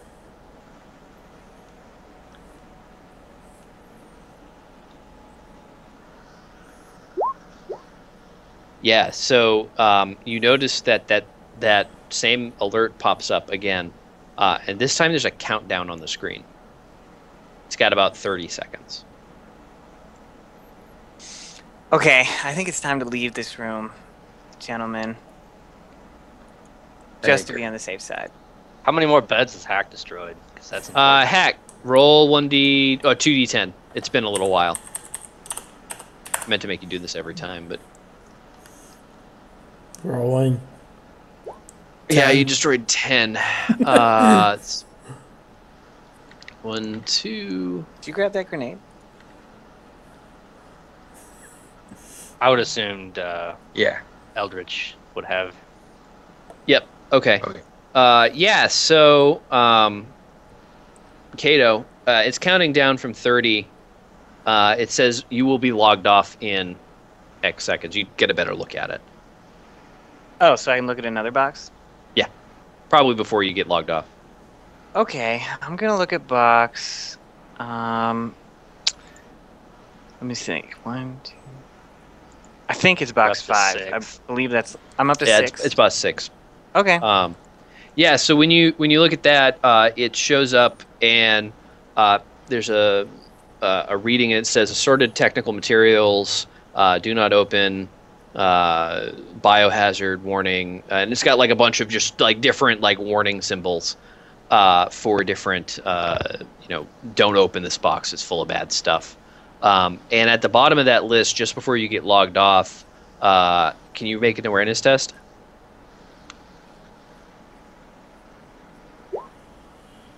You notice the letter M at the end of that list, and you get logged off.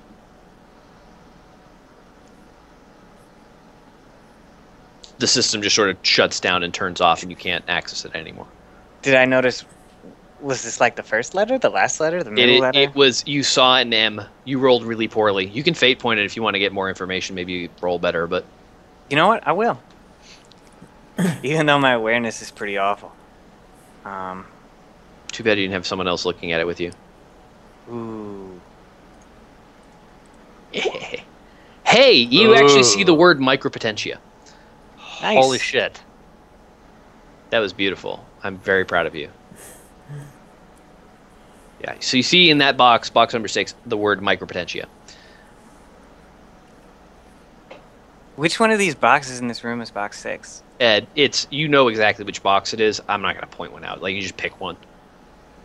Whichever box you'd like it to be. Okay, yeah, so you crack that sucker open. Wait, I thought there were dangerous things in it. There are. Well, then but, maybe I didn't you know crack what it stuff open. is in it. So what do you want to do? I mean, it's listing a bunch of things, but if it has a micropotentia coil in it, chances are those things aren't, like, maybe it's just saying that because micropotentia coils are dangerous. Well, I mean, if I like open it, will like a bunch of gases come out and kill us all? That's what I'm getting at. I don't know. Gases won't kill me. All right, why don't you guys back up while I crack this bad boy? I'm gonna go check on the bed destruction in there and see what. Roll 1d10, Hack. Go check on this. Over here. Destroy another 4 beds. There aren't very many left. Yeah, so Hack, as you destroy these beds, please describe the expression on your face. Pure and utter glee. Let me see if I can find a picture to adequately describe it. Okay. Give me a minute. All right. While you do that, Cato, are you opening this box now?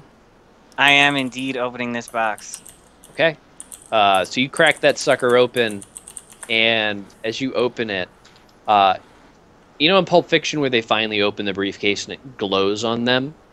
The camera is sort of settled behind the box, and you do this, and the thing opens, and this faint blue light just fills your face, and your eyes, or what would be your eyes if you still had eyes, like just widen and glow brighter.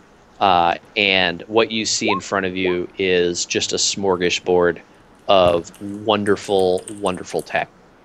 There's spare parts for days. Roll 1d20. And there's micropotentia coil. There's actually 2. There are 15 spare parts in here. Just all sorts of different things. There's some tools in here that you could use that'll give you +5 once to tech use. And there are 2 micropotentia coils. My mechadendrites jingle. Yes, I imagine.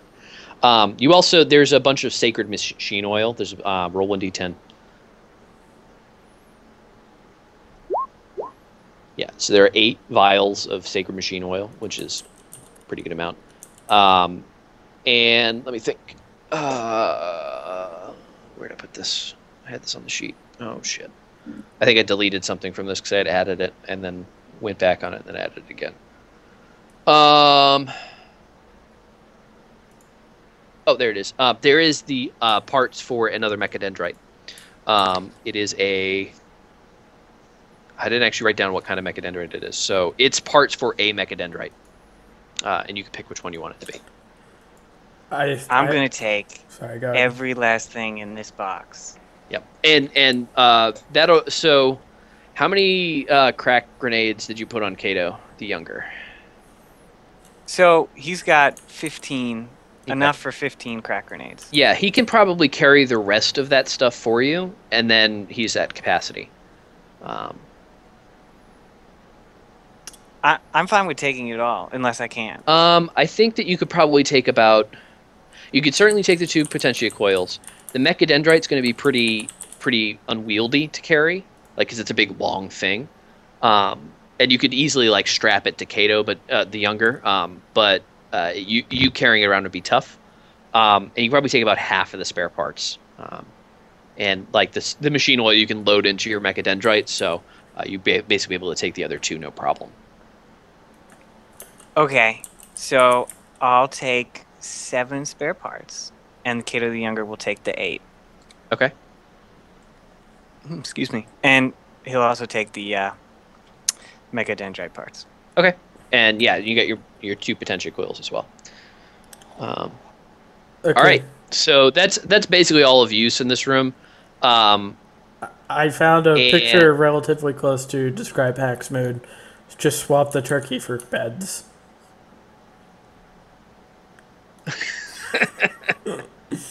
Hold on a second.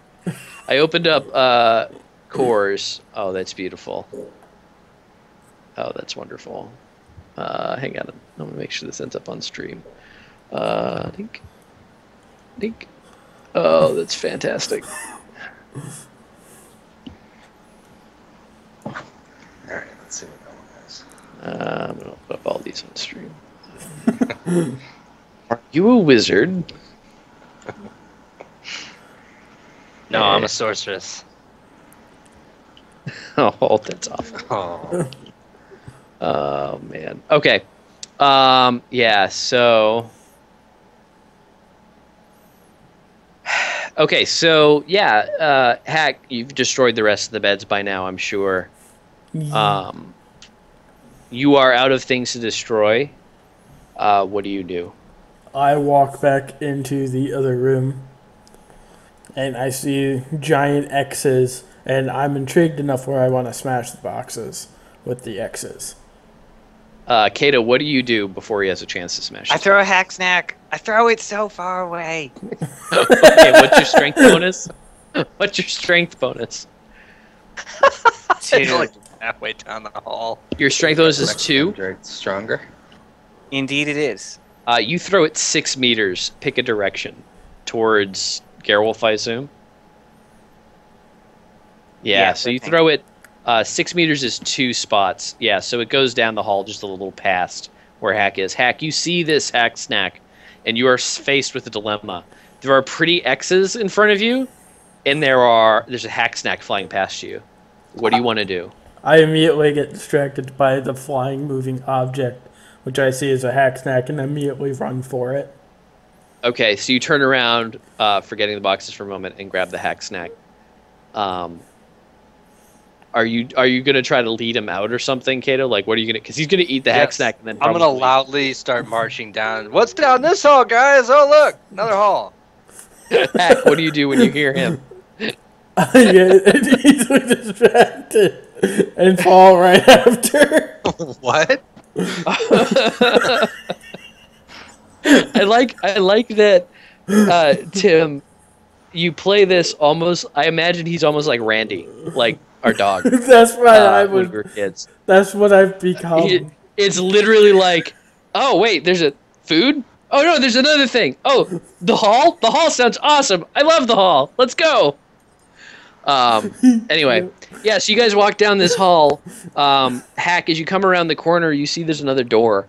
What do you do when you see? There's actually 2 doors. There's one further away and one closer. What do you do?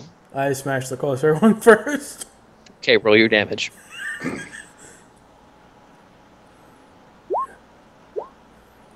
Yeah, you blow out that door, no problem. And inside you see a bunch of boxes. What do you do? I go start smashing boxes. All right, before he does that, Jay, what do you want to do? Buddy, there's another door down the hall. More boxes. Boxes more plentiful than door. Wait, plentiful is probably not in his vocabulary. More boxes than door in here. And I just start smashing. The door's bigger, though. All right. Roll 1d10, Tim. Hak, whoever you are. Oh, God. Mac. Oh, I really... Do I break all of them?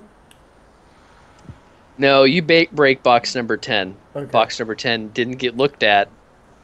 And I literally wrote down on this list, random. So give me one moment while I determine what is in this box that you just destroyed. Butterfly wings. He's making a box of dirty magazines so it doesn't kill us. I think... Let's see what's in this box.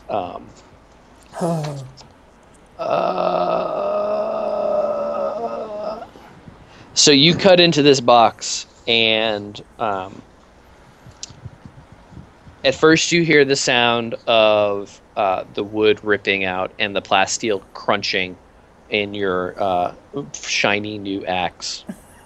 And the next thing you hear is the sound of wet crunching of bone, and viscera sprays all over your face. You are covered head to toe, well, head to like chest, in gore and blood. What you have cut into is a box full of some kind of animal. You can't recognize it anymore, but it is pretty gross stuff. Like there's fur and blood and bile and all the like brain just all over your face. I feel like as you do this, one of you, the other people, peek around the corner and see this happening. And what you see is just the most awful sight. Which one of you looks around the corner? One of you has to. I'm assuming it's going to be me since I'm out front. Yeah, so take roll 1d3. Take 1 point of insanity. Hak, you take 3. Worth it. Yeah, so you have seriously fucked up a bunch of very innocent creatures. They were just here. I don't know why they were being stored, but they were there. They were probably in some kind of stasis or something. Yeah.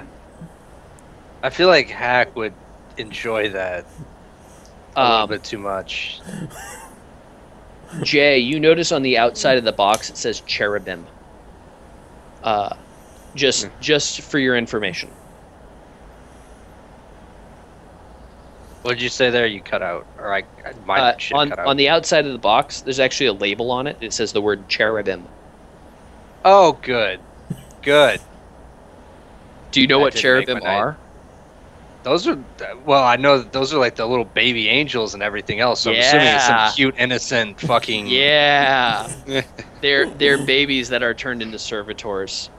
Oh God. Yeah, that's dark shit, man. Okay, so Hak, you're still in this room. You're covered in viscera. I feel like your bloodlust is sated for these boxes. Why don't you go back out into the hall so we can continue with the game? I'm gonna throw up in the doorway. Yeah, I feel like you get a little bit spray on you, just like a little soupçon of cherubim blood, and that probably triggers you. Maybe you brush into Hak on the way by. You came around as he was revving his chains axe. Hak, you do see another door at the end of the hall. What do you do? Obviously, I run up to it and I hit it. Amazing.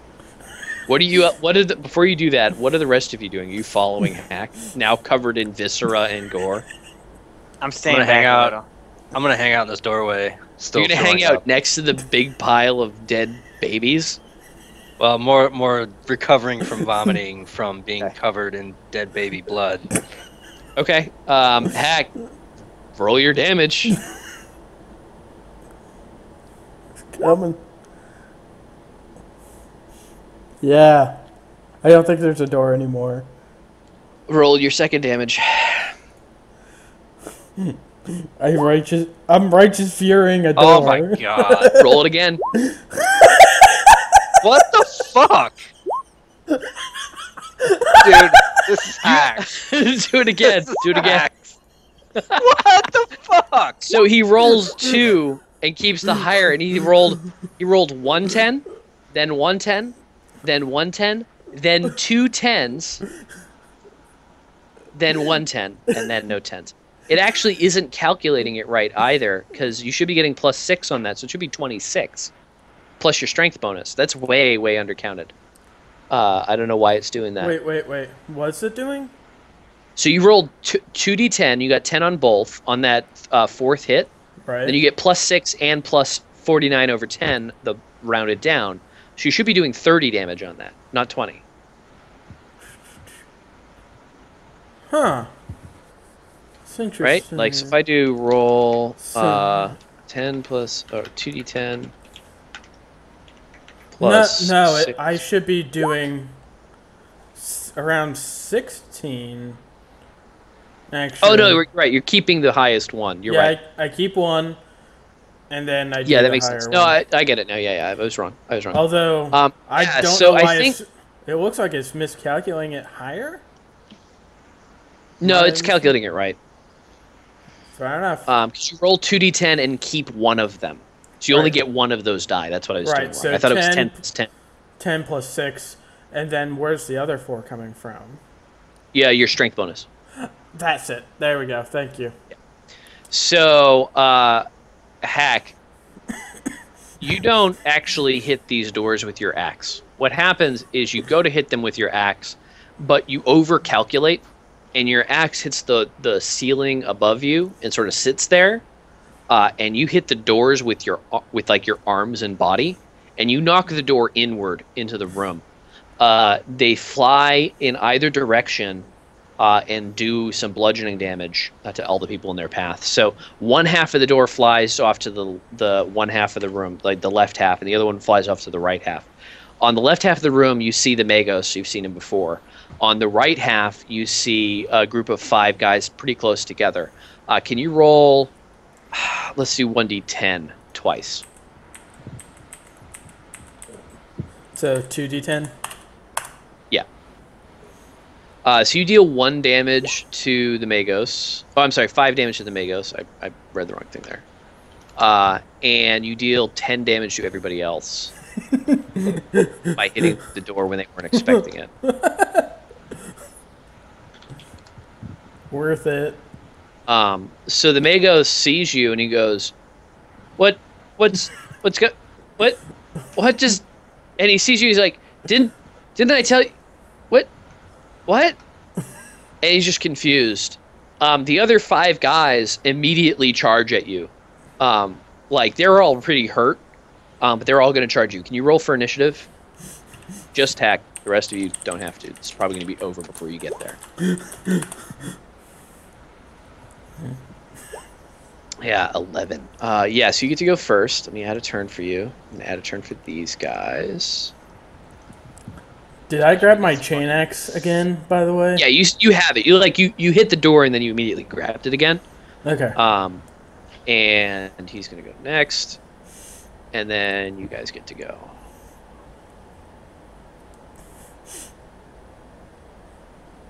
Okay.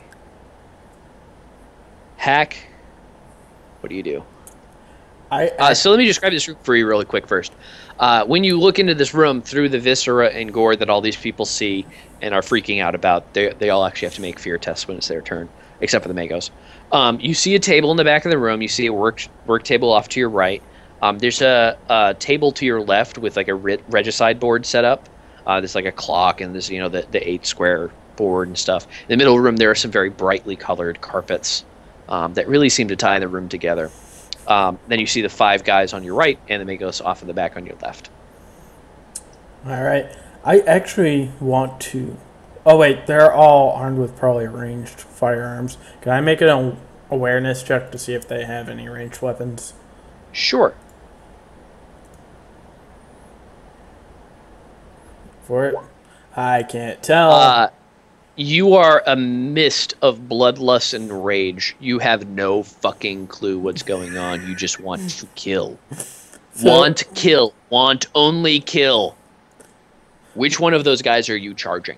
I think I will charge 80 million. No, let me roll a die for it. Because I honestly don't know. And I think I just rolled slightly wrong. But it doesn't matter. It would have worked. I would want that guy. Yep. Second, yeah. Okay. Go ahead and make an attack. At a plus 10. Because it's a charge. Mm-hmm. Wait for it. Yeah! Alright, you hit. Roll your damage. Critical failure, but that's still pretty good. 5, 6. He's dead. Yeah! Alright, these guys are all going to start attacking. You're outnumbered 4-1. Well, you will be by the end of this. This guy attacks you. Hang on 1 second. I don't need the cultist sheet anymore. Hang on a second. I don't need this sheet. Cultist sheet can go. Okay, these guys are all going to attack you using their weapons. And they can make an all-out attack, which is plus 20. He hits you solidly and does Luminant Shock for 15 damage, no pen. Which I eat. It takes 1 level. Okay, that's his turn. 6, 4. No, I take 1. Oh, man. I took 1 damage, guys. It starts. There's no special rules on Luminant Shock, is there? I don't think so. I don't know. Luminant, LLLL. Hate, Luminant Blast, Luminant Shock.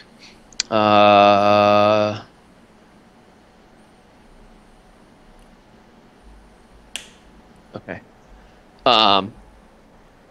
Yeah, so the heretic here is gonna stab at you, I think. It says it causes fatigue.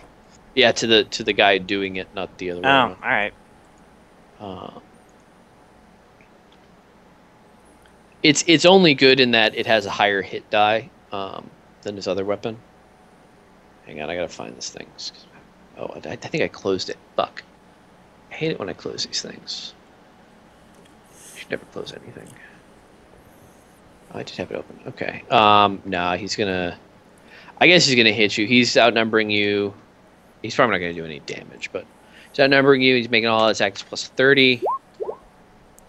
Misses. But he misses you. But he is in melee with you, so the next guy who goes, which is this dude, is going to shoot at you. Schismatical Convert. Where'd I put him?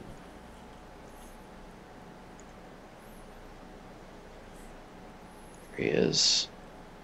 He's got a Mechadendrite.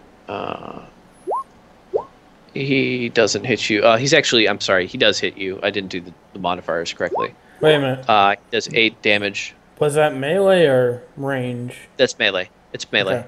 Okay. He's in melee with you now. I'm gonna move him. But he did hit you. Yeah. Okay. I think you're pretty much gonna eat all of these, to be honest with you. And then the last guy, the false man, comes in and he's gonna do another Luminant Shock. This time he's charging, which is plus 10. He's outnumbered now 4-1, so that's plus 40. He hits you totally. He takes 1 level of fatigue and does his damage. 11 damage. I eat it. Jesus Christ. You're the one that gave me Stormtrooper Carapace armor. I don't know why I did that. All right. That's his turn. Let me get up. And then we get this guy. So the Magos sees that you're attacking his men. The Magos doesn't like it when you attack his men. Give me 1 moment. I need to fix something because this is wrong.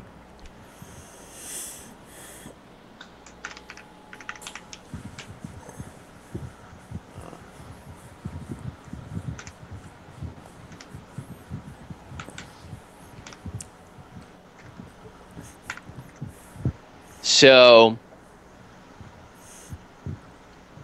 oh man, how'd I? Oh no, my bad. It should be 3d5.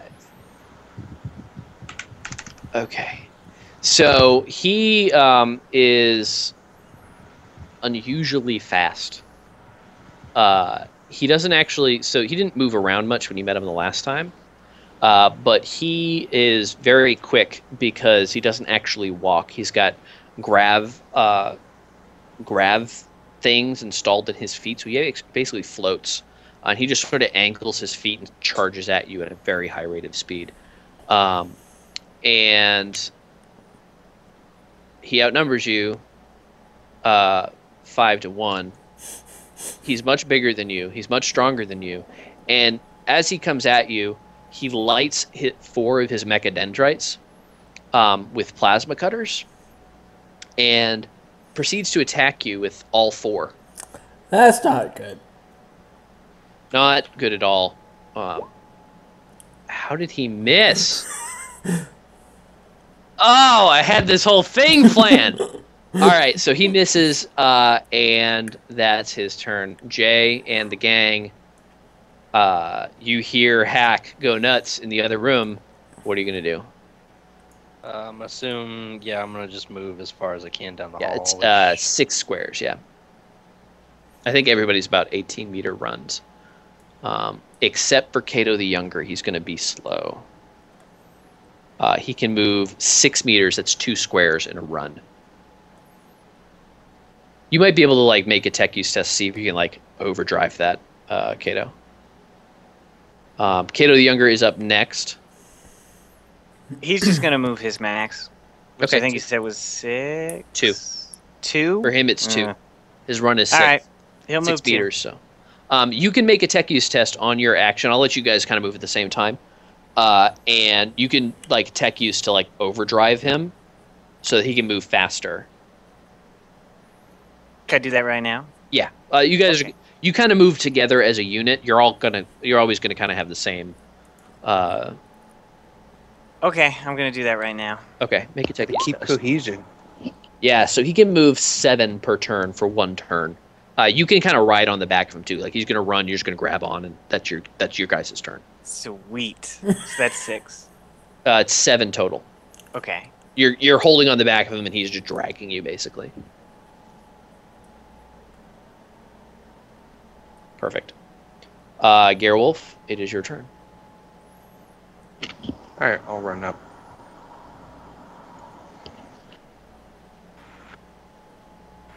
All right, Hak. You are surrounded, outnumbered 5-1. Am I getting a minus 50 to weapon skill checks because of that massive outnumbering? You know, I did forget to make them make their fear check. So normally, yes. However, I think 2 things. 1, you're too dumb to be afraid, and 2, I didn't make a fear check because you're covered in viscera. So I'm going to say that you don't have to. Oh, yay, thank God. I want to cleave 2 of these guys. Okay. In an effort to try and reduce their... Next turn you will, because I'm not going to forget the fear check again, so... 1. So I hit one of them. I'll aim for that guy, probably, depending on the damage. Okay.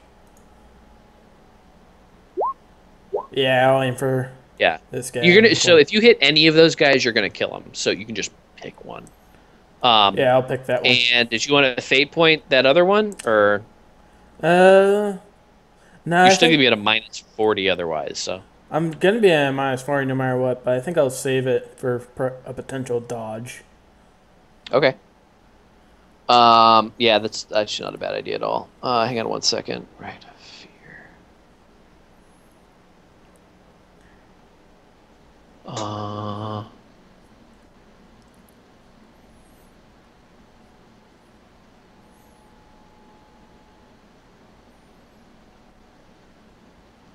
Okay.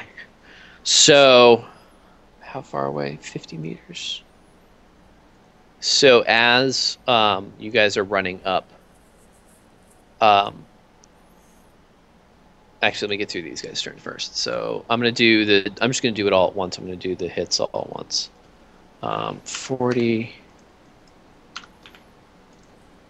It's 1 hit. It's 2 hits, and then he's gonna hit with his mono blade. He's got to do something. Hang on a second. Fear checks? I'm working on it. Okay.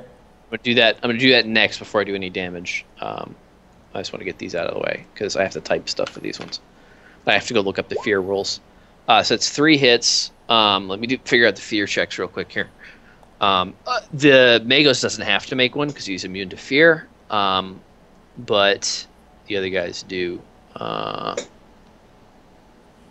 Fear checks. Okay, you have a fear level of 1.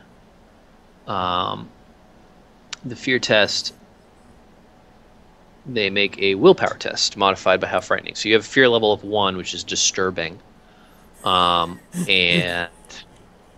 they're going to make willpower tests. Mom will be so proud. He passes. 2. He fails. And 3. He passes. So one of the luminance shocks doesn't go off because he doesn't actually do the thing. So we got 12 damage from that. Eat it. And eat it. That was the wrong thing. But yeah, that's fine. Oh, no, it was the right thing. It's Mechadendrite. Yeah, so one of the false men there is just terrified. He's like seeing you covered in viscera. He doesn't really understand. His abominable intelligence is just terrified of you. And the Magos, so as this is happening, the Magos, I think it's a half action. As a half action, he starts making this low rumbling sound. Hak, can you make actually, can everyone make a willpower test?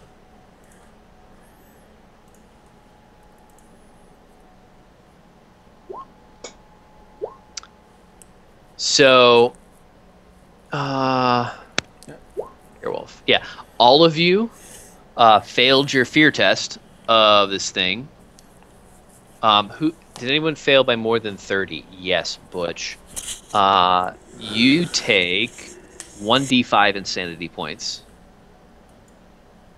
Let's figure out what happens when you fail the fear test. So now you roll on the shock table. So can everyone roll 1d100 and add 10 for every degree of failure? It's whole degree of failure. So Butch, you're at a plus 40. Hak is at a plus 1. I think everybody else is at a plus 1 except for Eldritch. So plus 10 for me?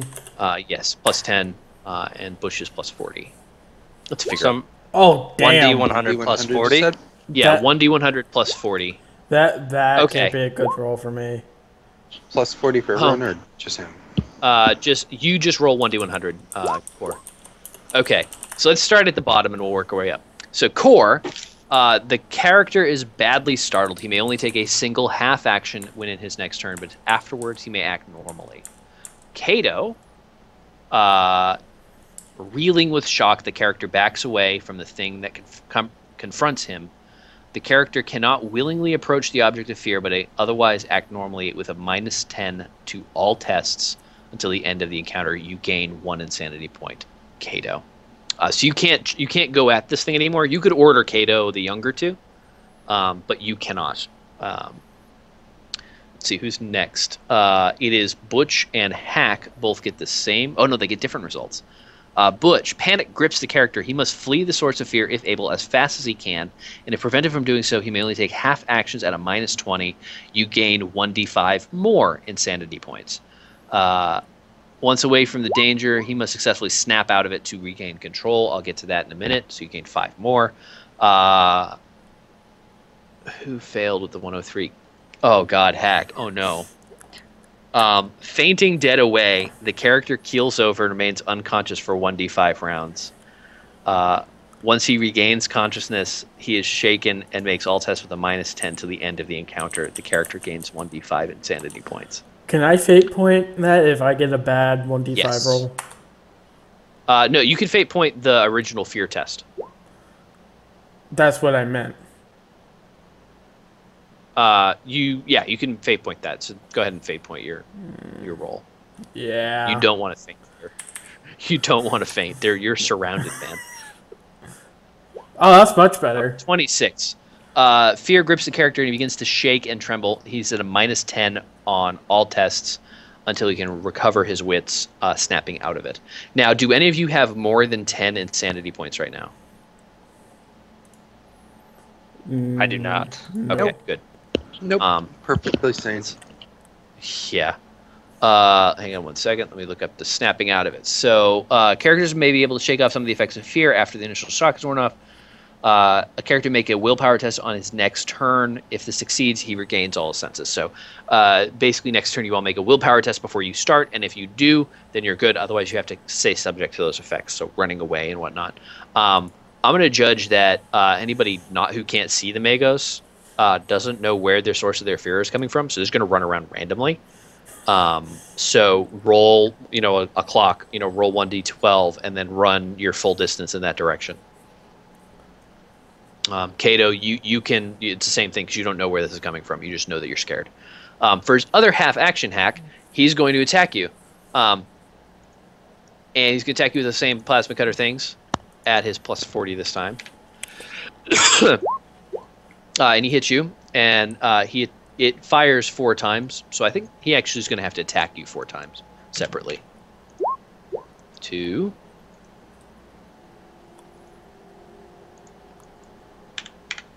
3. 4. And he does damage 4 times. 1, God damn. 2, 3, 4. And wait. I'm gonna try and dodge one of those. Okay. Try. Yeah, it is pen 6, so. Damn. Yeah, you're taking all that, buddy. So that would be 9. Ow. 9 total, yeah.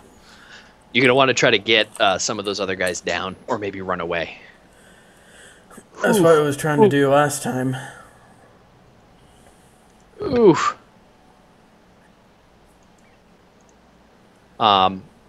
Yeah, okay, so that's his turn.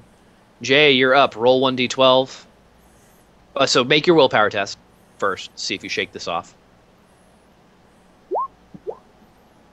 You're fine. You can do whatever you need to. You just sort of like... I'm going to run down the hall. Barrett? Yeah. All right. All right, so you come around that corner and you can see what's in there. You'll be able to act next turn. Cato the Younger is still running. You can keep him running at the same speed, Cato. You guys are going to move together right now, so go ahead and make your willpower test now, and you and Cato will move together. Okay.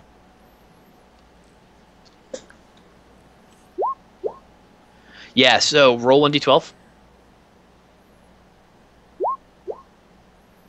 Yeah, so you're going to run towards 11 o'clock, which is sort of up into the wall. And you run all the way into the wall. You do, but Cato the Younger actually keeps running because he's too dumb to be scared by all this. So he keeps moving up that way. And Gerwulf, please roll your willpower test. All right. I'm going to give you a mark here for being scared. So you're fine. You can do whatever you need to. That's bad. I'm going to give you this one because you're scared.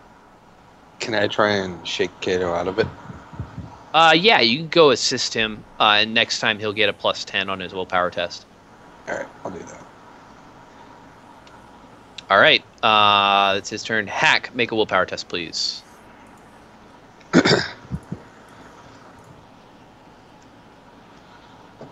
Damn. All right, you're still scared, man. Let's see, what did your thing do? What did your thing do? I just take a minus 10 to all tests. Okay, yeah, so you're at a minus 10 then. Unfortunately, I can't really disengage because I can't really go anywhere. You can disengage down to here. And you'll be out of melee, which means they'll all have to come back at you, which means they're not going to get their full amount when they come at you. They're not going to get their plus, they're going to get something else. Right, which I don't care about the other little guys. Those I can more than likely... Well, they're the ones that are making it so he has a plus 40. Right. That's why he's hitting you. Like, his weapon skill is pretty normal. It's only like a 40. But with the plus 40 on top of that, that's an 80 that's very hard to miss. Right. And even if I was to disengage and he was going to lose that, the other 3 smaller guys would more than likely engage me first. Mm-hmm. And I would be back where I started, so the best course of action is to attack with a coil, which I'm now taking that penalty? Yeah, minus 10. Actually, minus 50. Because... Minus 50? I can't do a swift attack then, because I'll auto-fail. Guess I'll have to do an auto attack against, say, that guy. Yeah. I mean, you're basically... Well, any attack you make is going to be at a minus 50. You're Right. outnumbered 4-1. Right, and if I do an auto attack, I'll negate 20 points of that. Okay. It's the only thing I can... You'd be rolling under a 10? I'd be rolling 20 or under. All right. Nope. Yeah, you miss. All right, these guys are going to start attacking you again now. Actually, I forgot to mark off their second. Your saving grace might be that these guys don't have a lot of toughness bonus. I don't think. Yeah, well, their toughness is 50. No, they have a lot of toughness bonus. So they need to all make their fear checks. Their fear checks work differently than yours just because they're not... do this roll 3d100. They don't like get the extra effects or anything. They just straight up pass or fail. Two of them will live. You make it through the fear check. Two of them do not. And we're gonna say they're just plus 40. It's one hit, and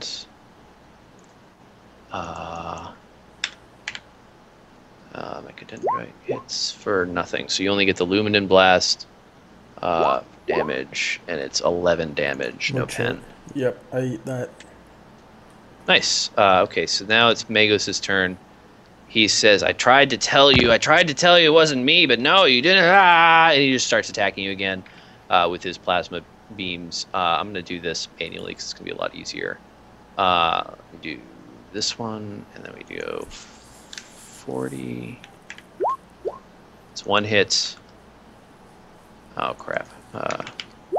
Oops, that still hits, but it's fine. It's 2100 plus 10, less than what? I should have just done this manually. 42. 1 less than 82. All right, so he hits you 3 times for that much.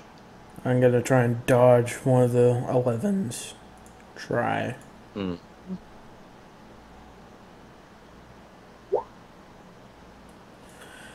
All right. So that's 3, 6. I'm at -7. All right, so that is it's plasma, which is an energy weapon. So -7 on the energy chart. Let's find out what happens to Hak. I think I might have killed you. Oh shit. How many fate points do you have? Energy critical effects really hit you. I have no current fate points, but I do have 2 I can burn. Yeah, so you can burn one to stay alive. I might. So he hit you in the head on one of those. In fact, on all of them. The last thing he needs is more head trauma. Okay, energy critical effect to the head. At 7, you said? Yeah. Hey, Tim. In a gruesome display, the flesh is burned from the target's head, exposing charred bone and muscle underneath. The target is blinded permanently and takes 1d10 levels of fatigue. Also, roll 1d10. This is the new This is a target's new fellowship, unless his fellowship is already 10 or less, in which case nobody really notices the difference. I think I'm gonna have to. That's rough. That's amazing. It's amazing up until the point of blinding. So let me say this, Tim. It's a good thing it wasn't 8. Otherwise, your head would have been destroyed in a convocation of fiery death. He does not survive. You are 1 point away from death right now. Does that destroy his helmet? It does destroy his helmet, among everything else. His head is just gone. And if I fate point that, can I not be blind? Can I burn a fate point to not be blind? You can fate point the dodge. That's the only thing you can fate point here. You're not dead yet. You're just blind. Right. The problem is there does exist like implants and stuff for that. So like you could regain your sight. Like that is a thing that can happen. Fair enough. But your face is like burned off. Your face mask got burned off, so it's your actual face now. Because I assume you have a face mask like your avatar thing does. Well, I I actually had the Stormtrooper Carapace armor helmet on there, which is you don't anymore. Yeah, I figured as much. Draw a smiley face on it. So let's do the following: roll 1d10 for your fatigue. Let's see if you pass out on the floor. You might get ignored. That could be good. They might not poke you. Yeah, you take 5 fatigue. What's your toughness bonus? Your flat 4. Yeah, 4. Yeah, you're passed out. Actually, I don't know if a natural tough. I'll let you decide if you want a natural toughness to count. I want to pass the frick out and hope they ignore me. All right. Okay. Or at least so you're out on the floor. This is so fun. Now roll 1d10. You have 10 fellowship. So I just dropped 17 fellowship points. Awesome. You got fucked up. All right, guys. That was his turn. Jay, you just saw this happen. There's still that infrasound thing. Wait, what? What'd you say? What? No, I snapped out of it, so I'm... Yeah, you're fine. The infrasound that caused that is still happening, so you're still kind of like, you feel the fear, but you're trained, you know how to deal with this, you're controlling yourself and able to act normally. What do you want to do? I want to walk around and not engage in combat and try to stop combat. What do you say? Hak, what? Oh God. Oh God. Time out. And just make a timeout gesture with my hands. Do the T with your hands. Yes. Roll a fellowship test. Good thing I didn't have my face just burned off. Fuck. So the mega... Do you want to fate point that? Yes. Okay. Fuck. So the Magos turns to you, Jay, and takes one of his free mechanics. He's got like 30 of them. They're all over the place. He usually keeps them sort of like wrapped together, braided, and held behind his head almost like a ponytail. He takes one of the free ones that isn't like currently engaged, and he smacks you with it back into the wall. Can you roll 1d10? You take 6 points of damage. Only your toughness counts.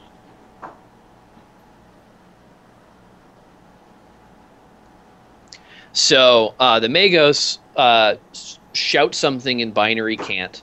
Cato, you are too terrified to understand any of it. But the other 3 things do stop.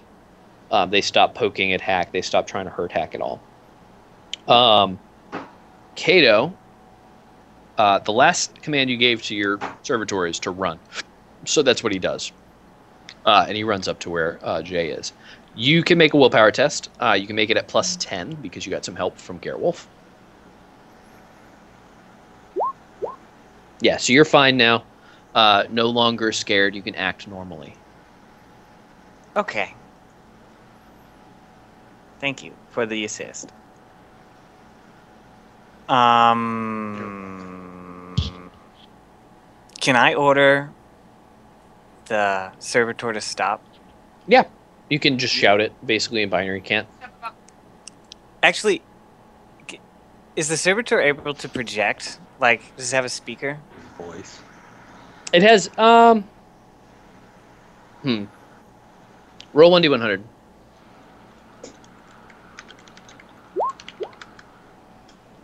It does not. Okay. It has arms, though, right?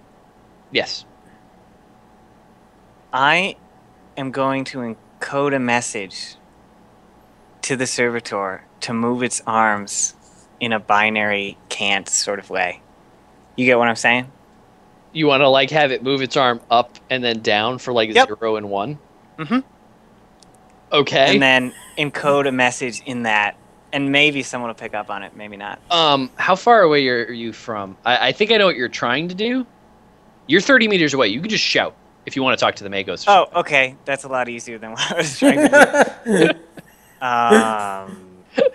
Okay. You've spent too much time trying to come up with clever plans that I don't expect. And so, yeah, you can just shout. He's like 100 feet away. Hey, Anglebar, could we maybe take a breather real quick, sort this out? Your friend came in here and he tried to kill everybody, and there's doors in my face, and it hurt, and and he's saying all this in binary cant, so the rest of you hear something to the effect of... Yeah, so, but you understand it perfectly, Cato. And he basically says, you know, all this stuff happened, and he's like freaking out, and he starts like storming out of the door. He hasn't actually replied to your question, but he's moving towards you when it's his turn anyway. Do you want to do anything else on your turn? You have like a half action left. Can I continue talking to him, or? Yeah, I mean, you can spend your whole turn trying to calm him down.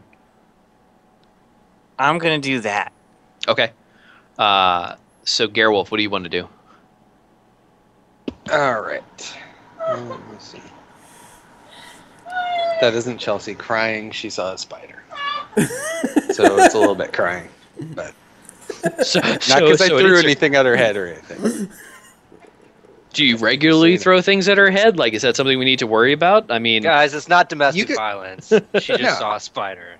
Yeah, exactly. Who put the spider there? Guys, I'm telling you. That's not relevant, Paul.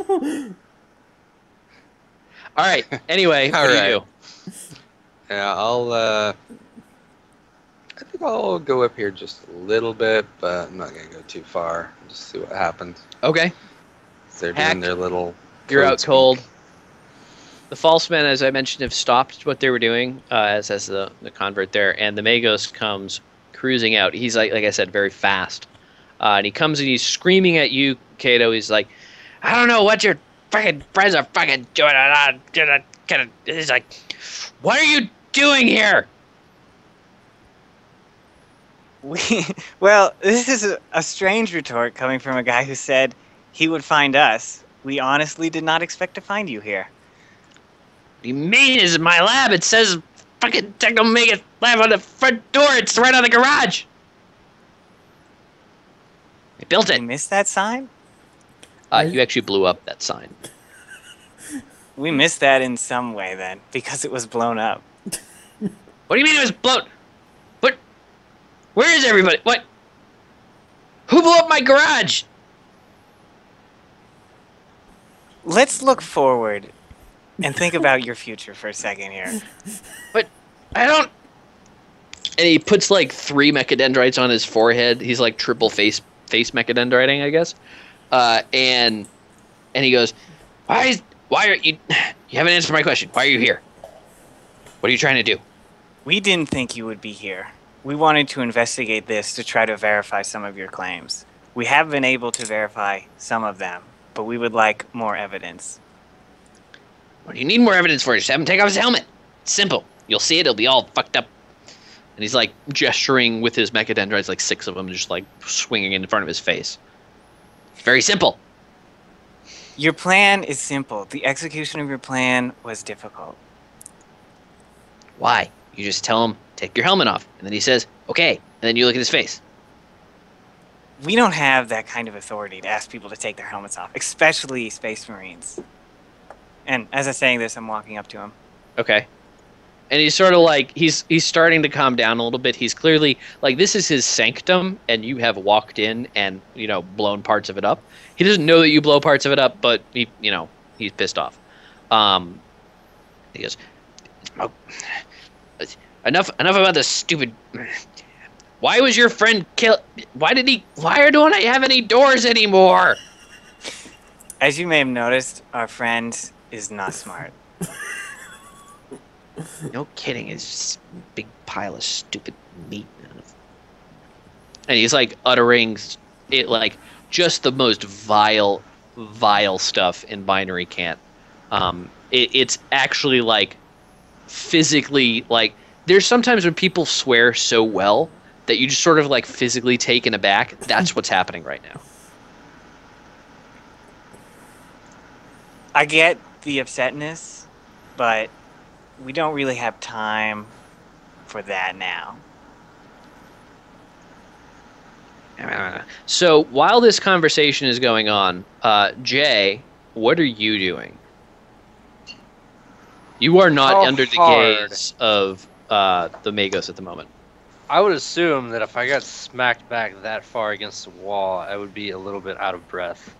I mean, you've more or less recovered from that. That's what those wounds represent. Like, you've taken that damage, and yeah, you're probably like a little bit like dazed, but you're not. You're capable of doing actions. Okay, I would like to move closer to him then, and we have bigger issues. All issues aside, right now, the planet's probably going to blow up in 2 days. We have issues to discuss. Why would they blow up a perfectly good planet? Everything's fine here. Not to the Inquisition. With the orcs and your potential wrongdoings, they don't understand. You were didn't do anything wrong. I did what I was told to do, and then all the people died. It wasn't my fault that all the people died. I mean, they're people anyway. Who cares about them? Well, with the potential Chaos Marine, other Space Marines are coming with an Inquisitor, and they're probably going to destroy the entire planet. Oh, Gerwulf, I saw you moving. What are you doing? All right. So, why don't you explain what you're doing, Corey? All right. So he's unconscious? He is knocked out on the floor. I know what he's doing. So, as this is happening, hang on one second. The other things standing around him are like they're present and they're making noise. Oh my god. Oh. But the Magos doesn't hear it. Cato, can you make a check against your secret tongue tech?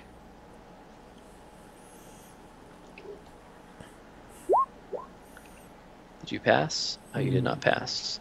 Yeah, so you don't hear it either. Yeah, what do you want to do, Cor? Well, how hard would it be to, say, shoot my bolter into an unconscious person's head? Trivial. Roll damage. You son of a bitch. You do 10 damage. How much damage do you take from that hack? It's pen 4. Let's see, pen 4. That would... In the head, so there's no armor. To Tim? Pen... Oh, sorry, my mic was muted. There's no armor to penetrate since you shot me in the head, dick. Yeah. You take 2 damage, right? I would take 2 damage, which is now -9. It's on the explosion chart. What does that do? On the explosion chart is explosive critical. Target ceases to exist in any tangible way, entirely turning into a kind of crimson mist. You do not get much deader than this, except ... Amazing. Okay, so how does the fate point burning rule work? Do you have to be like in one piece in order for you to fate point? I have no idea. To burn a fate He's point. gonna have no head from now on. Well, no. So what would draw happen? A dick on his face. This is way worse. No. Yeah, So what would kind of a dick happen? move. What would happen in that case is if you burned a fate point, assuming it works and you don't need to be intact, what would happen is it would get retconned, like you wouldn't have been hurt. Let's see. Page 183, Burning Fate. Sometimes a reroll or extra degree of success is allowed. Look for burning fate. Let's see. Page 185. The character may choose to burn a fate point and permanently reduce their fate points by 1. The result is that the character survives whatever it was would have killed him, but only just. So, for example, if the character was shot with a las cannon and suffered a critical hit, that would have killed him. He instead would be only horribly wounded. I'm not already horribly wounded enough there. Really? All right. In more extreme circumstances, such as being trapped on a spaceship during a warp drive implosion, it is up to the player and the GM to work out how the character makes it. So you can burn a fate point to survive. Here's what I'm going to say. Can you please make... do you want to do that, first of all? Probably. So you need to answer yes or no now. Sure. Before... Yes. Okay. So you're going to burn a fate point, so do that now. Done. Please roll an agility test.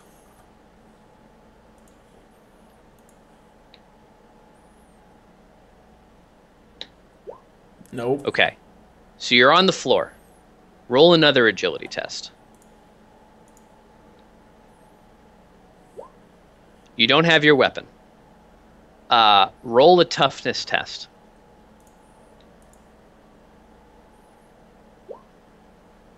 You can't do anything. You're on the floor. You don't have your weapon. You know that he just tried to shoot you.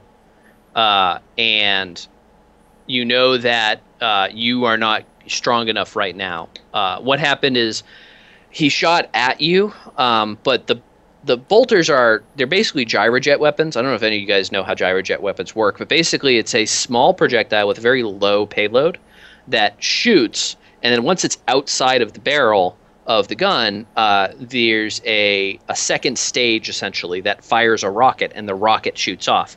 Well, at close range, those things don't work. They don't have enough impact to really do damage. And so he shot at close enough range that it didn't spark off in time. Now, the bolters in the 41st Millennium have a very short range, but not all of the bolts are made equal. So this one happened to be kind of like a dud. It took too long to fire off. So it should have hit you in the face, made you come to, but didn't kill you. So you're alive, but you can't make any action this turn. We're going to go in initiative order since Gerwulf is still in there with you. And you're going to have... I'm going to move you over a little bit. There's his token. That son of a bitch. So, so it's your turn right now, Hak. You can still make free actions. You just can't make any positive actions that take action. So you can still talk. That's about all you can do. Why knew Penis Man shoot Hak? Hey, he wouldn't know it was me. I said new Penis Man. He said new Penis Man. No, I mean he wouldn't know it was me that shot. Yeah, he wouldn't. He's conscious. He tells there's a bolter shell sitting next to him. And you still have his gun in his face. Isn't he blind? Oh, that's true. Frick. You are blind. Yeah. Son of a bitch. So what do you do? Who shoot Hak? I'm just gonna sneak out the room. Son of a bitch. So Cato totally saw that, by the way. Cato the Younger. So Cato the Younger saw you walk in and shoot Hak. Cato the Younger is saying this in binary can't. Let's move on to the next guy's turn. So the Technomagus goes, Jay, it's your turn. You hear Cato the Younger freaking out. He's going, Grah, and then making like a weird staticky sound. What do? You still talking to Technomagus? Yes, because I would feel like I would be looking the other way and wouldn't notice. Yeah, but you know what you would do? You would hear... how far away are you? It would not be a super loud sound since it was a dud. You are only 10 meters away. Make an awareness test.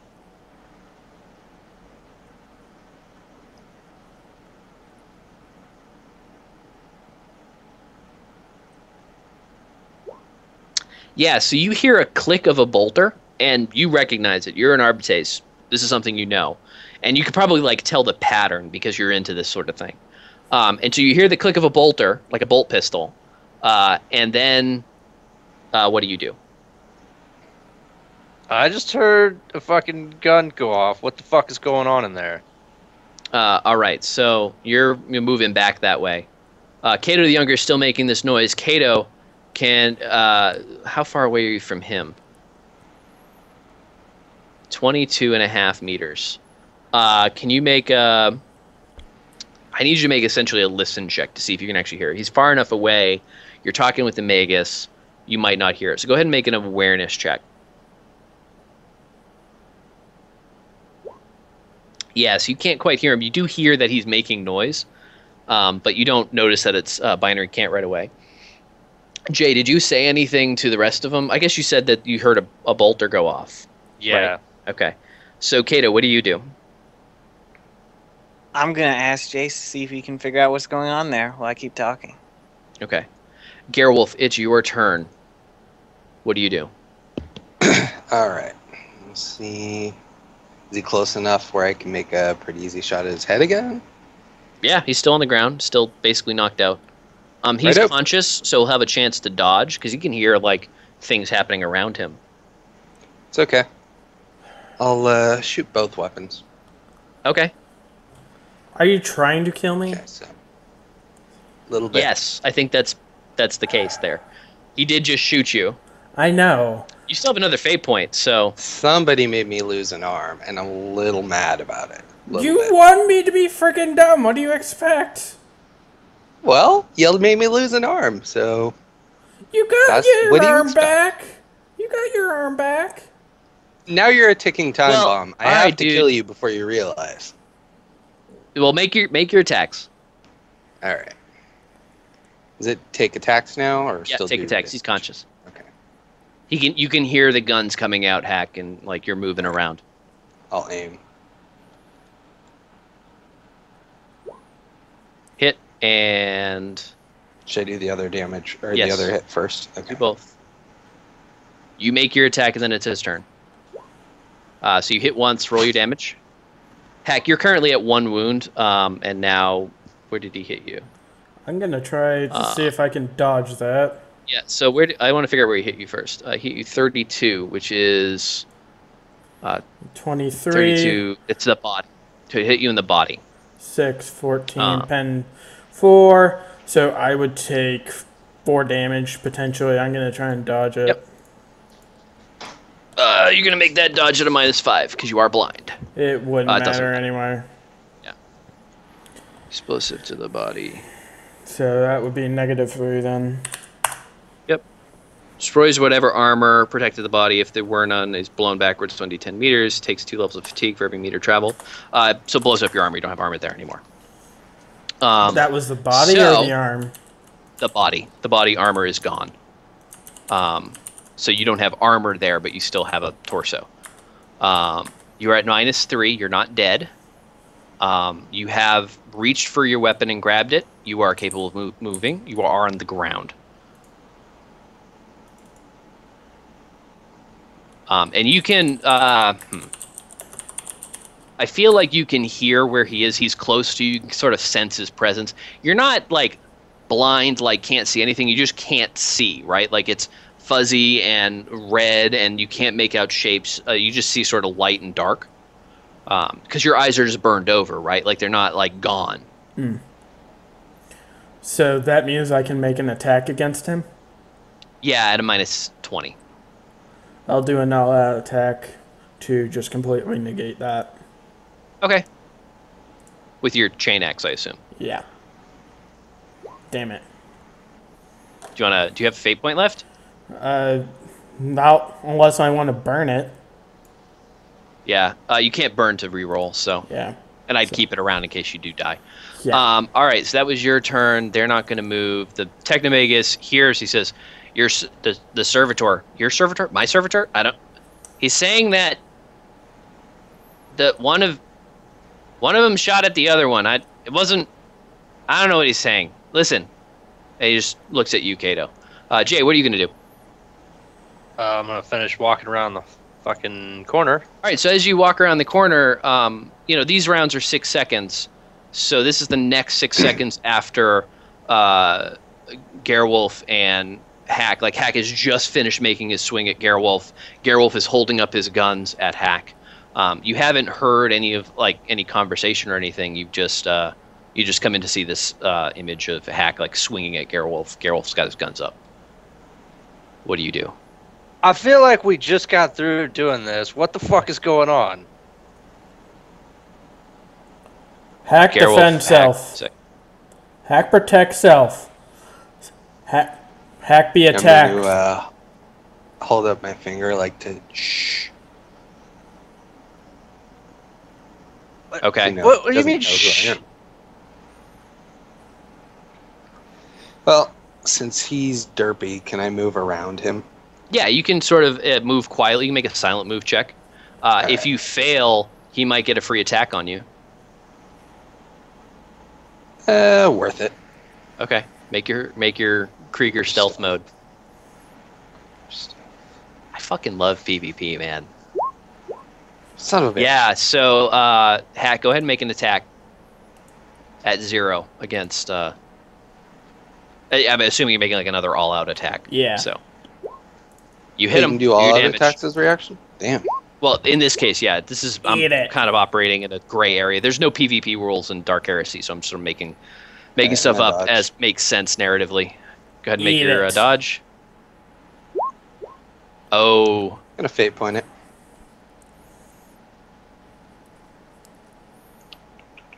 Alright, dodging again. Son of you take that bitch. 17 pen in the what, and he hit you in the head. Really? Eat it. Yeah, you rolled a 7. This plan might have backfired a little bit on you. A little bit, but I was already fucked anyway when I lost my arm and my chainsword. You could have got another chainsword. And you got your arm back. I don't think so. Well, I got my arm back, yeah. You had 40 influence. You could have gotten like an eviscerator. But no, you had to go kill Hak. Not yet. But I still will, I think. Alright, well, how much damage did you take? You took 17 pen 2. And to the head. So 15.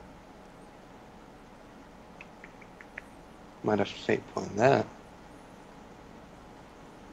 So wait, what was your damage net out of that? 15. Alright, so you're at -5 rending? Mm-hmm.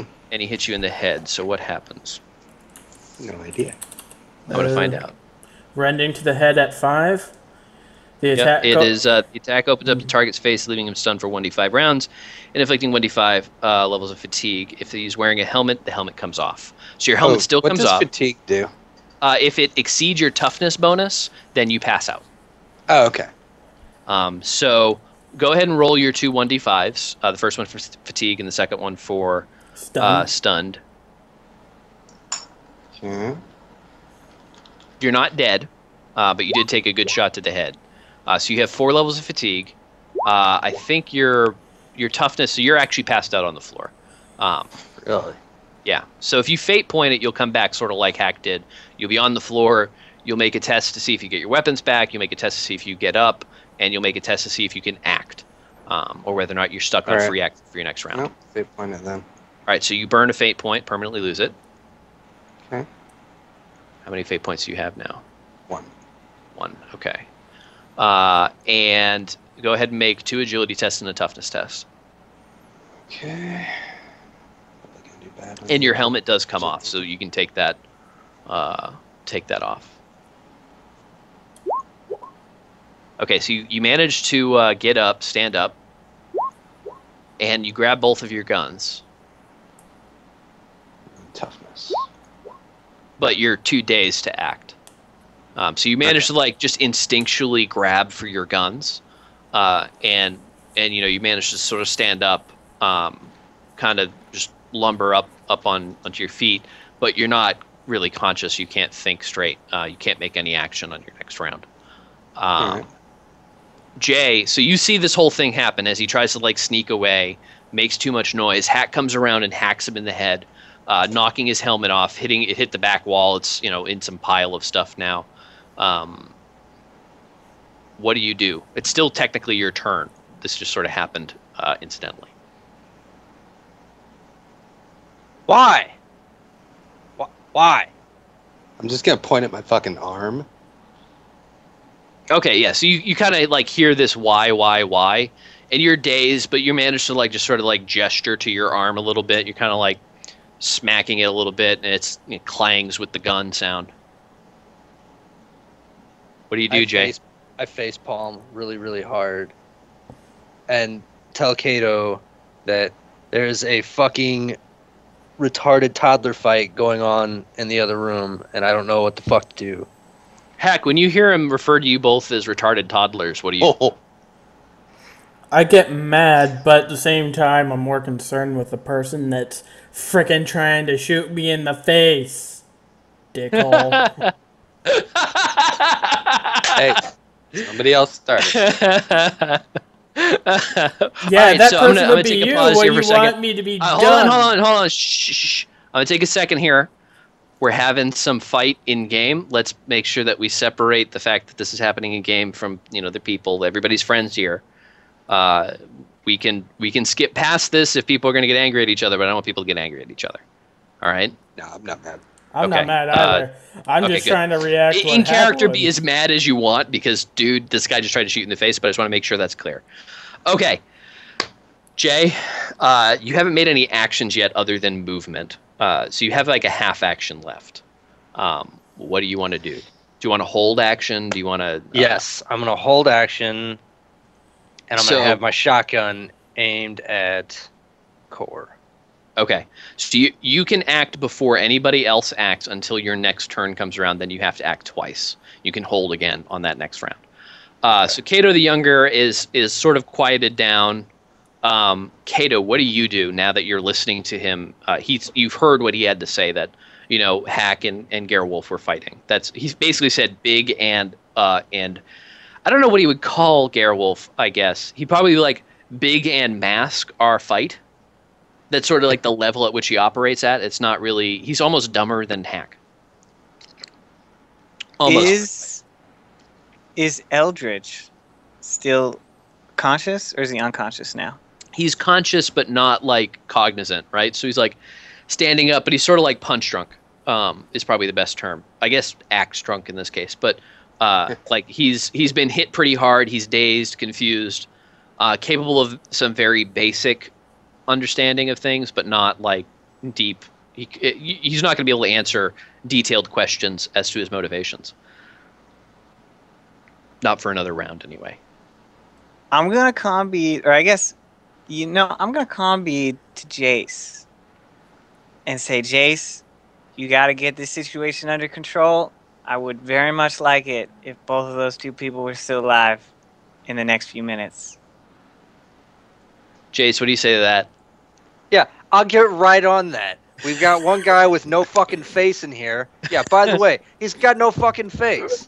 And now Gerwulf doesn't have a helmet, and he's about to have no fucking face.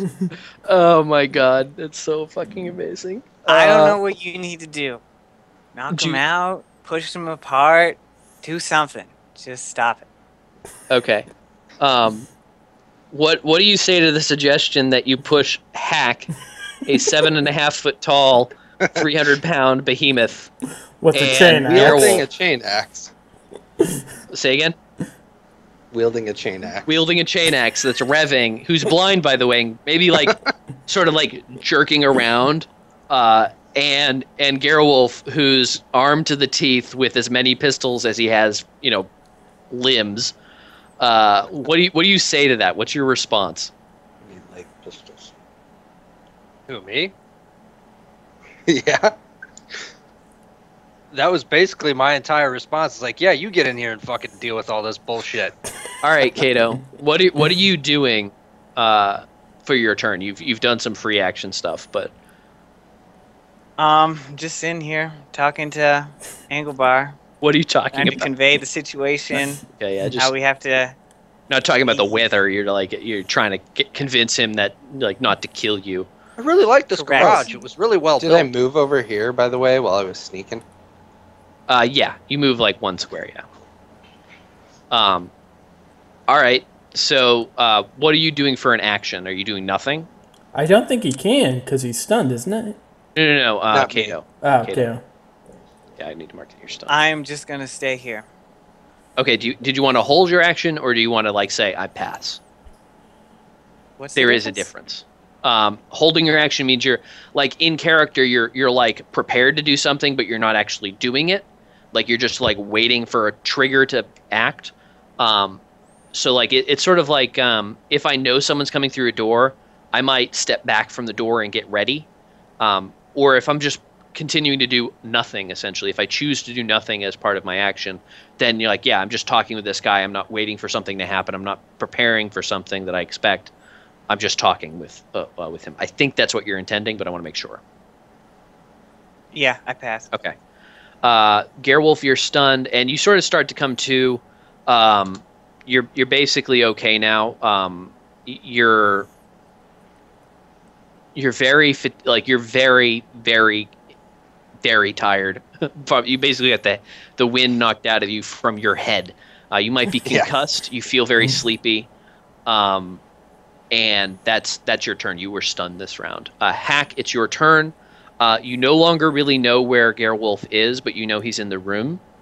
You can't see anything. And in fact, I'm going to illustrate that by removing your sight. Okay. Boom. I don't know if you can actually not see now. No, I still have full vision. Oh, well, I removed it from your token, sir. Okay. If dynamic lighting were still on. All right, so what do you want to do? Because I'm still being attacked, as far as I can tell, I won't actually take a swing at who, in this case, Gerwulf, but I don't know who it is. I want to take a... All right, so I'm going to move your token around just to be like a logical thing. Sure. Go ahead and roll 1d4. And I'm going to roll 1d4 as well, but behind the screen... Ugh. Okay, if you want to make an attack, I know who you're attacking, but you don't. It's going to be the sum of my roll, which is hidden, and your roll. And I'm going to take that and basically count, starting at the top, is 1, 2, 3, 4, clockwise around that circle. I've rolled a number, you've rolled a number. The question is, are you going to hit the person you want to hit? I'll take that risk. Okay. Are you trying to make like a cleaving attack? Because if you make 2, you're going to hit 2 adjacent targets. I think I'll. Or are you just trying to hit 1? I'm just trying to hit just one. Okay. Go ahead and make your attack. All right, you hit. Roll damage. All right, so you swing your axe, and you hear it whistle in the air, and then you rev it at the last second as you hear the air start to change, and you see a darkness in front of you, and it connects, and what you hear is the grinding sound of metal as it just grinds. It's this screeching, awful sound, and you destroy one of the false men.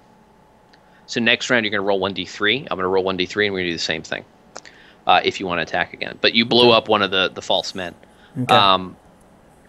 The Magos hears this and cants over at Cato. He goes, why did they kill one of my creations? What are they doing? Cato? That's something he does there on his turn. Jay, you held your action the whole time. You can make 2 moves. You can hold your second move if you want, but you need to act now. So, can I try to knock Eldritch out with the butt of my shotgun, since he doesn't have a helmet on anymore? Yeah. I mean, you can make like a melee attack against him, and I'd let you make a melee attack that is intended to knock him out and like stun him, basically. Yes, that's what I want to do. Okay, so you're trying to do like non-lethal damage. You're trying to conk him. Yes. Okay. I do have a club. Would that work? Yeah, let's say that you're using your club to do it. It's not going to matter. Like, you're just going to make the attack. If you succeed, then I'll let you stun him otherwise. Yeah, so you swing your club at him. Gerwulf, you see this. Well, like Gerwulf, Eldritch. Your name doesn't matter at this point. Like, whichever one we call you. Gerwulf, yeah. You see this club coming at you, and you instinctively just sort of like dodge out of the way. You're still pretty dazed, but it was definitely Jay who did that, and you know it. It's okay. No hard feelings. Okay, Jay, you can make another action if you want. That was your held action. Can I continue to hold? Yeah, you can hold again. I will hold. Okay. Cato the Younger just sort of drools and whirs, and he's curious as to what's going on. He doesn't really know He's like holding up his guns and like looking at you, Cato, and just going, Is Keanu Reevesing it? Cato, what do you want to do? I'm gonna keep talking to Engelbar. Okay, why don't you make a fellowship test? And since you're speaking the same language, literally, and since it's another member of the priesthood, why don't you make it a +20? I feel like you have a better chance of connecting with him. He's sort of, you've dealt with, okay, yeah. So you keep him sort of calm, and he's like, all right, Cato, I don't know what's going on, but you seem to know a lot more about this than I do, so it's okay. I guess it's fine. And he's just like sort of confused, and he sounds a lot like Claudius, and so you kind of know how to deal with that because you've dealt with Claudius a lot. Yeah, so that's your turn. Keeping him calm. Gerwulf, it is your turn. All right, time to leave the room. Okay, so you've come to enough that you can start to leave, like you can move. So where do you want to go? You just making like walk past Jay and tell him there's a contract on his head, and then just keep going for now. So Jay, what do you want to do as he walks past you? You can stop him at any point and act because you have a held action. I do have a held action, and as soon as he says that there's a contract on my life, I'm gonna aim a shotgun at him and take a shot. All right, he's point blank. Maximally. Oh man, Sally's about to blow Don't your even want to shit find up. out. I'm just gonna get impact damage. What? Fate point You rolled that. an 83. You want to fate point that? What? Yes. Oh. Come on, I have the critical effects for impact ready. Come on. All right, you hit him twice for maximal and once for overkill. So roll 3 damages. So I'm gonna try and dodge that. You can only dodge one of them. Seriously? Yeah. Yep. Oh no, actually no. I'm sorry. You dodged the attack, not the damage. Yeah. Yeah. Motherfucker. Fate point. Do you have any? Okay, fate pointed. All right, you dodge it. So he just sort of like. Does that maybe hit someone behind me? You know what? I'm gonna say it does. It kills the other, because it's directly behind you, right? Yeah. So you just sort of like managed to like juke out of the way at the last second, and walk past him, which I think you put yourself. Asking here. if he wants more details or to fight me. All right. So that's your held action spent.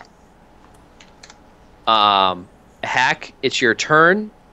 There's a person still near you. You know there's another person kind of far away, and you felt one person leave. What do you want to do? I asked Jay. Drunk man, did person who attacked me go away? Yeah, he went out in the hall.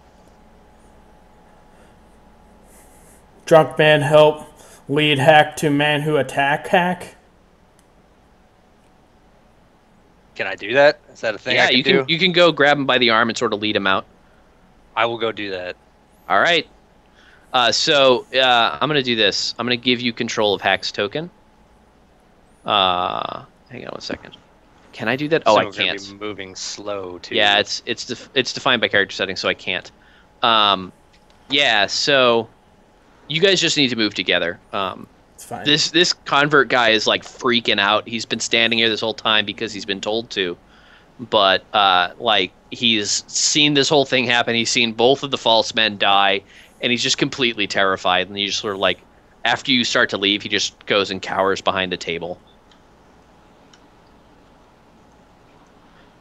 Yeah, so you guys can be led together. Jay, why don't you just Hak, just stay right behind Jay's token, and that's where you are. Yeah, so can we move it all this round? Yeah, you can move with Hak this round. That's fine. Well, I'm assuming, could we get him back to the doorway at least? Yeah, you can move up to like the doorway. He's moving kind of slowly, and you have him sort of leading him by the arm. All right, the Magus is still talking to Cato. Jay, it's your turn, and so you've spent like half action. That's what I expected there, to move out with Hak. But you're out in front now. What do you want to do? I'm gonna take a pop shot at him with my pistol. Okay. Does he have quick draw or something? Because didn't he do? I do. Yeah, quick draw. Okay. This you is actually want turned into details the here or not? All right, you hit him. Dodging. You fail. Yeah, I don't think you have any fate points left either. Yes, take 11 E damage, energy damage. Oh, you're dead again. It's to the body, I think. Either way, I'm dead. Yeah, you were at one hit point because you came back. Yeah. 25. So you're dead. You're at -10 energy. Or actually, how much damage do you take? That's important. You're starting at 1. More than enough to kill me? Because it might not kill you. It might just blind you or something else. So 7 minus whatever he had minus 7. He rolled and hit you in the 25, which I believe is I think it's a body or it's an arm. 25 is 52, so body. No, I already did the backwards thing, so he's hitting the 25. That would be the left arm. Left arm. Hey, the arm, is that the one that... My good arm, you son of a bitch. Good arm? Yeah, and you're at -7? Yeah. Hold on a second. Let me put you at that -7 total. So, with a loud snap, the arm bone is shattered and left hanging limply to the target's side, dribbling blood onto the ground. The arm is broken, and until repaired, the target counts as only having 1 arm and takes 2 levels of fatigue. So you are not capable of moving. You're basically completely exhausted. Your arm is hanging at its side. What gun were you handling in your left arm? That'd be my hand cannon. Yeah, so you dropped that on the ground. Also, it doesn't you're go off, stunned for because a guns round. don't go off when you drop. Is that true? The target is stunned for 1 round. The target is stunned for 1d10. Oh, that's head. I'm sorry. Yeah. Target is stunned for 1.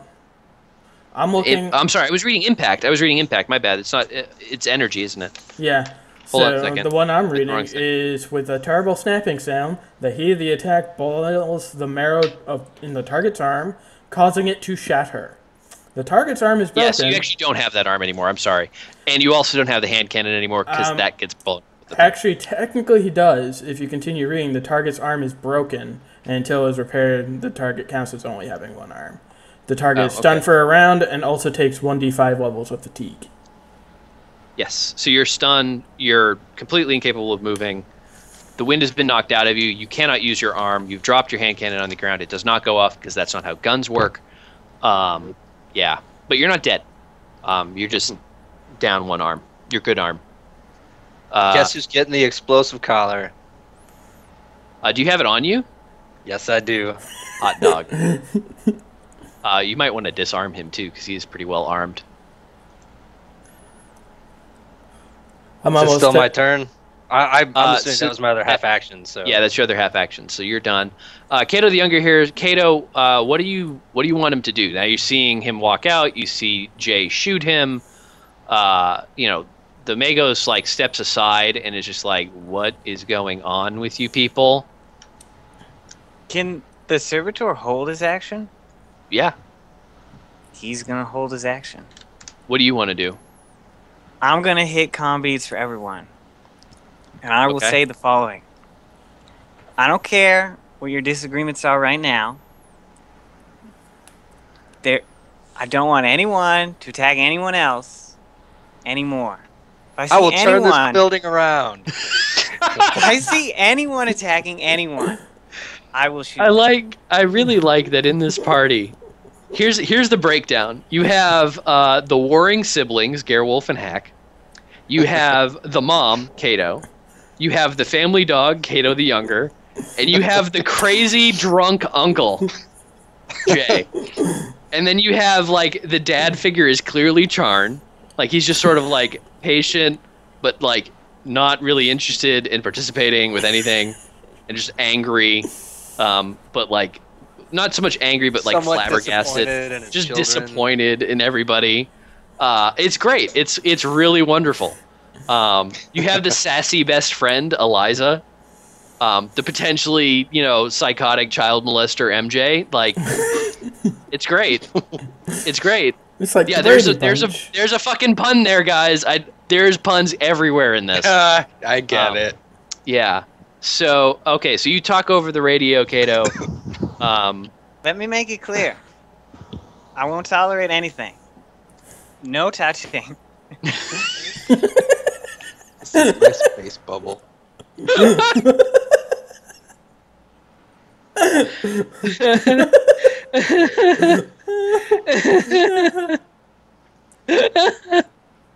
Fantastic. Okay. Do you do anything else, or are you waiting for something, or are you actually just done now? I'm gonna hold my action as well. Okay. That's what I figured. Gerwulf, you're passed out on the floor. Hak, it's your turn.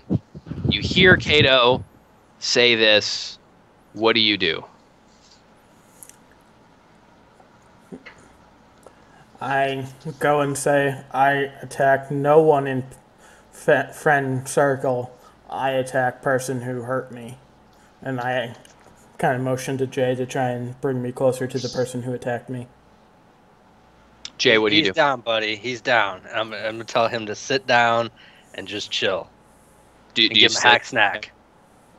I gladly take the hack snack with the burned off face. All right, so you're sitting on the ground. You're eating your hack snack, probably looking a little dejected. You're like you just got scolded by mom, which is exactly what happened. Detective Magus looks at you, Cato, and goes, I don't want to live on this planet anymore. And he starts to just walk away. And he's moving Good news! He goes, bad news, everyone. I don't want to live on this planet anymore. And he just starts to walk away. He just cruises right past the servitor, doesn't care. He's going to leave. He's done. He's done with this. He's had enough. You told him there's an exterminatus coming during your conversation, I'm sure. So, yeah, he's done. So what are the rest of you guys doing? So, Jay, it's your turn again. I am absolutely going to take every single fucking weapon off of him and put it in my inventory and put the explosive collar on him. Okay. So, yeah, you've taken all of his weapons. You've kind of just piled them to the side. I don't think you can carry them all. I'm surprised that he could carry them all. Maybe you give them to Cato, the younger, or whatever. You put them away so he can't get at them. He's still passed out on the floor, so it's no problem. You put the explosive collar around his neck. Cato, do you do anything when that happens? No. Okay. Yeah, so... I'm going to explain, though, over comm beads while I'm doing this so that it's not a fucking mystery, that Captain Dickhead over here, he's getting a new penis on his face, regardless if he lives. Captain Dickhead is wonderful because you put a penis on his face. Exactly. Captain Dickhead over here tried to put two into Hak. Hak had his face burned off by fucking Mr. Plasma Cutter that just walked away, so he has no face anymore. And Captain Dickhead tried to put two into his face. Hak cleaved his face in two. He's in pretty bad shape. And then walks by me and tells me there's a contract on my life. I don't trust the fucker. Especially after everything we did to keep him intact. After the last 7.5-foot guy almost killed him. Am I conscious for this? No. You're conked out on the floor. Do I overhear that conversation via comm beads? Yeah, you hear the whole... It's over comms, right? Yeah. Do I... it doesn't even need to be comms. Do I understand? You hear Captain... Yes, you hear Captain Dickhead. Do I Is that the question you're trying to ask? Basically, what I'm trying to ask is, do I understand this perhaps well enough to realize this is actually Gerwulf? I don't know. That's a lot of So let me ask this question. Do you want to? Is that a thing you want? A bit. You, the player, not the character. The player, a bit, yes, I do. Also, as the character, much more so, I do want to know. Okay, roll an intelligence test. We'll see if you put 2 and 2 together. Oh, that was not the right button. That is. You're too busy being upset that you can't see anything. You're like passing your hand in front of your face and like not weeping, but like you're like you don't understand what's happening. So, you know, we make a lot of fun of your lack of your character's lack of intelligence, and you know, we make him like, oh, he's chasing butterflies, and you know, the butterflies happen to be like super fucking grimdark, but. No, like, you're running around and smashing boxes and stuff. That's the funny half. But the sad half is that you don't realize what's happened to you. All you know is you can't see. All you know is that the world that was isn't, and you don't know why. You don't understand what's going on. You know you were being attacked, and so you are acting like a caged animal. And at this point, you've gotten past that part where you feel like you're in a corner. Someone you trust has told you you're okay, but you're like dealing with a huge trauma. Like you're going to have psychological issues. In fact, roll 1d5. Time for some insanity. You're damn right.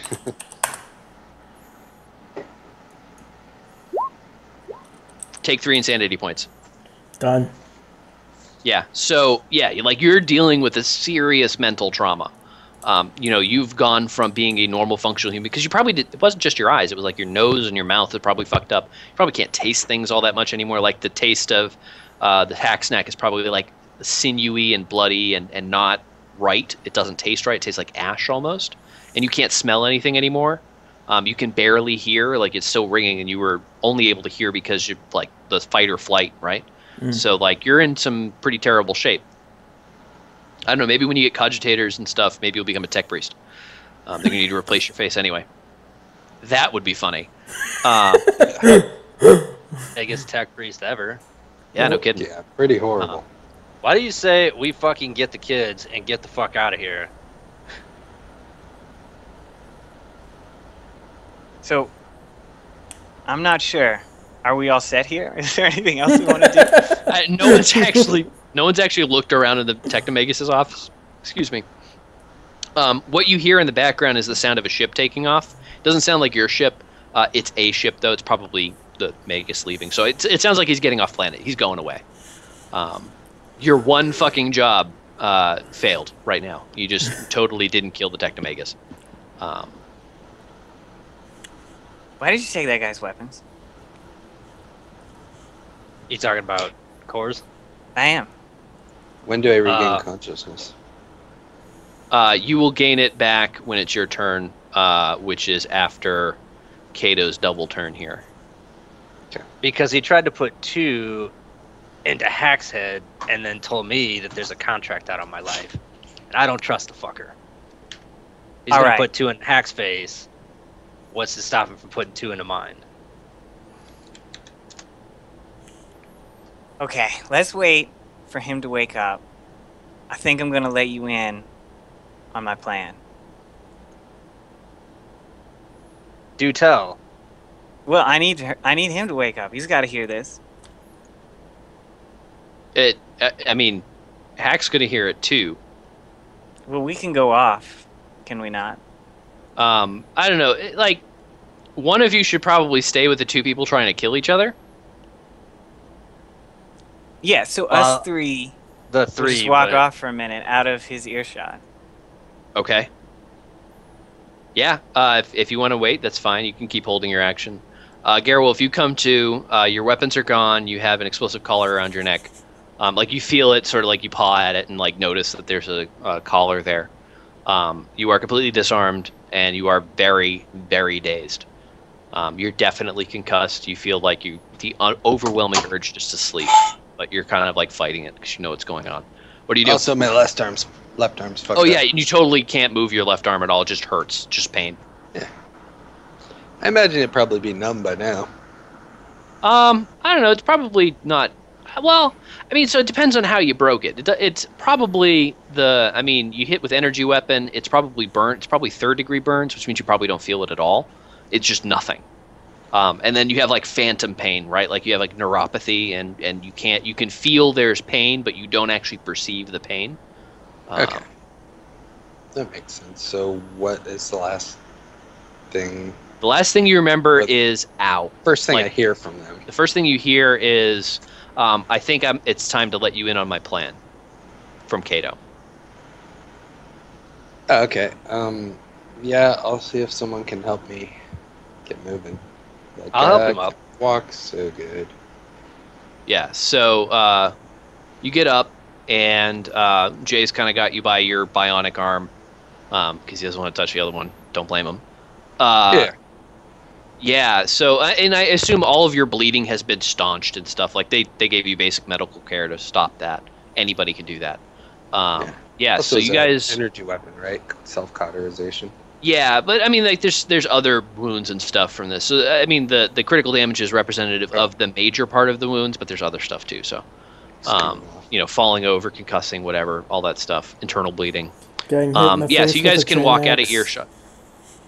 Yeah. Before we walk out of earshot, I'm gonna call him Hak and tell him that we'll be back. We're just gonna go make sure that the path to the ship's clear, and we'll be back to get him.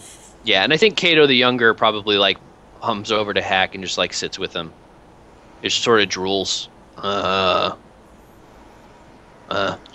can have a nice conversation. Battle of the minds. Yeah.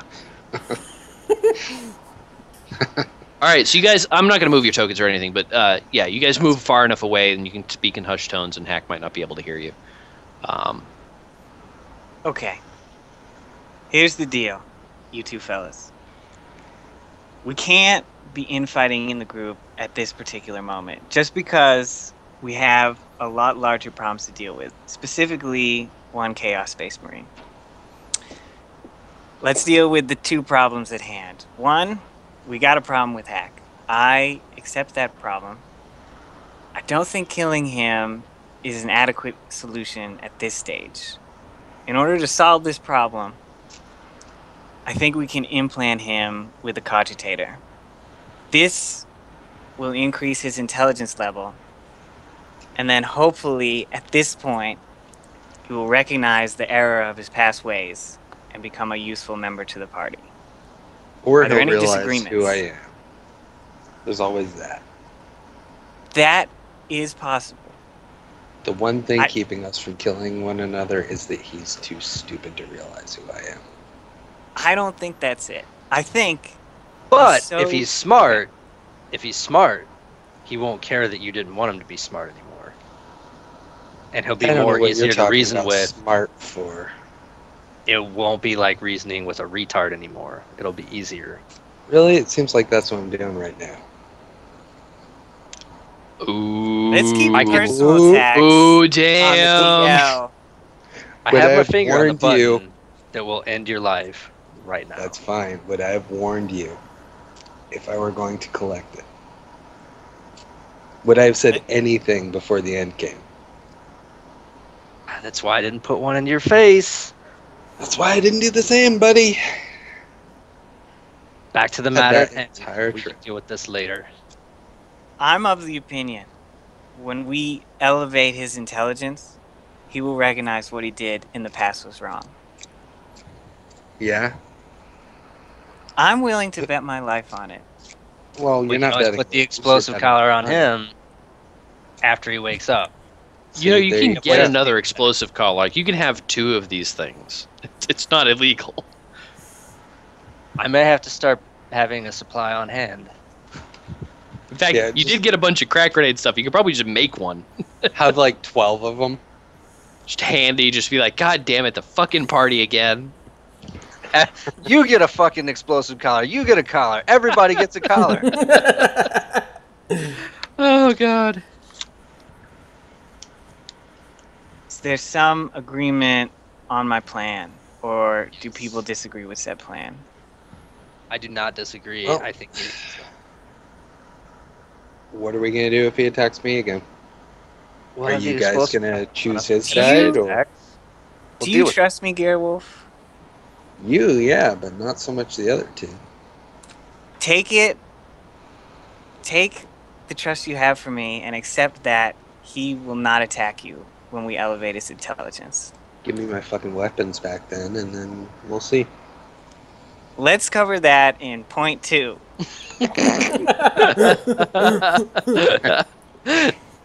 Because I also trust Gerwulf and don't think he should have a collar or lack of weapons at this point. You are one trusting man. He's got no reason not to trust me. I warned him. You warned him that you're going to shoot him in the face? I shouldn't comment. I'm sorry. I did not warn him that. I said that you were going to shoot Hak in the face, I mean. Oh, him. No, I didn't warn him. He took off my fucking arm. I don't care. Okay. Yeah, I shouldn't comment. This is player stuff. Yeah. I'm just being like the audience, like, oh no, he didn't.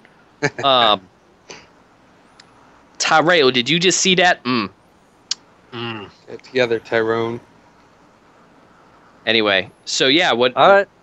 I'll give him his bolt pistol back, and I'll take the explosive collar off.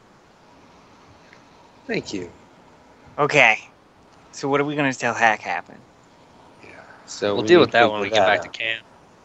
He's going to have extreme facial reconstruction surgery, and we give him a paper bag over his face with a happy face, because it would make me happy. All right, Butch, if you want that to happen, Tim, if you send him your token, like the source image, I think I still have it too. If you Photoshop a paper bag over his face, I will make that fucking token. No lies. Done. All right. That's not even hard. Yeah. I don't. Man, that's great. I'm just going to do it now. Fuck it. Oh, it's fantastic. So what are we going to do about this contract? Hit me up with some sweet deets there, Gerwulf. Apparently, there was someone that Jay here was involved with whose husband died. You know the name. You know the name is it's. And he says Jack. Jack Theratrix, yeah. Jack Theratrix. And his wife blames. She put the bounty out, and I asked what would happen if I refused it. That's when offered. And apparently there are others in the same contract. Oh, fantastic! What? I know. Do they need it? Do they need an ear again? Because is that all they want? I don't know. You might need to pay for a new arm before I tell you anything else. I didn't cost you your arm. You kind of did when you shot it. Hey, it's still there. You don't need a bionic one. It'll heal. We'll see. We'll see. The conversations that happen between friends. Oh, yeah. You don't need a new arm. I just shot it once. It's only slightly burned. I only disintegrated the bone. Don't worry about it. Yeah, it's actually, it probably does need to be replaced. Or, like, at least the bone needs to be replaced. It'll be fine. It'll be an upgrade. Oh, yeah, okay. Well, that's good. So, look at my arms. Keep in mind, I warned you instead of poisoning you or anything like that. Cato yelled at me to deal with it. I dealt with it. I did say that. I had hoped for a less violent resolution. That was probably not what he meant, yeah. I tried knocking you unconscious, and you ducked out of the way. Not my fault. Not my fault. You're bad with those. Get some hand-to-hand training. You get one of those books lying around for a +5. Who told you about this contract, Gerwulf? Some guy in a cloak. Do you have any more adjectives? It was the same guy that gave you the Eiklo mission, by the way. Yeah, the same guy that gave me the Eiklo mission. Which technically I don't think we ever told Cato or Hak about. Yeah, the reason we were out there, every time he gives me a mission, I lose an arm or a limb. I think I'm probably done with that.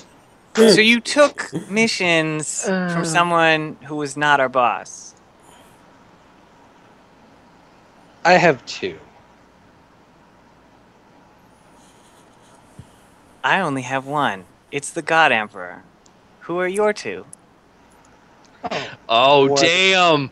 Oh, damn! He serves the same emperor, but it's supposed to be more surgical precision to his missions, but that did not work out. Did it? Well, I mean, there is some surgery involved, so... Yeah, there is surgery, right.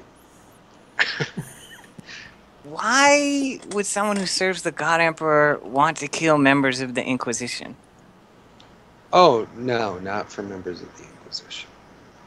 Well, this one was.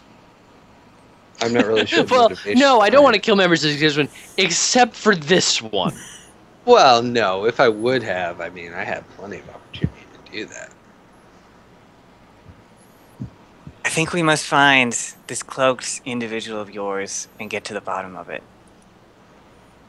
We probably should. Side quest. After I get your arm. Oh man. We should definitely go seek medical attention because Hak's gonna need a new face. You may need a new arm. I probably need a new arm. Stop saying may. I don't think there's a may to it. It's definite. They need to replace the bones. I'm gonna flop my arm around and show him how floppy my arm is without its bone. Yeah, your bones were disintegrated. They're going to need to extract all the bone fragments that are left and replace the bones with like metal. Give you new bones. So let's do that. You guys have to cover for me in there. I can hold off on killing Hak to see if he gets better. I think he will. I have faith. I'm trusting you. All right, let's get the fuck out of here. Okay, we might need to come up with a cover lie here. All right. How'd I get fucked up? Yeah, so... Bronze Malefax fucked you up.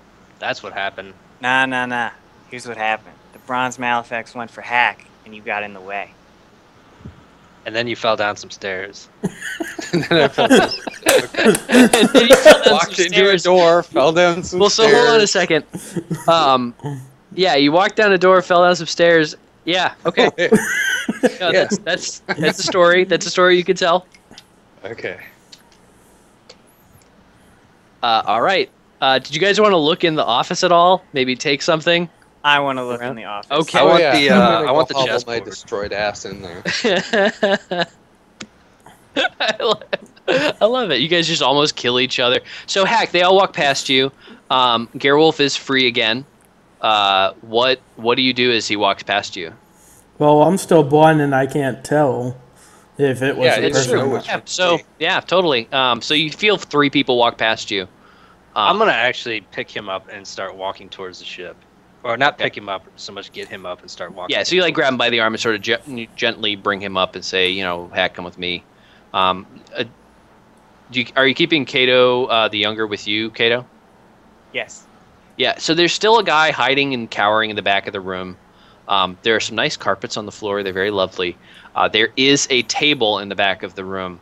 The table, if you inspect it, is probably worth inspecting. It's probably All right, mahogany. to the guy? Inspect it. Mahogany? We deserve mahogany. I'm going to tell the guy to beat it. All right, so you just he's like a tech priest. He's got like mechadendroids and stuff. Do you tell him in common or in binary cant or what? I'll do binary cant. Yeah, so he screams something back and he's like, "Yeah, fucking yes," and he bolts out of the room. He's gone. Yeah, and when you look at the table, you notice the table is really it's a different design. It doesn't have the same breadboarding. It's actually got a rounded corner. So it's like a U, and the edge of it sort of comes up, and it's rounded, and it's very nice.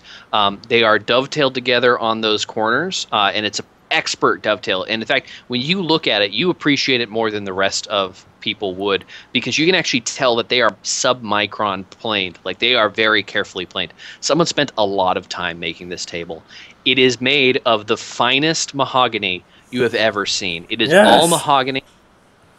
It is actually it's cross-grained, so that the 2 boards go in different grain directions, which gives it a nice 2-tone feel, but it's the same tone. So it's sort of just 2 shades of the same color. It's like got a nice deep red, rich kind of ochre red color to it, and it's a very different style than the other ones.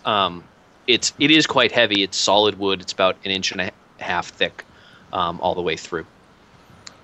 I'm kind of worried about that being in the back of the Valkyrie. But... Oh, the Valkyrie can pick that up, no problem. Oh yeah, I'm just thinking that somebody's gonna smash by it. I'm going to take out my last carbine and shoot the table. So you shoot, roll damage. Are you rolling semi-auto? I guess multiple shots. Yeah, so roll damage like 4 times. I'm just going to sum it up.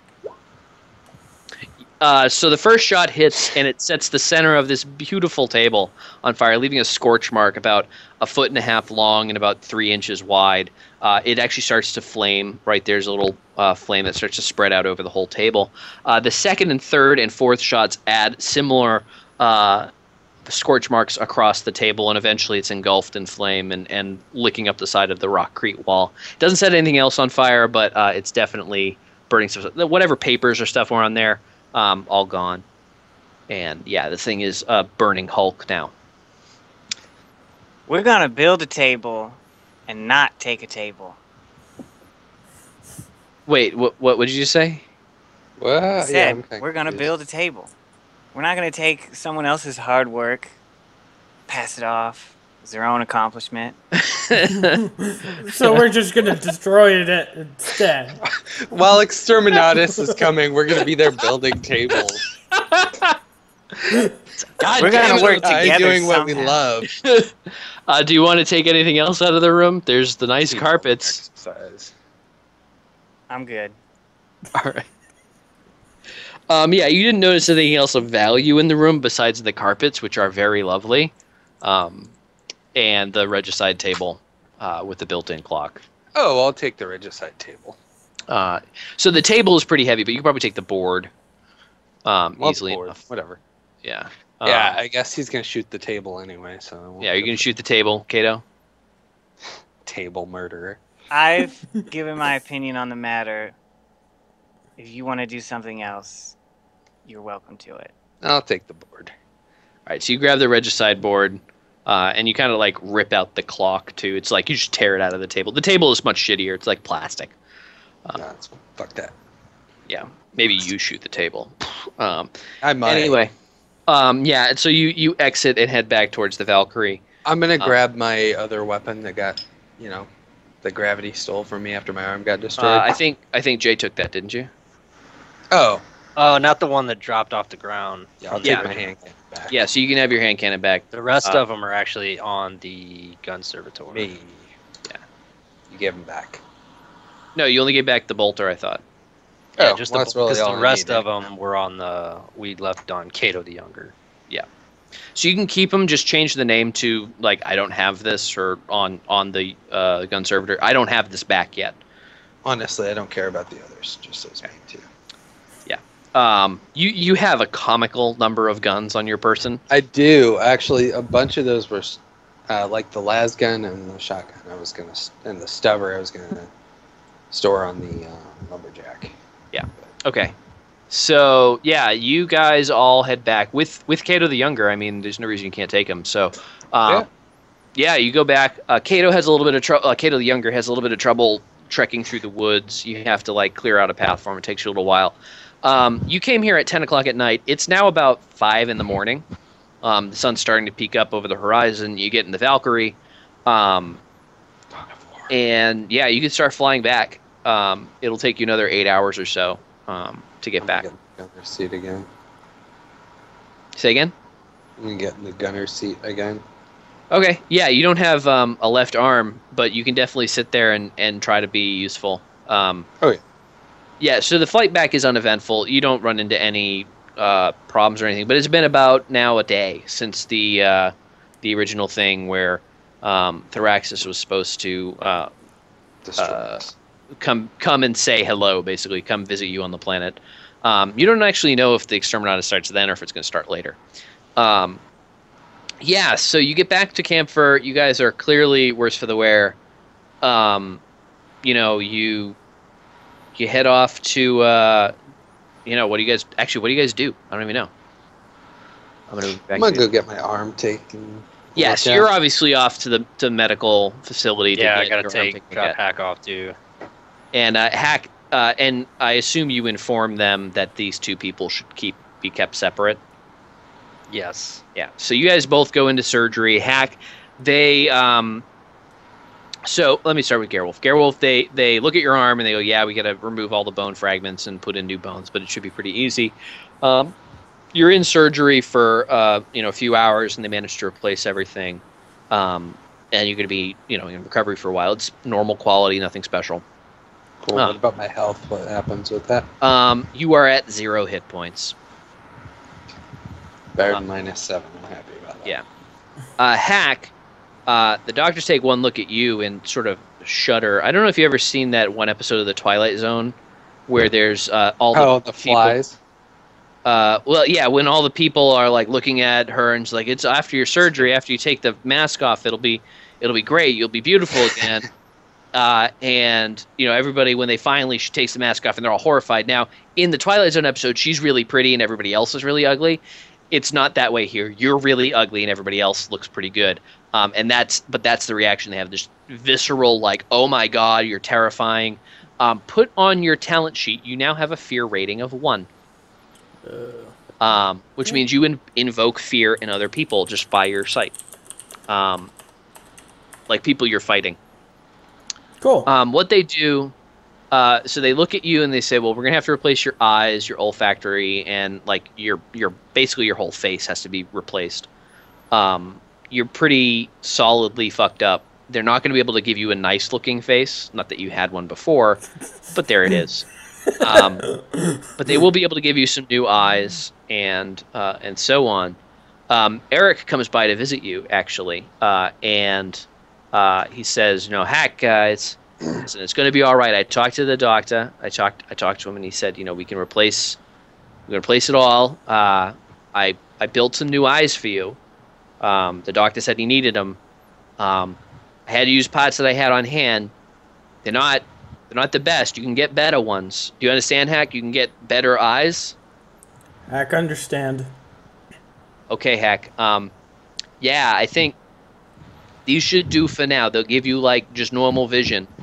It might be a little fuzzy sometimes, but it'll be okay. You'll be able to see.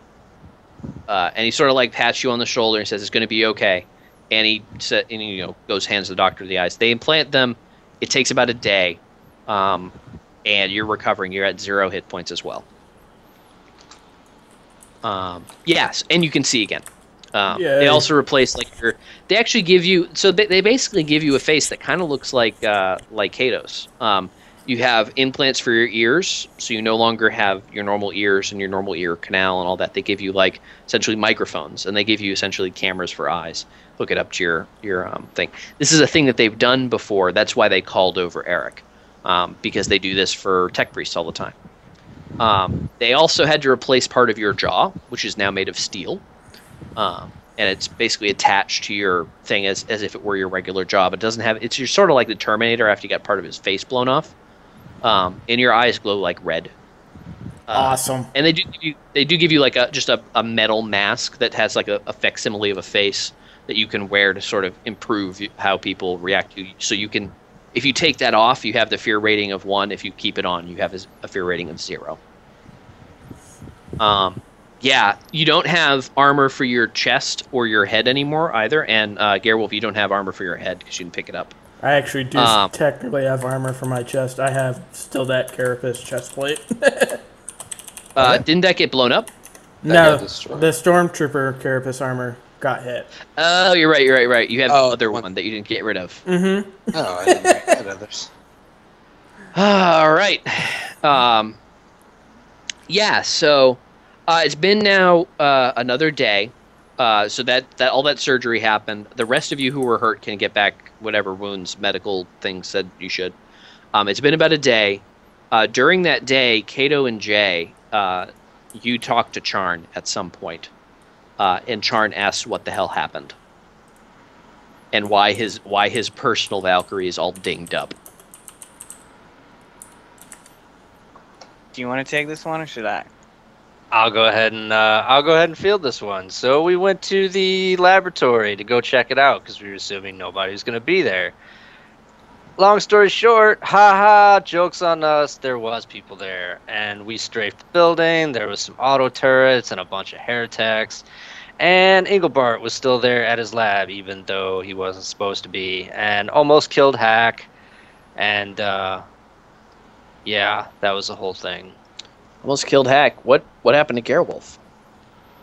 He tried to take a moment of opportunity and put 2 into Hak while Hak was almost dead, and Hak wasn't dead, and Hak turned around, and something very terrible happened, and he almost died too. Wait, so Gerwulf tried to kill Hak? Yeah. Did Hak try to kill Gerwulf before that? Like, what did Hak broke him? No, the disguise was working fantastically.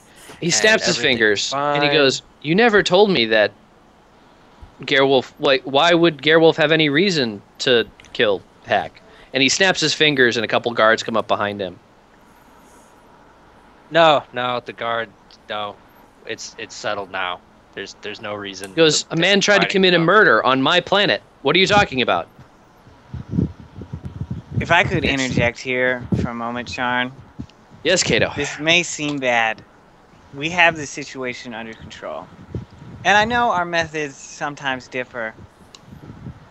I feel confident that we can resolve this situation. Cato, here's what I know. I know what you told me. A man who works with you tried to kill a member of the Guard who works for me and for the Inquisition. I know that he had no reason to try to kill him. I know that you aren't seeming to do anything. He's not in chains. He's not handcuffed. He doesn't have an explosive collar, which seems to be your preference. What you're telling me is you went somewhere, and in the middle of a mission, someone tried to kill a guardsman and compromise your mission. That person is the very definition of a heretic. Aren't you supposed to be the Inquisition? You can't treat Hak like a person. What are you talking about? An animal. Hak is a member of the Guard. That makes him a person. That makes him a person who's part of my organization. He's also part of our organization as well. Cato, I have no reason not to trust you. You need to deal with this problem. And Gerwulf needs to see justice. Justice will be served. He turns around and walks right out the door. And he goes, "I'll be informing Theraxis about this." And walks right out. And the hits just keep on coming. You are never fucking handling questions again. Yeah, because I'm pretty sure, didn't you plan to lie to him? Did we? We planned to lie to everybody, yeah. We kind of had a talk about that. What was great is you guys talked about this, you came up with a plan, and the first thing I saw was a big fucking hole. Because what you said originally was that Gerwulf was attacked, or Gerwulf stepped in between Hak and a Bronze Malefic. Oh yeah, I completely forgot about that. Bronze Malefic does rending damage, and Gerwulf would, Charn would know that. Gerwulf had energy burns. Hak had energy burns on his face, on his arm. That's the thing that he was going to ask about, and then you're like, "Oh yeah, Gerwulf tried to kill Hak. It's totally normal. It's all good here. There's no problem." I didn't mention why. Well, at least I didn't lie. Didn't mention why.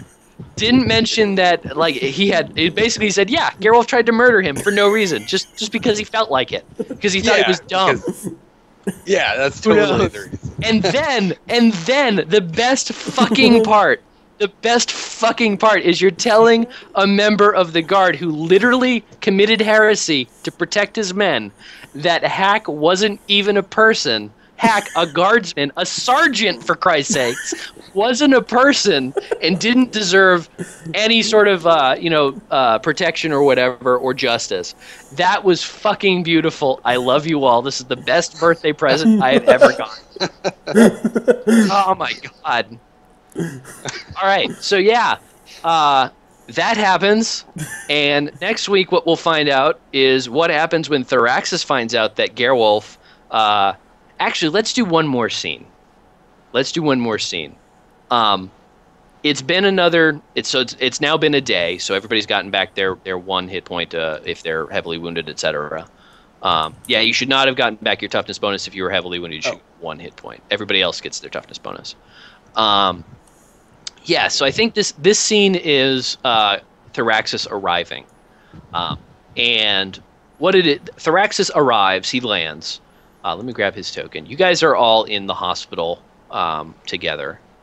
I'm going to actually grab his token out. I got to find his token, actually. So, yeah, why don't you all go gang up on where Hak is. He's in the room next to Charn, south of the tower. And I got to find this token. Position. So you see the familiar form of Gabriel Thraxis walk into the room, and Gabriel Thraxis steps into the room and sees Hak, and he goes, "Damn, son, they did a number on you, didn't they?" And he sees you, Jay, and he goes, "Jayce, situation report." Yes, sir. Situation report is not good. We went to investigate the lab of Engelbart, and we found him, and Engelbart did all of that to Hak. Just damn shame. But that's not what Charn told me. And Charn is coming in, and he goes, "Charn said someone named Gerwulf did this to Hak. He said you worked with Gerwulf. I don't know who that is. Tell me what's going on for real." No, Engelbart did all of the main damage to Hak. Hak was incapacitated, and Gerwulf tried to put 2 into his face. Who is this Gerwulf person? Where is he? I don't actually know where he's at right now. Gerwulf, where are you right now? I should have been in the hospital, probably. Yeah, so I think maybe you're in a different wing. I'm going to move you down here. Yeah, so you're in a different wing. One of the Medicae, like one of the doctors, essentially nurses or whatever, pipes up and says, "Oh, he's in the B wing. You know, he's over here," and she gives you like a room number or like a bed number. And he goes, "Well, let's go meet this man. I tried to kill one of the members of the Inquisition." And he steps out into the main hall. Charn looks at you and he goes, "I didn't realize that not only did he send people here, he didn't even meet them first." He says, "This is for you to deal with." He shakes his hand. "I'll stay here with Hak. Everything will be okay."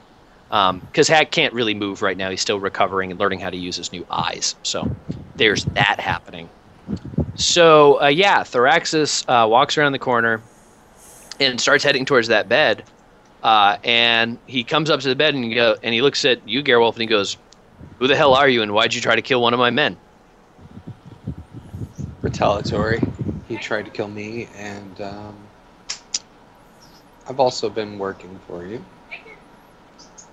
I know every man, woman, and tech priest, and he sort of glances over at you, Cato, in my service. You're not one of them. It's not what I've been told. He looks side to side and he goes, "I don't know who you are. I know you don't work for the Inquisition. My acolytes will deal with you." And he says, he looks at you and Cato, Jay, and he just says, "Figure this out. I don't want to deal with it." And he brushes past you and he says, "We'll talk about what's going to happen here later. I'm going to check in on this. Figure this out." And he sort of like shakes his hand like, "I don't want to fucking deal with you people," and walks out into the street. And that's where we end. Who is Gerwulf? Dun dun dun dun. Okay. Let's do XP. We played really long time. Yeah, 6.5 hours. Yeah, that's a long lot to do. game. So, because it was a long game, I'm going to give you 150 flat XP, because we actually did about 1.5 times as long. All right, let's go ahead and answer the following. Did we meet a new contact, confidant, or alter ego? No, didn't think so. Did we discover an important clue to our investigation? Yes. What? The gene seed. Yes, you are correct. Absolutely. Did we eliminate a threat to the Imperium? No, I don't think so. No. What's my left arm? Threat. I don't know, maybe. Or a bunch of heretics? Nah, it's really a big threat, like a named... Like it's a substantial threat. Fair enough. Like when you blew up 60,000 orcs with a nuclear bomb, that was eliminating a threat. If you kill a single orc, you're just killing a single orc. Nobody had a fortune realized as far as I know. If you do something awesome, yeah. And then, did anybody meet a goal?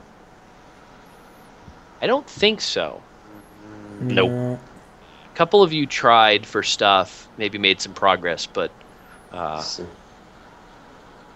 yeah. So I think that's that. Now, I think that next week is probably going to be the last week of the Dark Heresy stuff. That's a good question, Core. I think. So I'm just gonna repeat your question because everybody can hear it. The infighting stuff, I don't think that's going to give you corruption, because corruption is more like Fell energy stuff. Yeah, it's like doing something that corrupts your soul, stuff. more than just being petty, which is essentially what you guys are being. You're just like, I have an interest. My interest does not align with yours, so I'm going to try to kill you over it.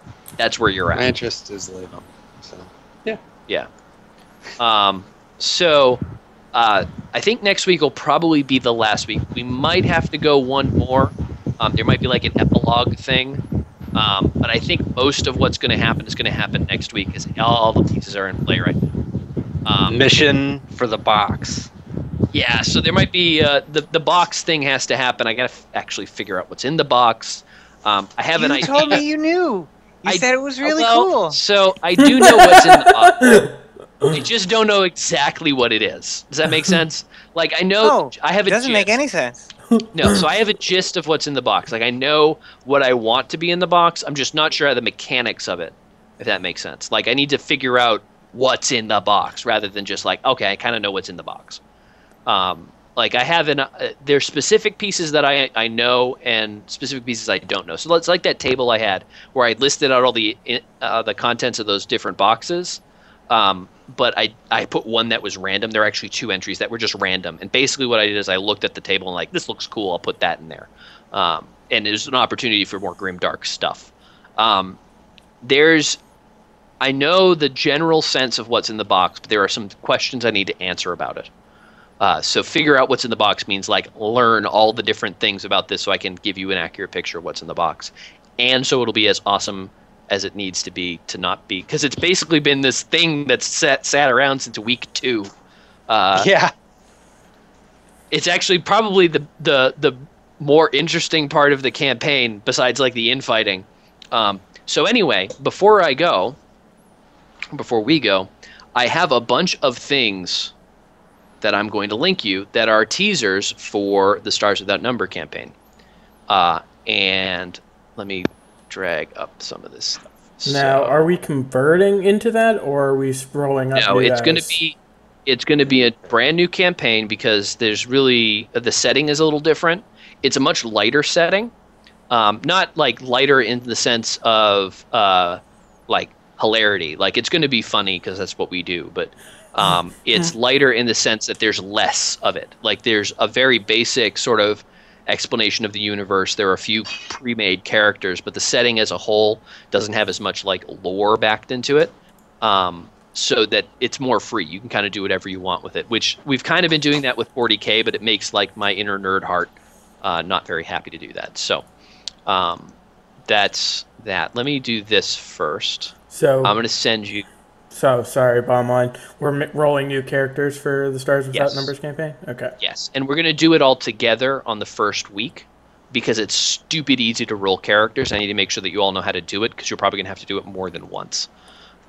So the first thing I'm going to link you is the following picture. I'm going to put it as a Dropbox link.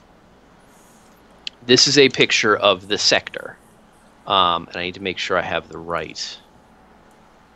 I need to do this. As guys, sorry, yes, okay. So I'm going to give you another link, which hopefully will work. So if you, I don't know if this is going to do exactly what I want it to do, but I'm hoping it will. Yeah. So there's this link here is to the Galactopedia. If you open that up, it's an HTML file. You drop it into a web browser, you can browse through it, and it actually is like a dynamic little wiki. You can't edit it, unfortunately. And did I? Oh, I think I put the wrong one in, actually. Maybe. Let me think about this for a second. No, I put the right one in. So the first one is like a map of that sector. The second one has some listing about the sector, and there's actually like what planets are in which systems and so on. That is the sector that it's going to take place in. And then I have one or two more things. I have two more things. One more piece of like art stuff, and then the core rulebook, which I'm going to send a link to you all. Let me go here, turn one report. So the neat thing about Stars Without Number is the world happens in the background, and it's actually been happening for about 2 weeks. Basically, I do some behind-the-scenes work, and you're going to get something that looks like this. I spent some time in InDesign, and I made a newspaper, and the newspaper tells you about the world, and it should load up in Dropbox for you whenever you click it. The last thing I'm going to give you is a link to the core rulebook. Perfect. There's even jackass CEOs. Oh yeah. John Paul Patterson. I have had so much fun making these things. It's great. I'm sorry, but John Paul Patterson, that just sounds like a dick name. Yeah, I have a name generator, and that's JPP what it's about. for short. Any Patterson, really. Jip, if you say it quick enough. Jip, yeah. Shoot, I need to go to the books. That's what I want. Books, RPG. So I'm gonna send you. I'm just gonna give you all the link to the whole folder. But so yeah, one of these is going to come out for every in-game month. So this one is for May 3259, and there are a few different stories about things going on in the world that you would get. There's a NPC faction, not faction, but like group in the game called the Exchange, which creates these things. They're basically like a very neutral organization, sort of space Switzerland. So in that last link is the core rulebook. I highly recommend going over and reading the character creation, and if you're interested in being a psychic, there are only 3 classes: warrior, expert, and psychic. If you're interested in being a psychic, go and read the psionic section. Even if you're not interested, it's really neat, and like psychics are really cool in this game. So yeah, we'll go over how to make characters on the first week. It's super easy.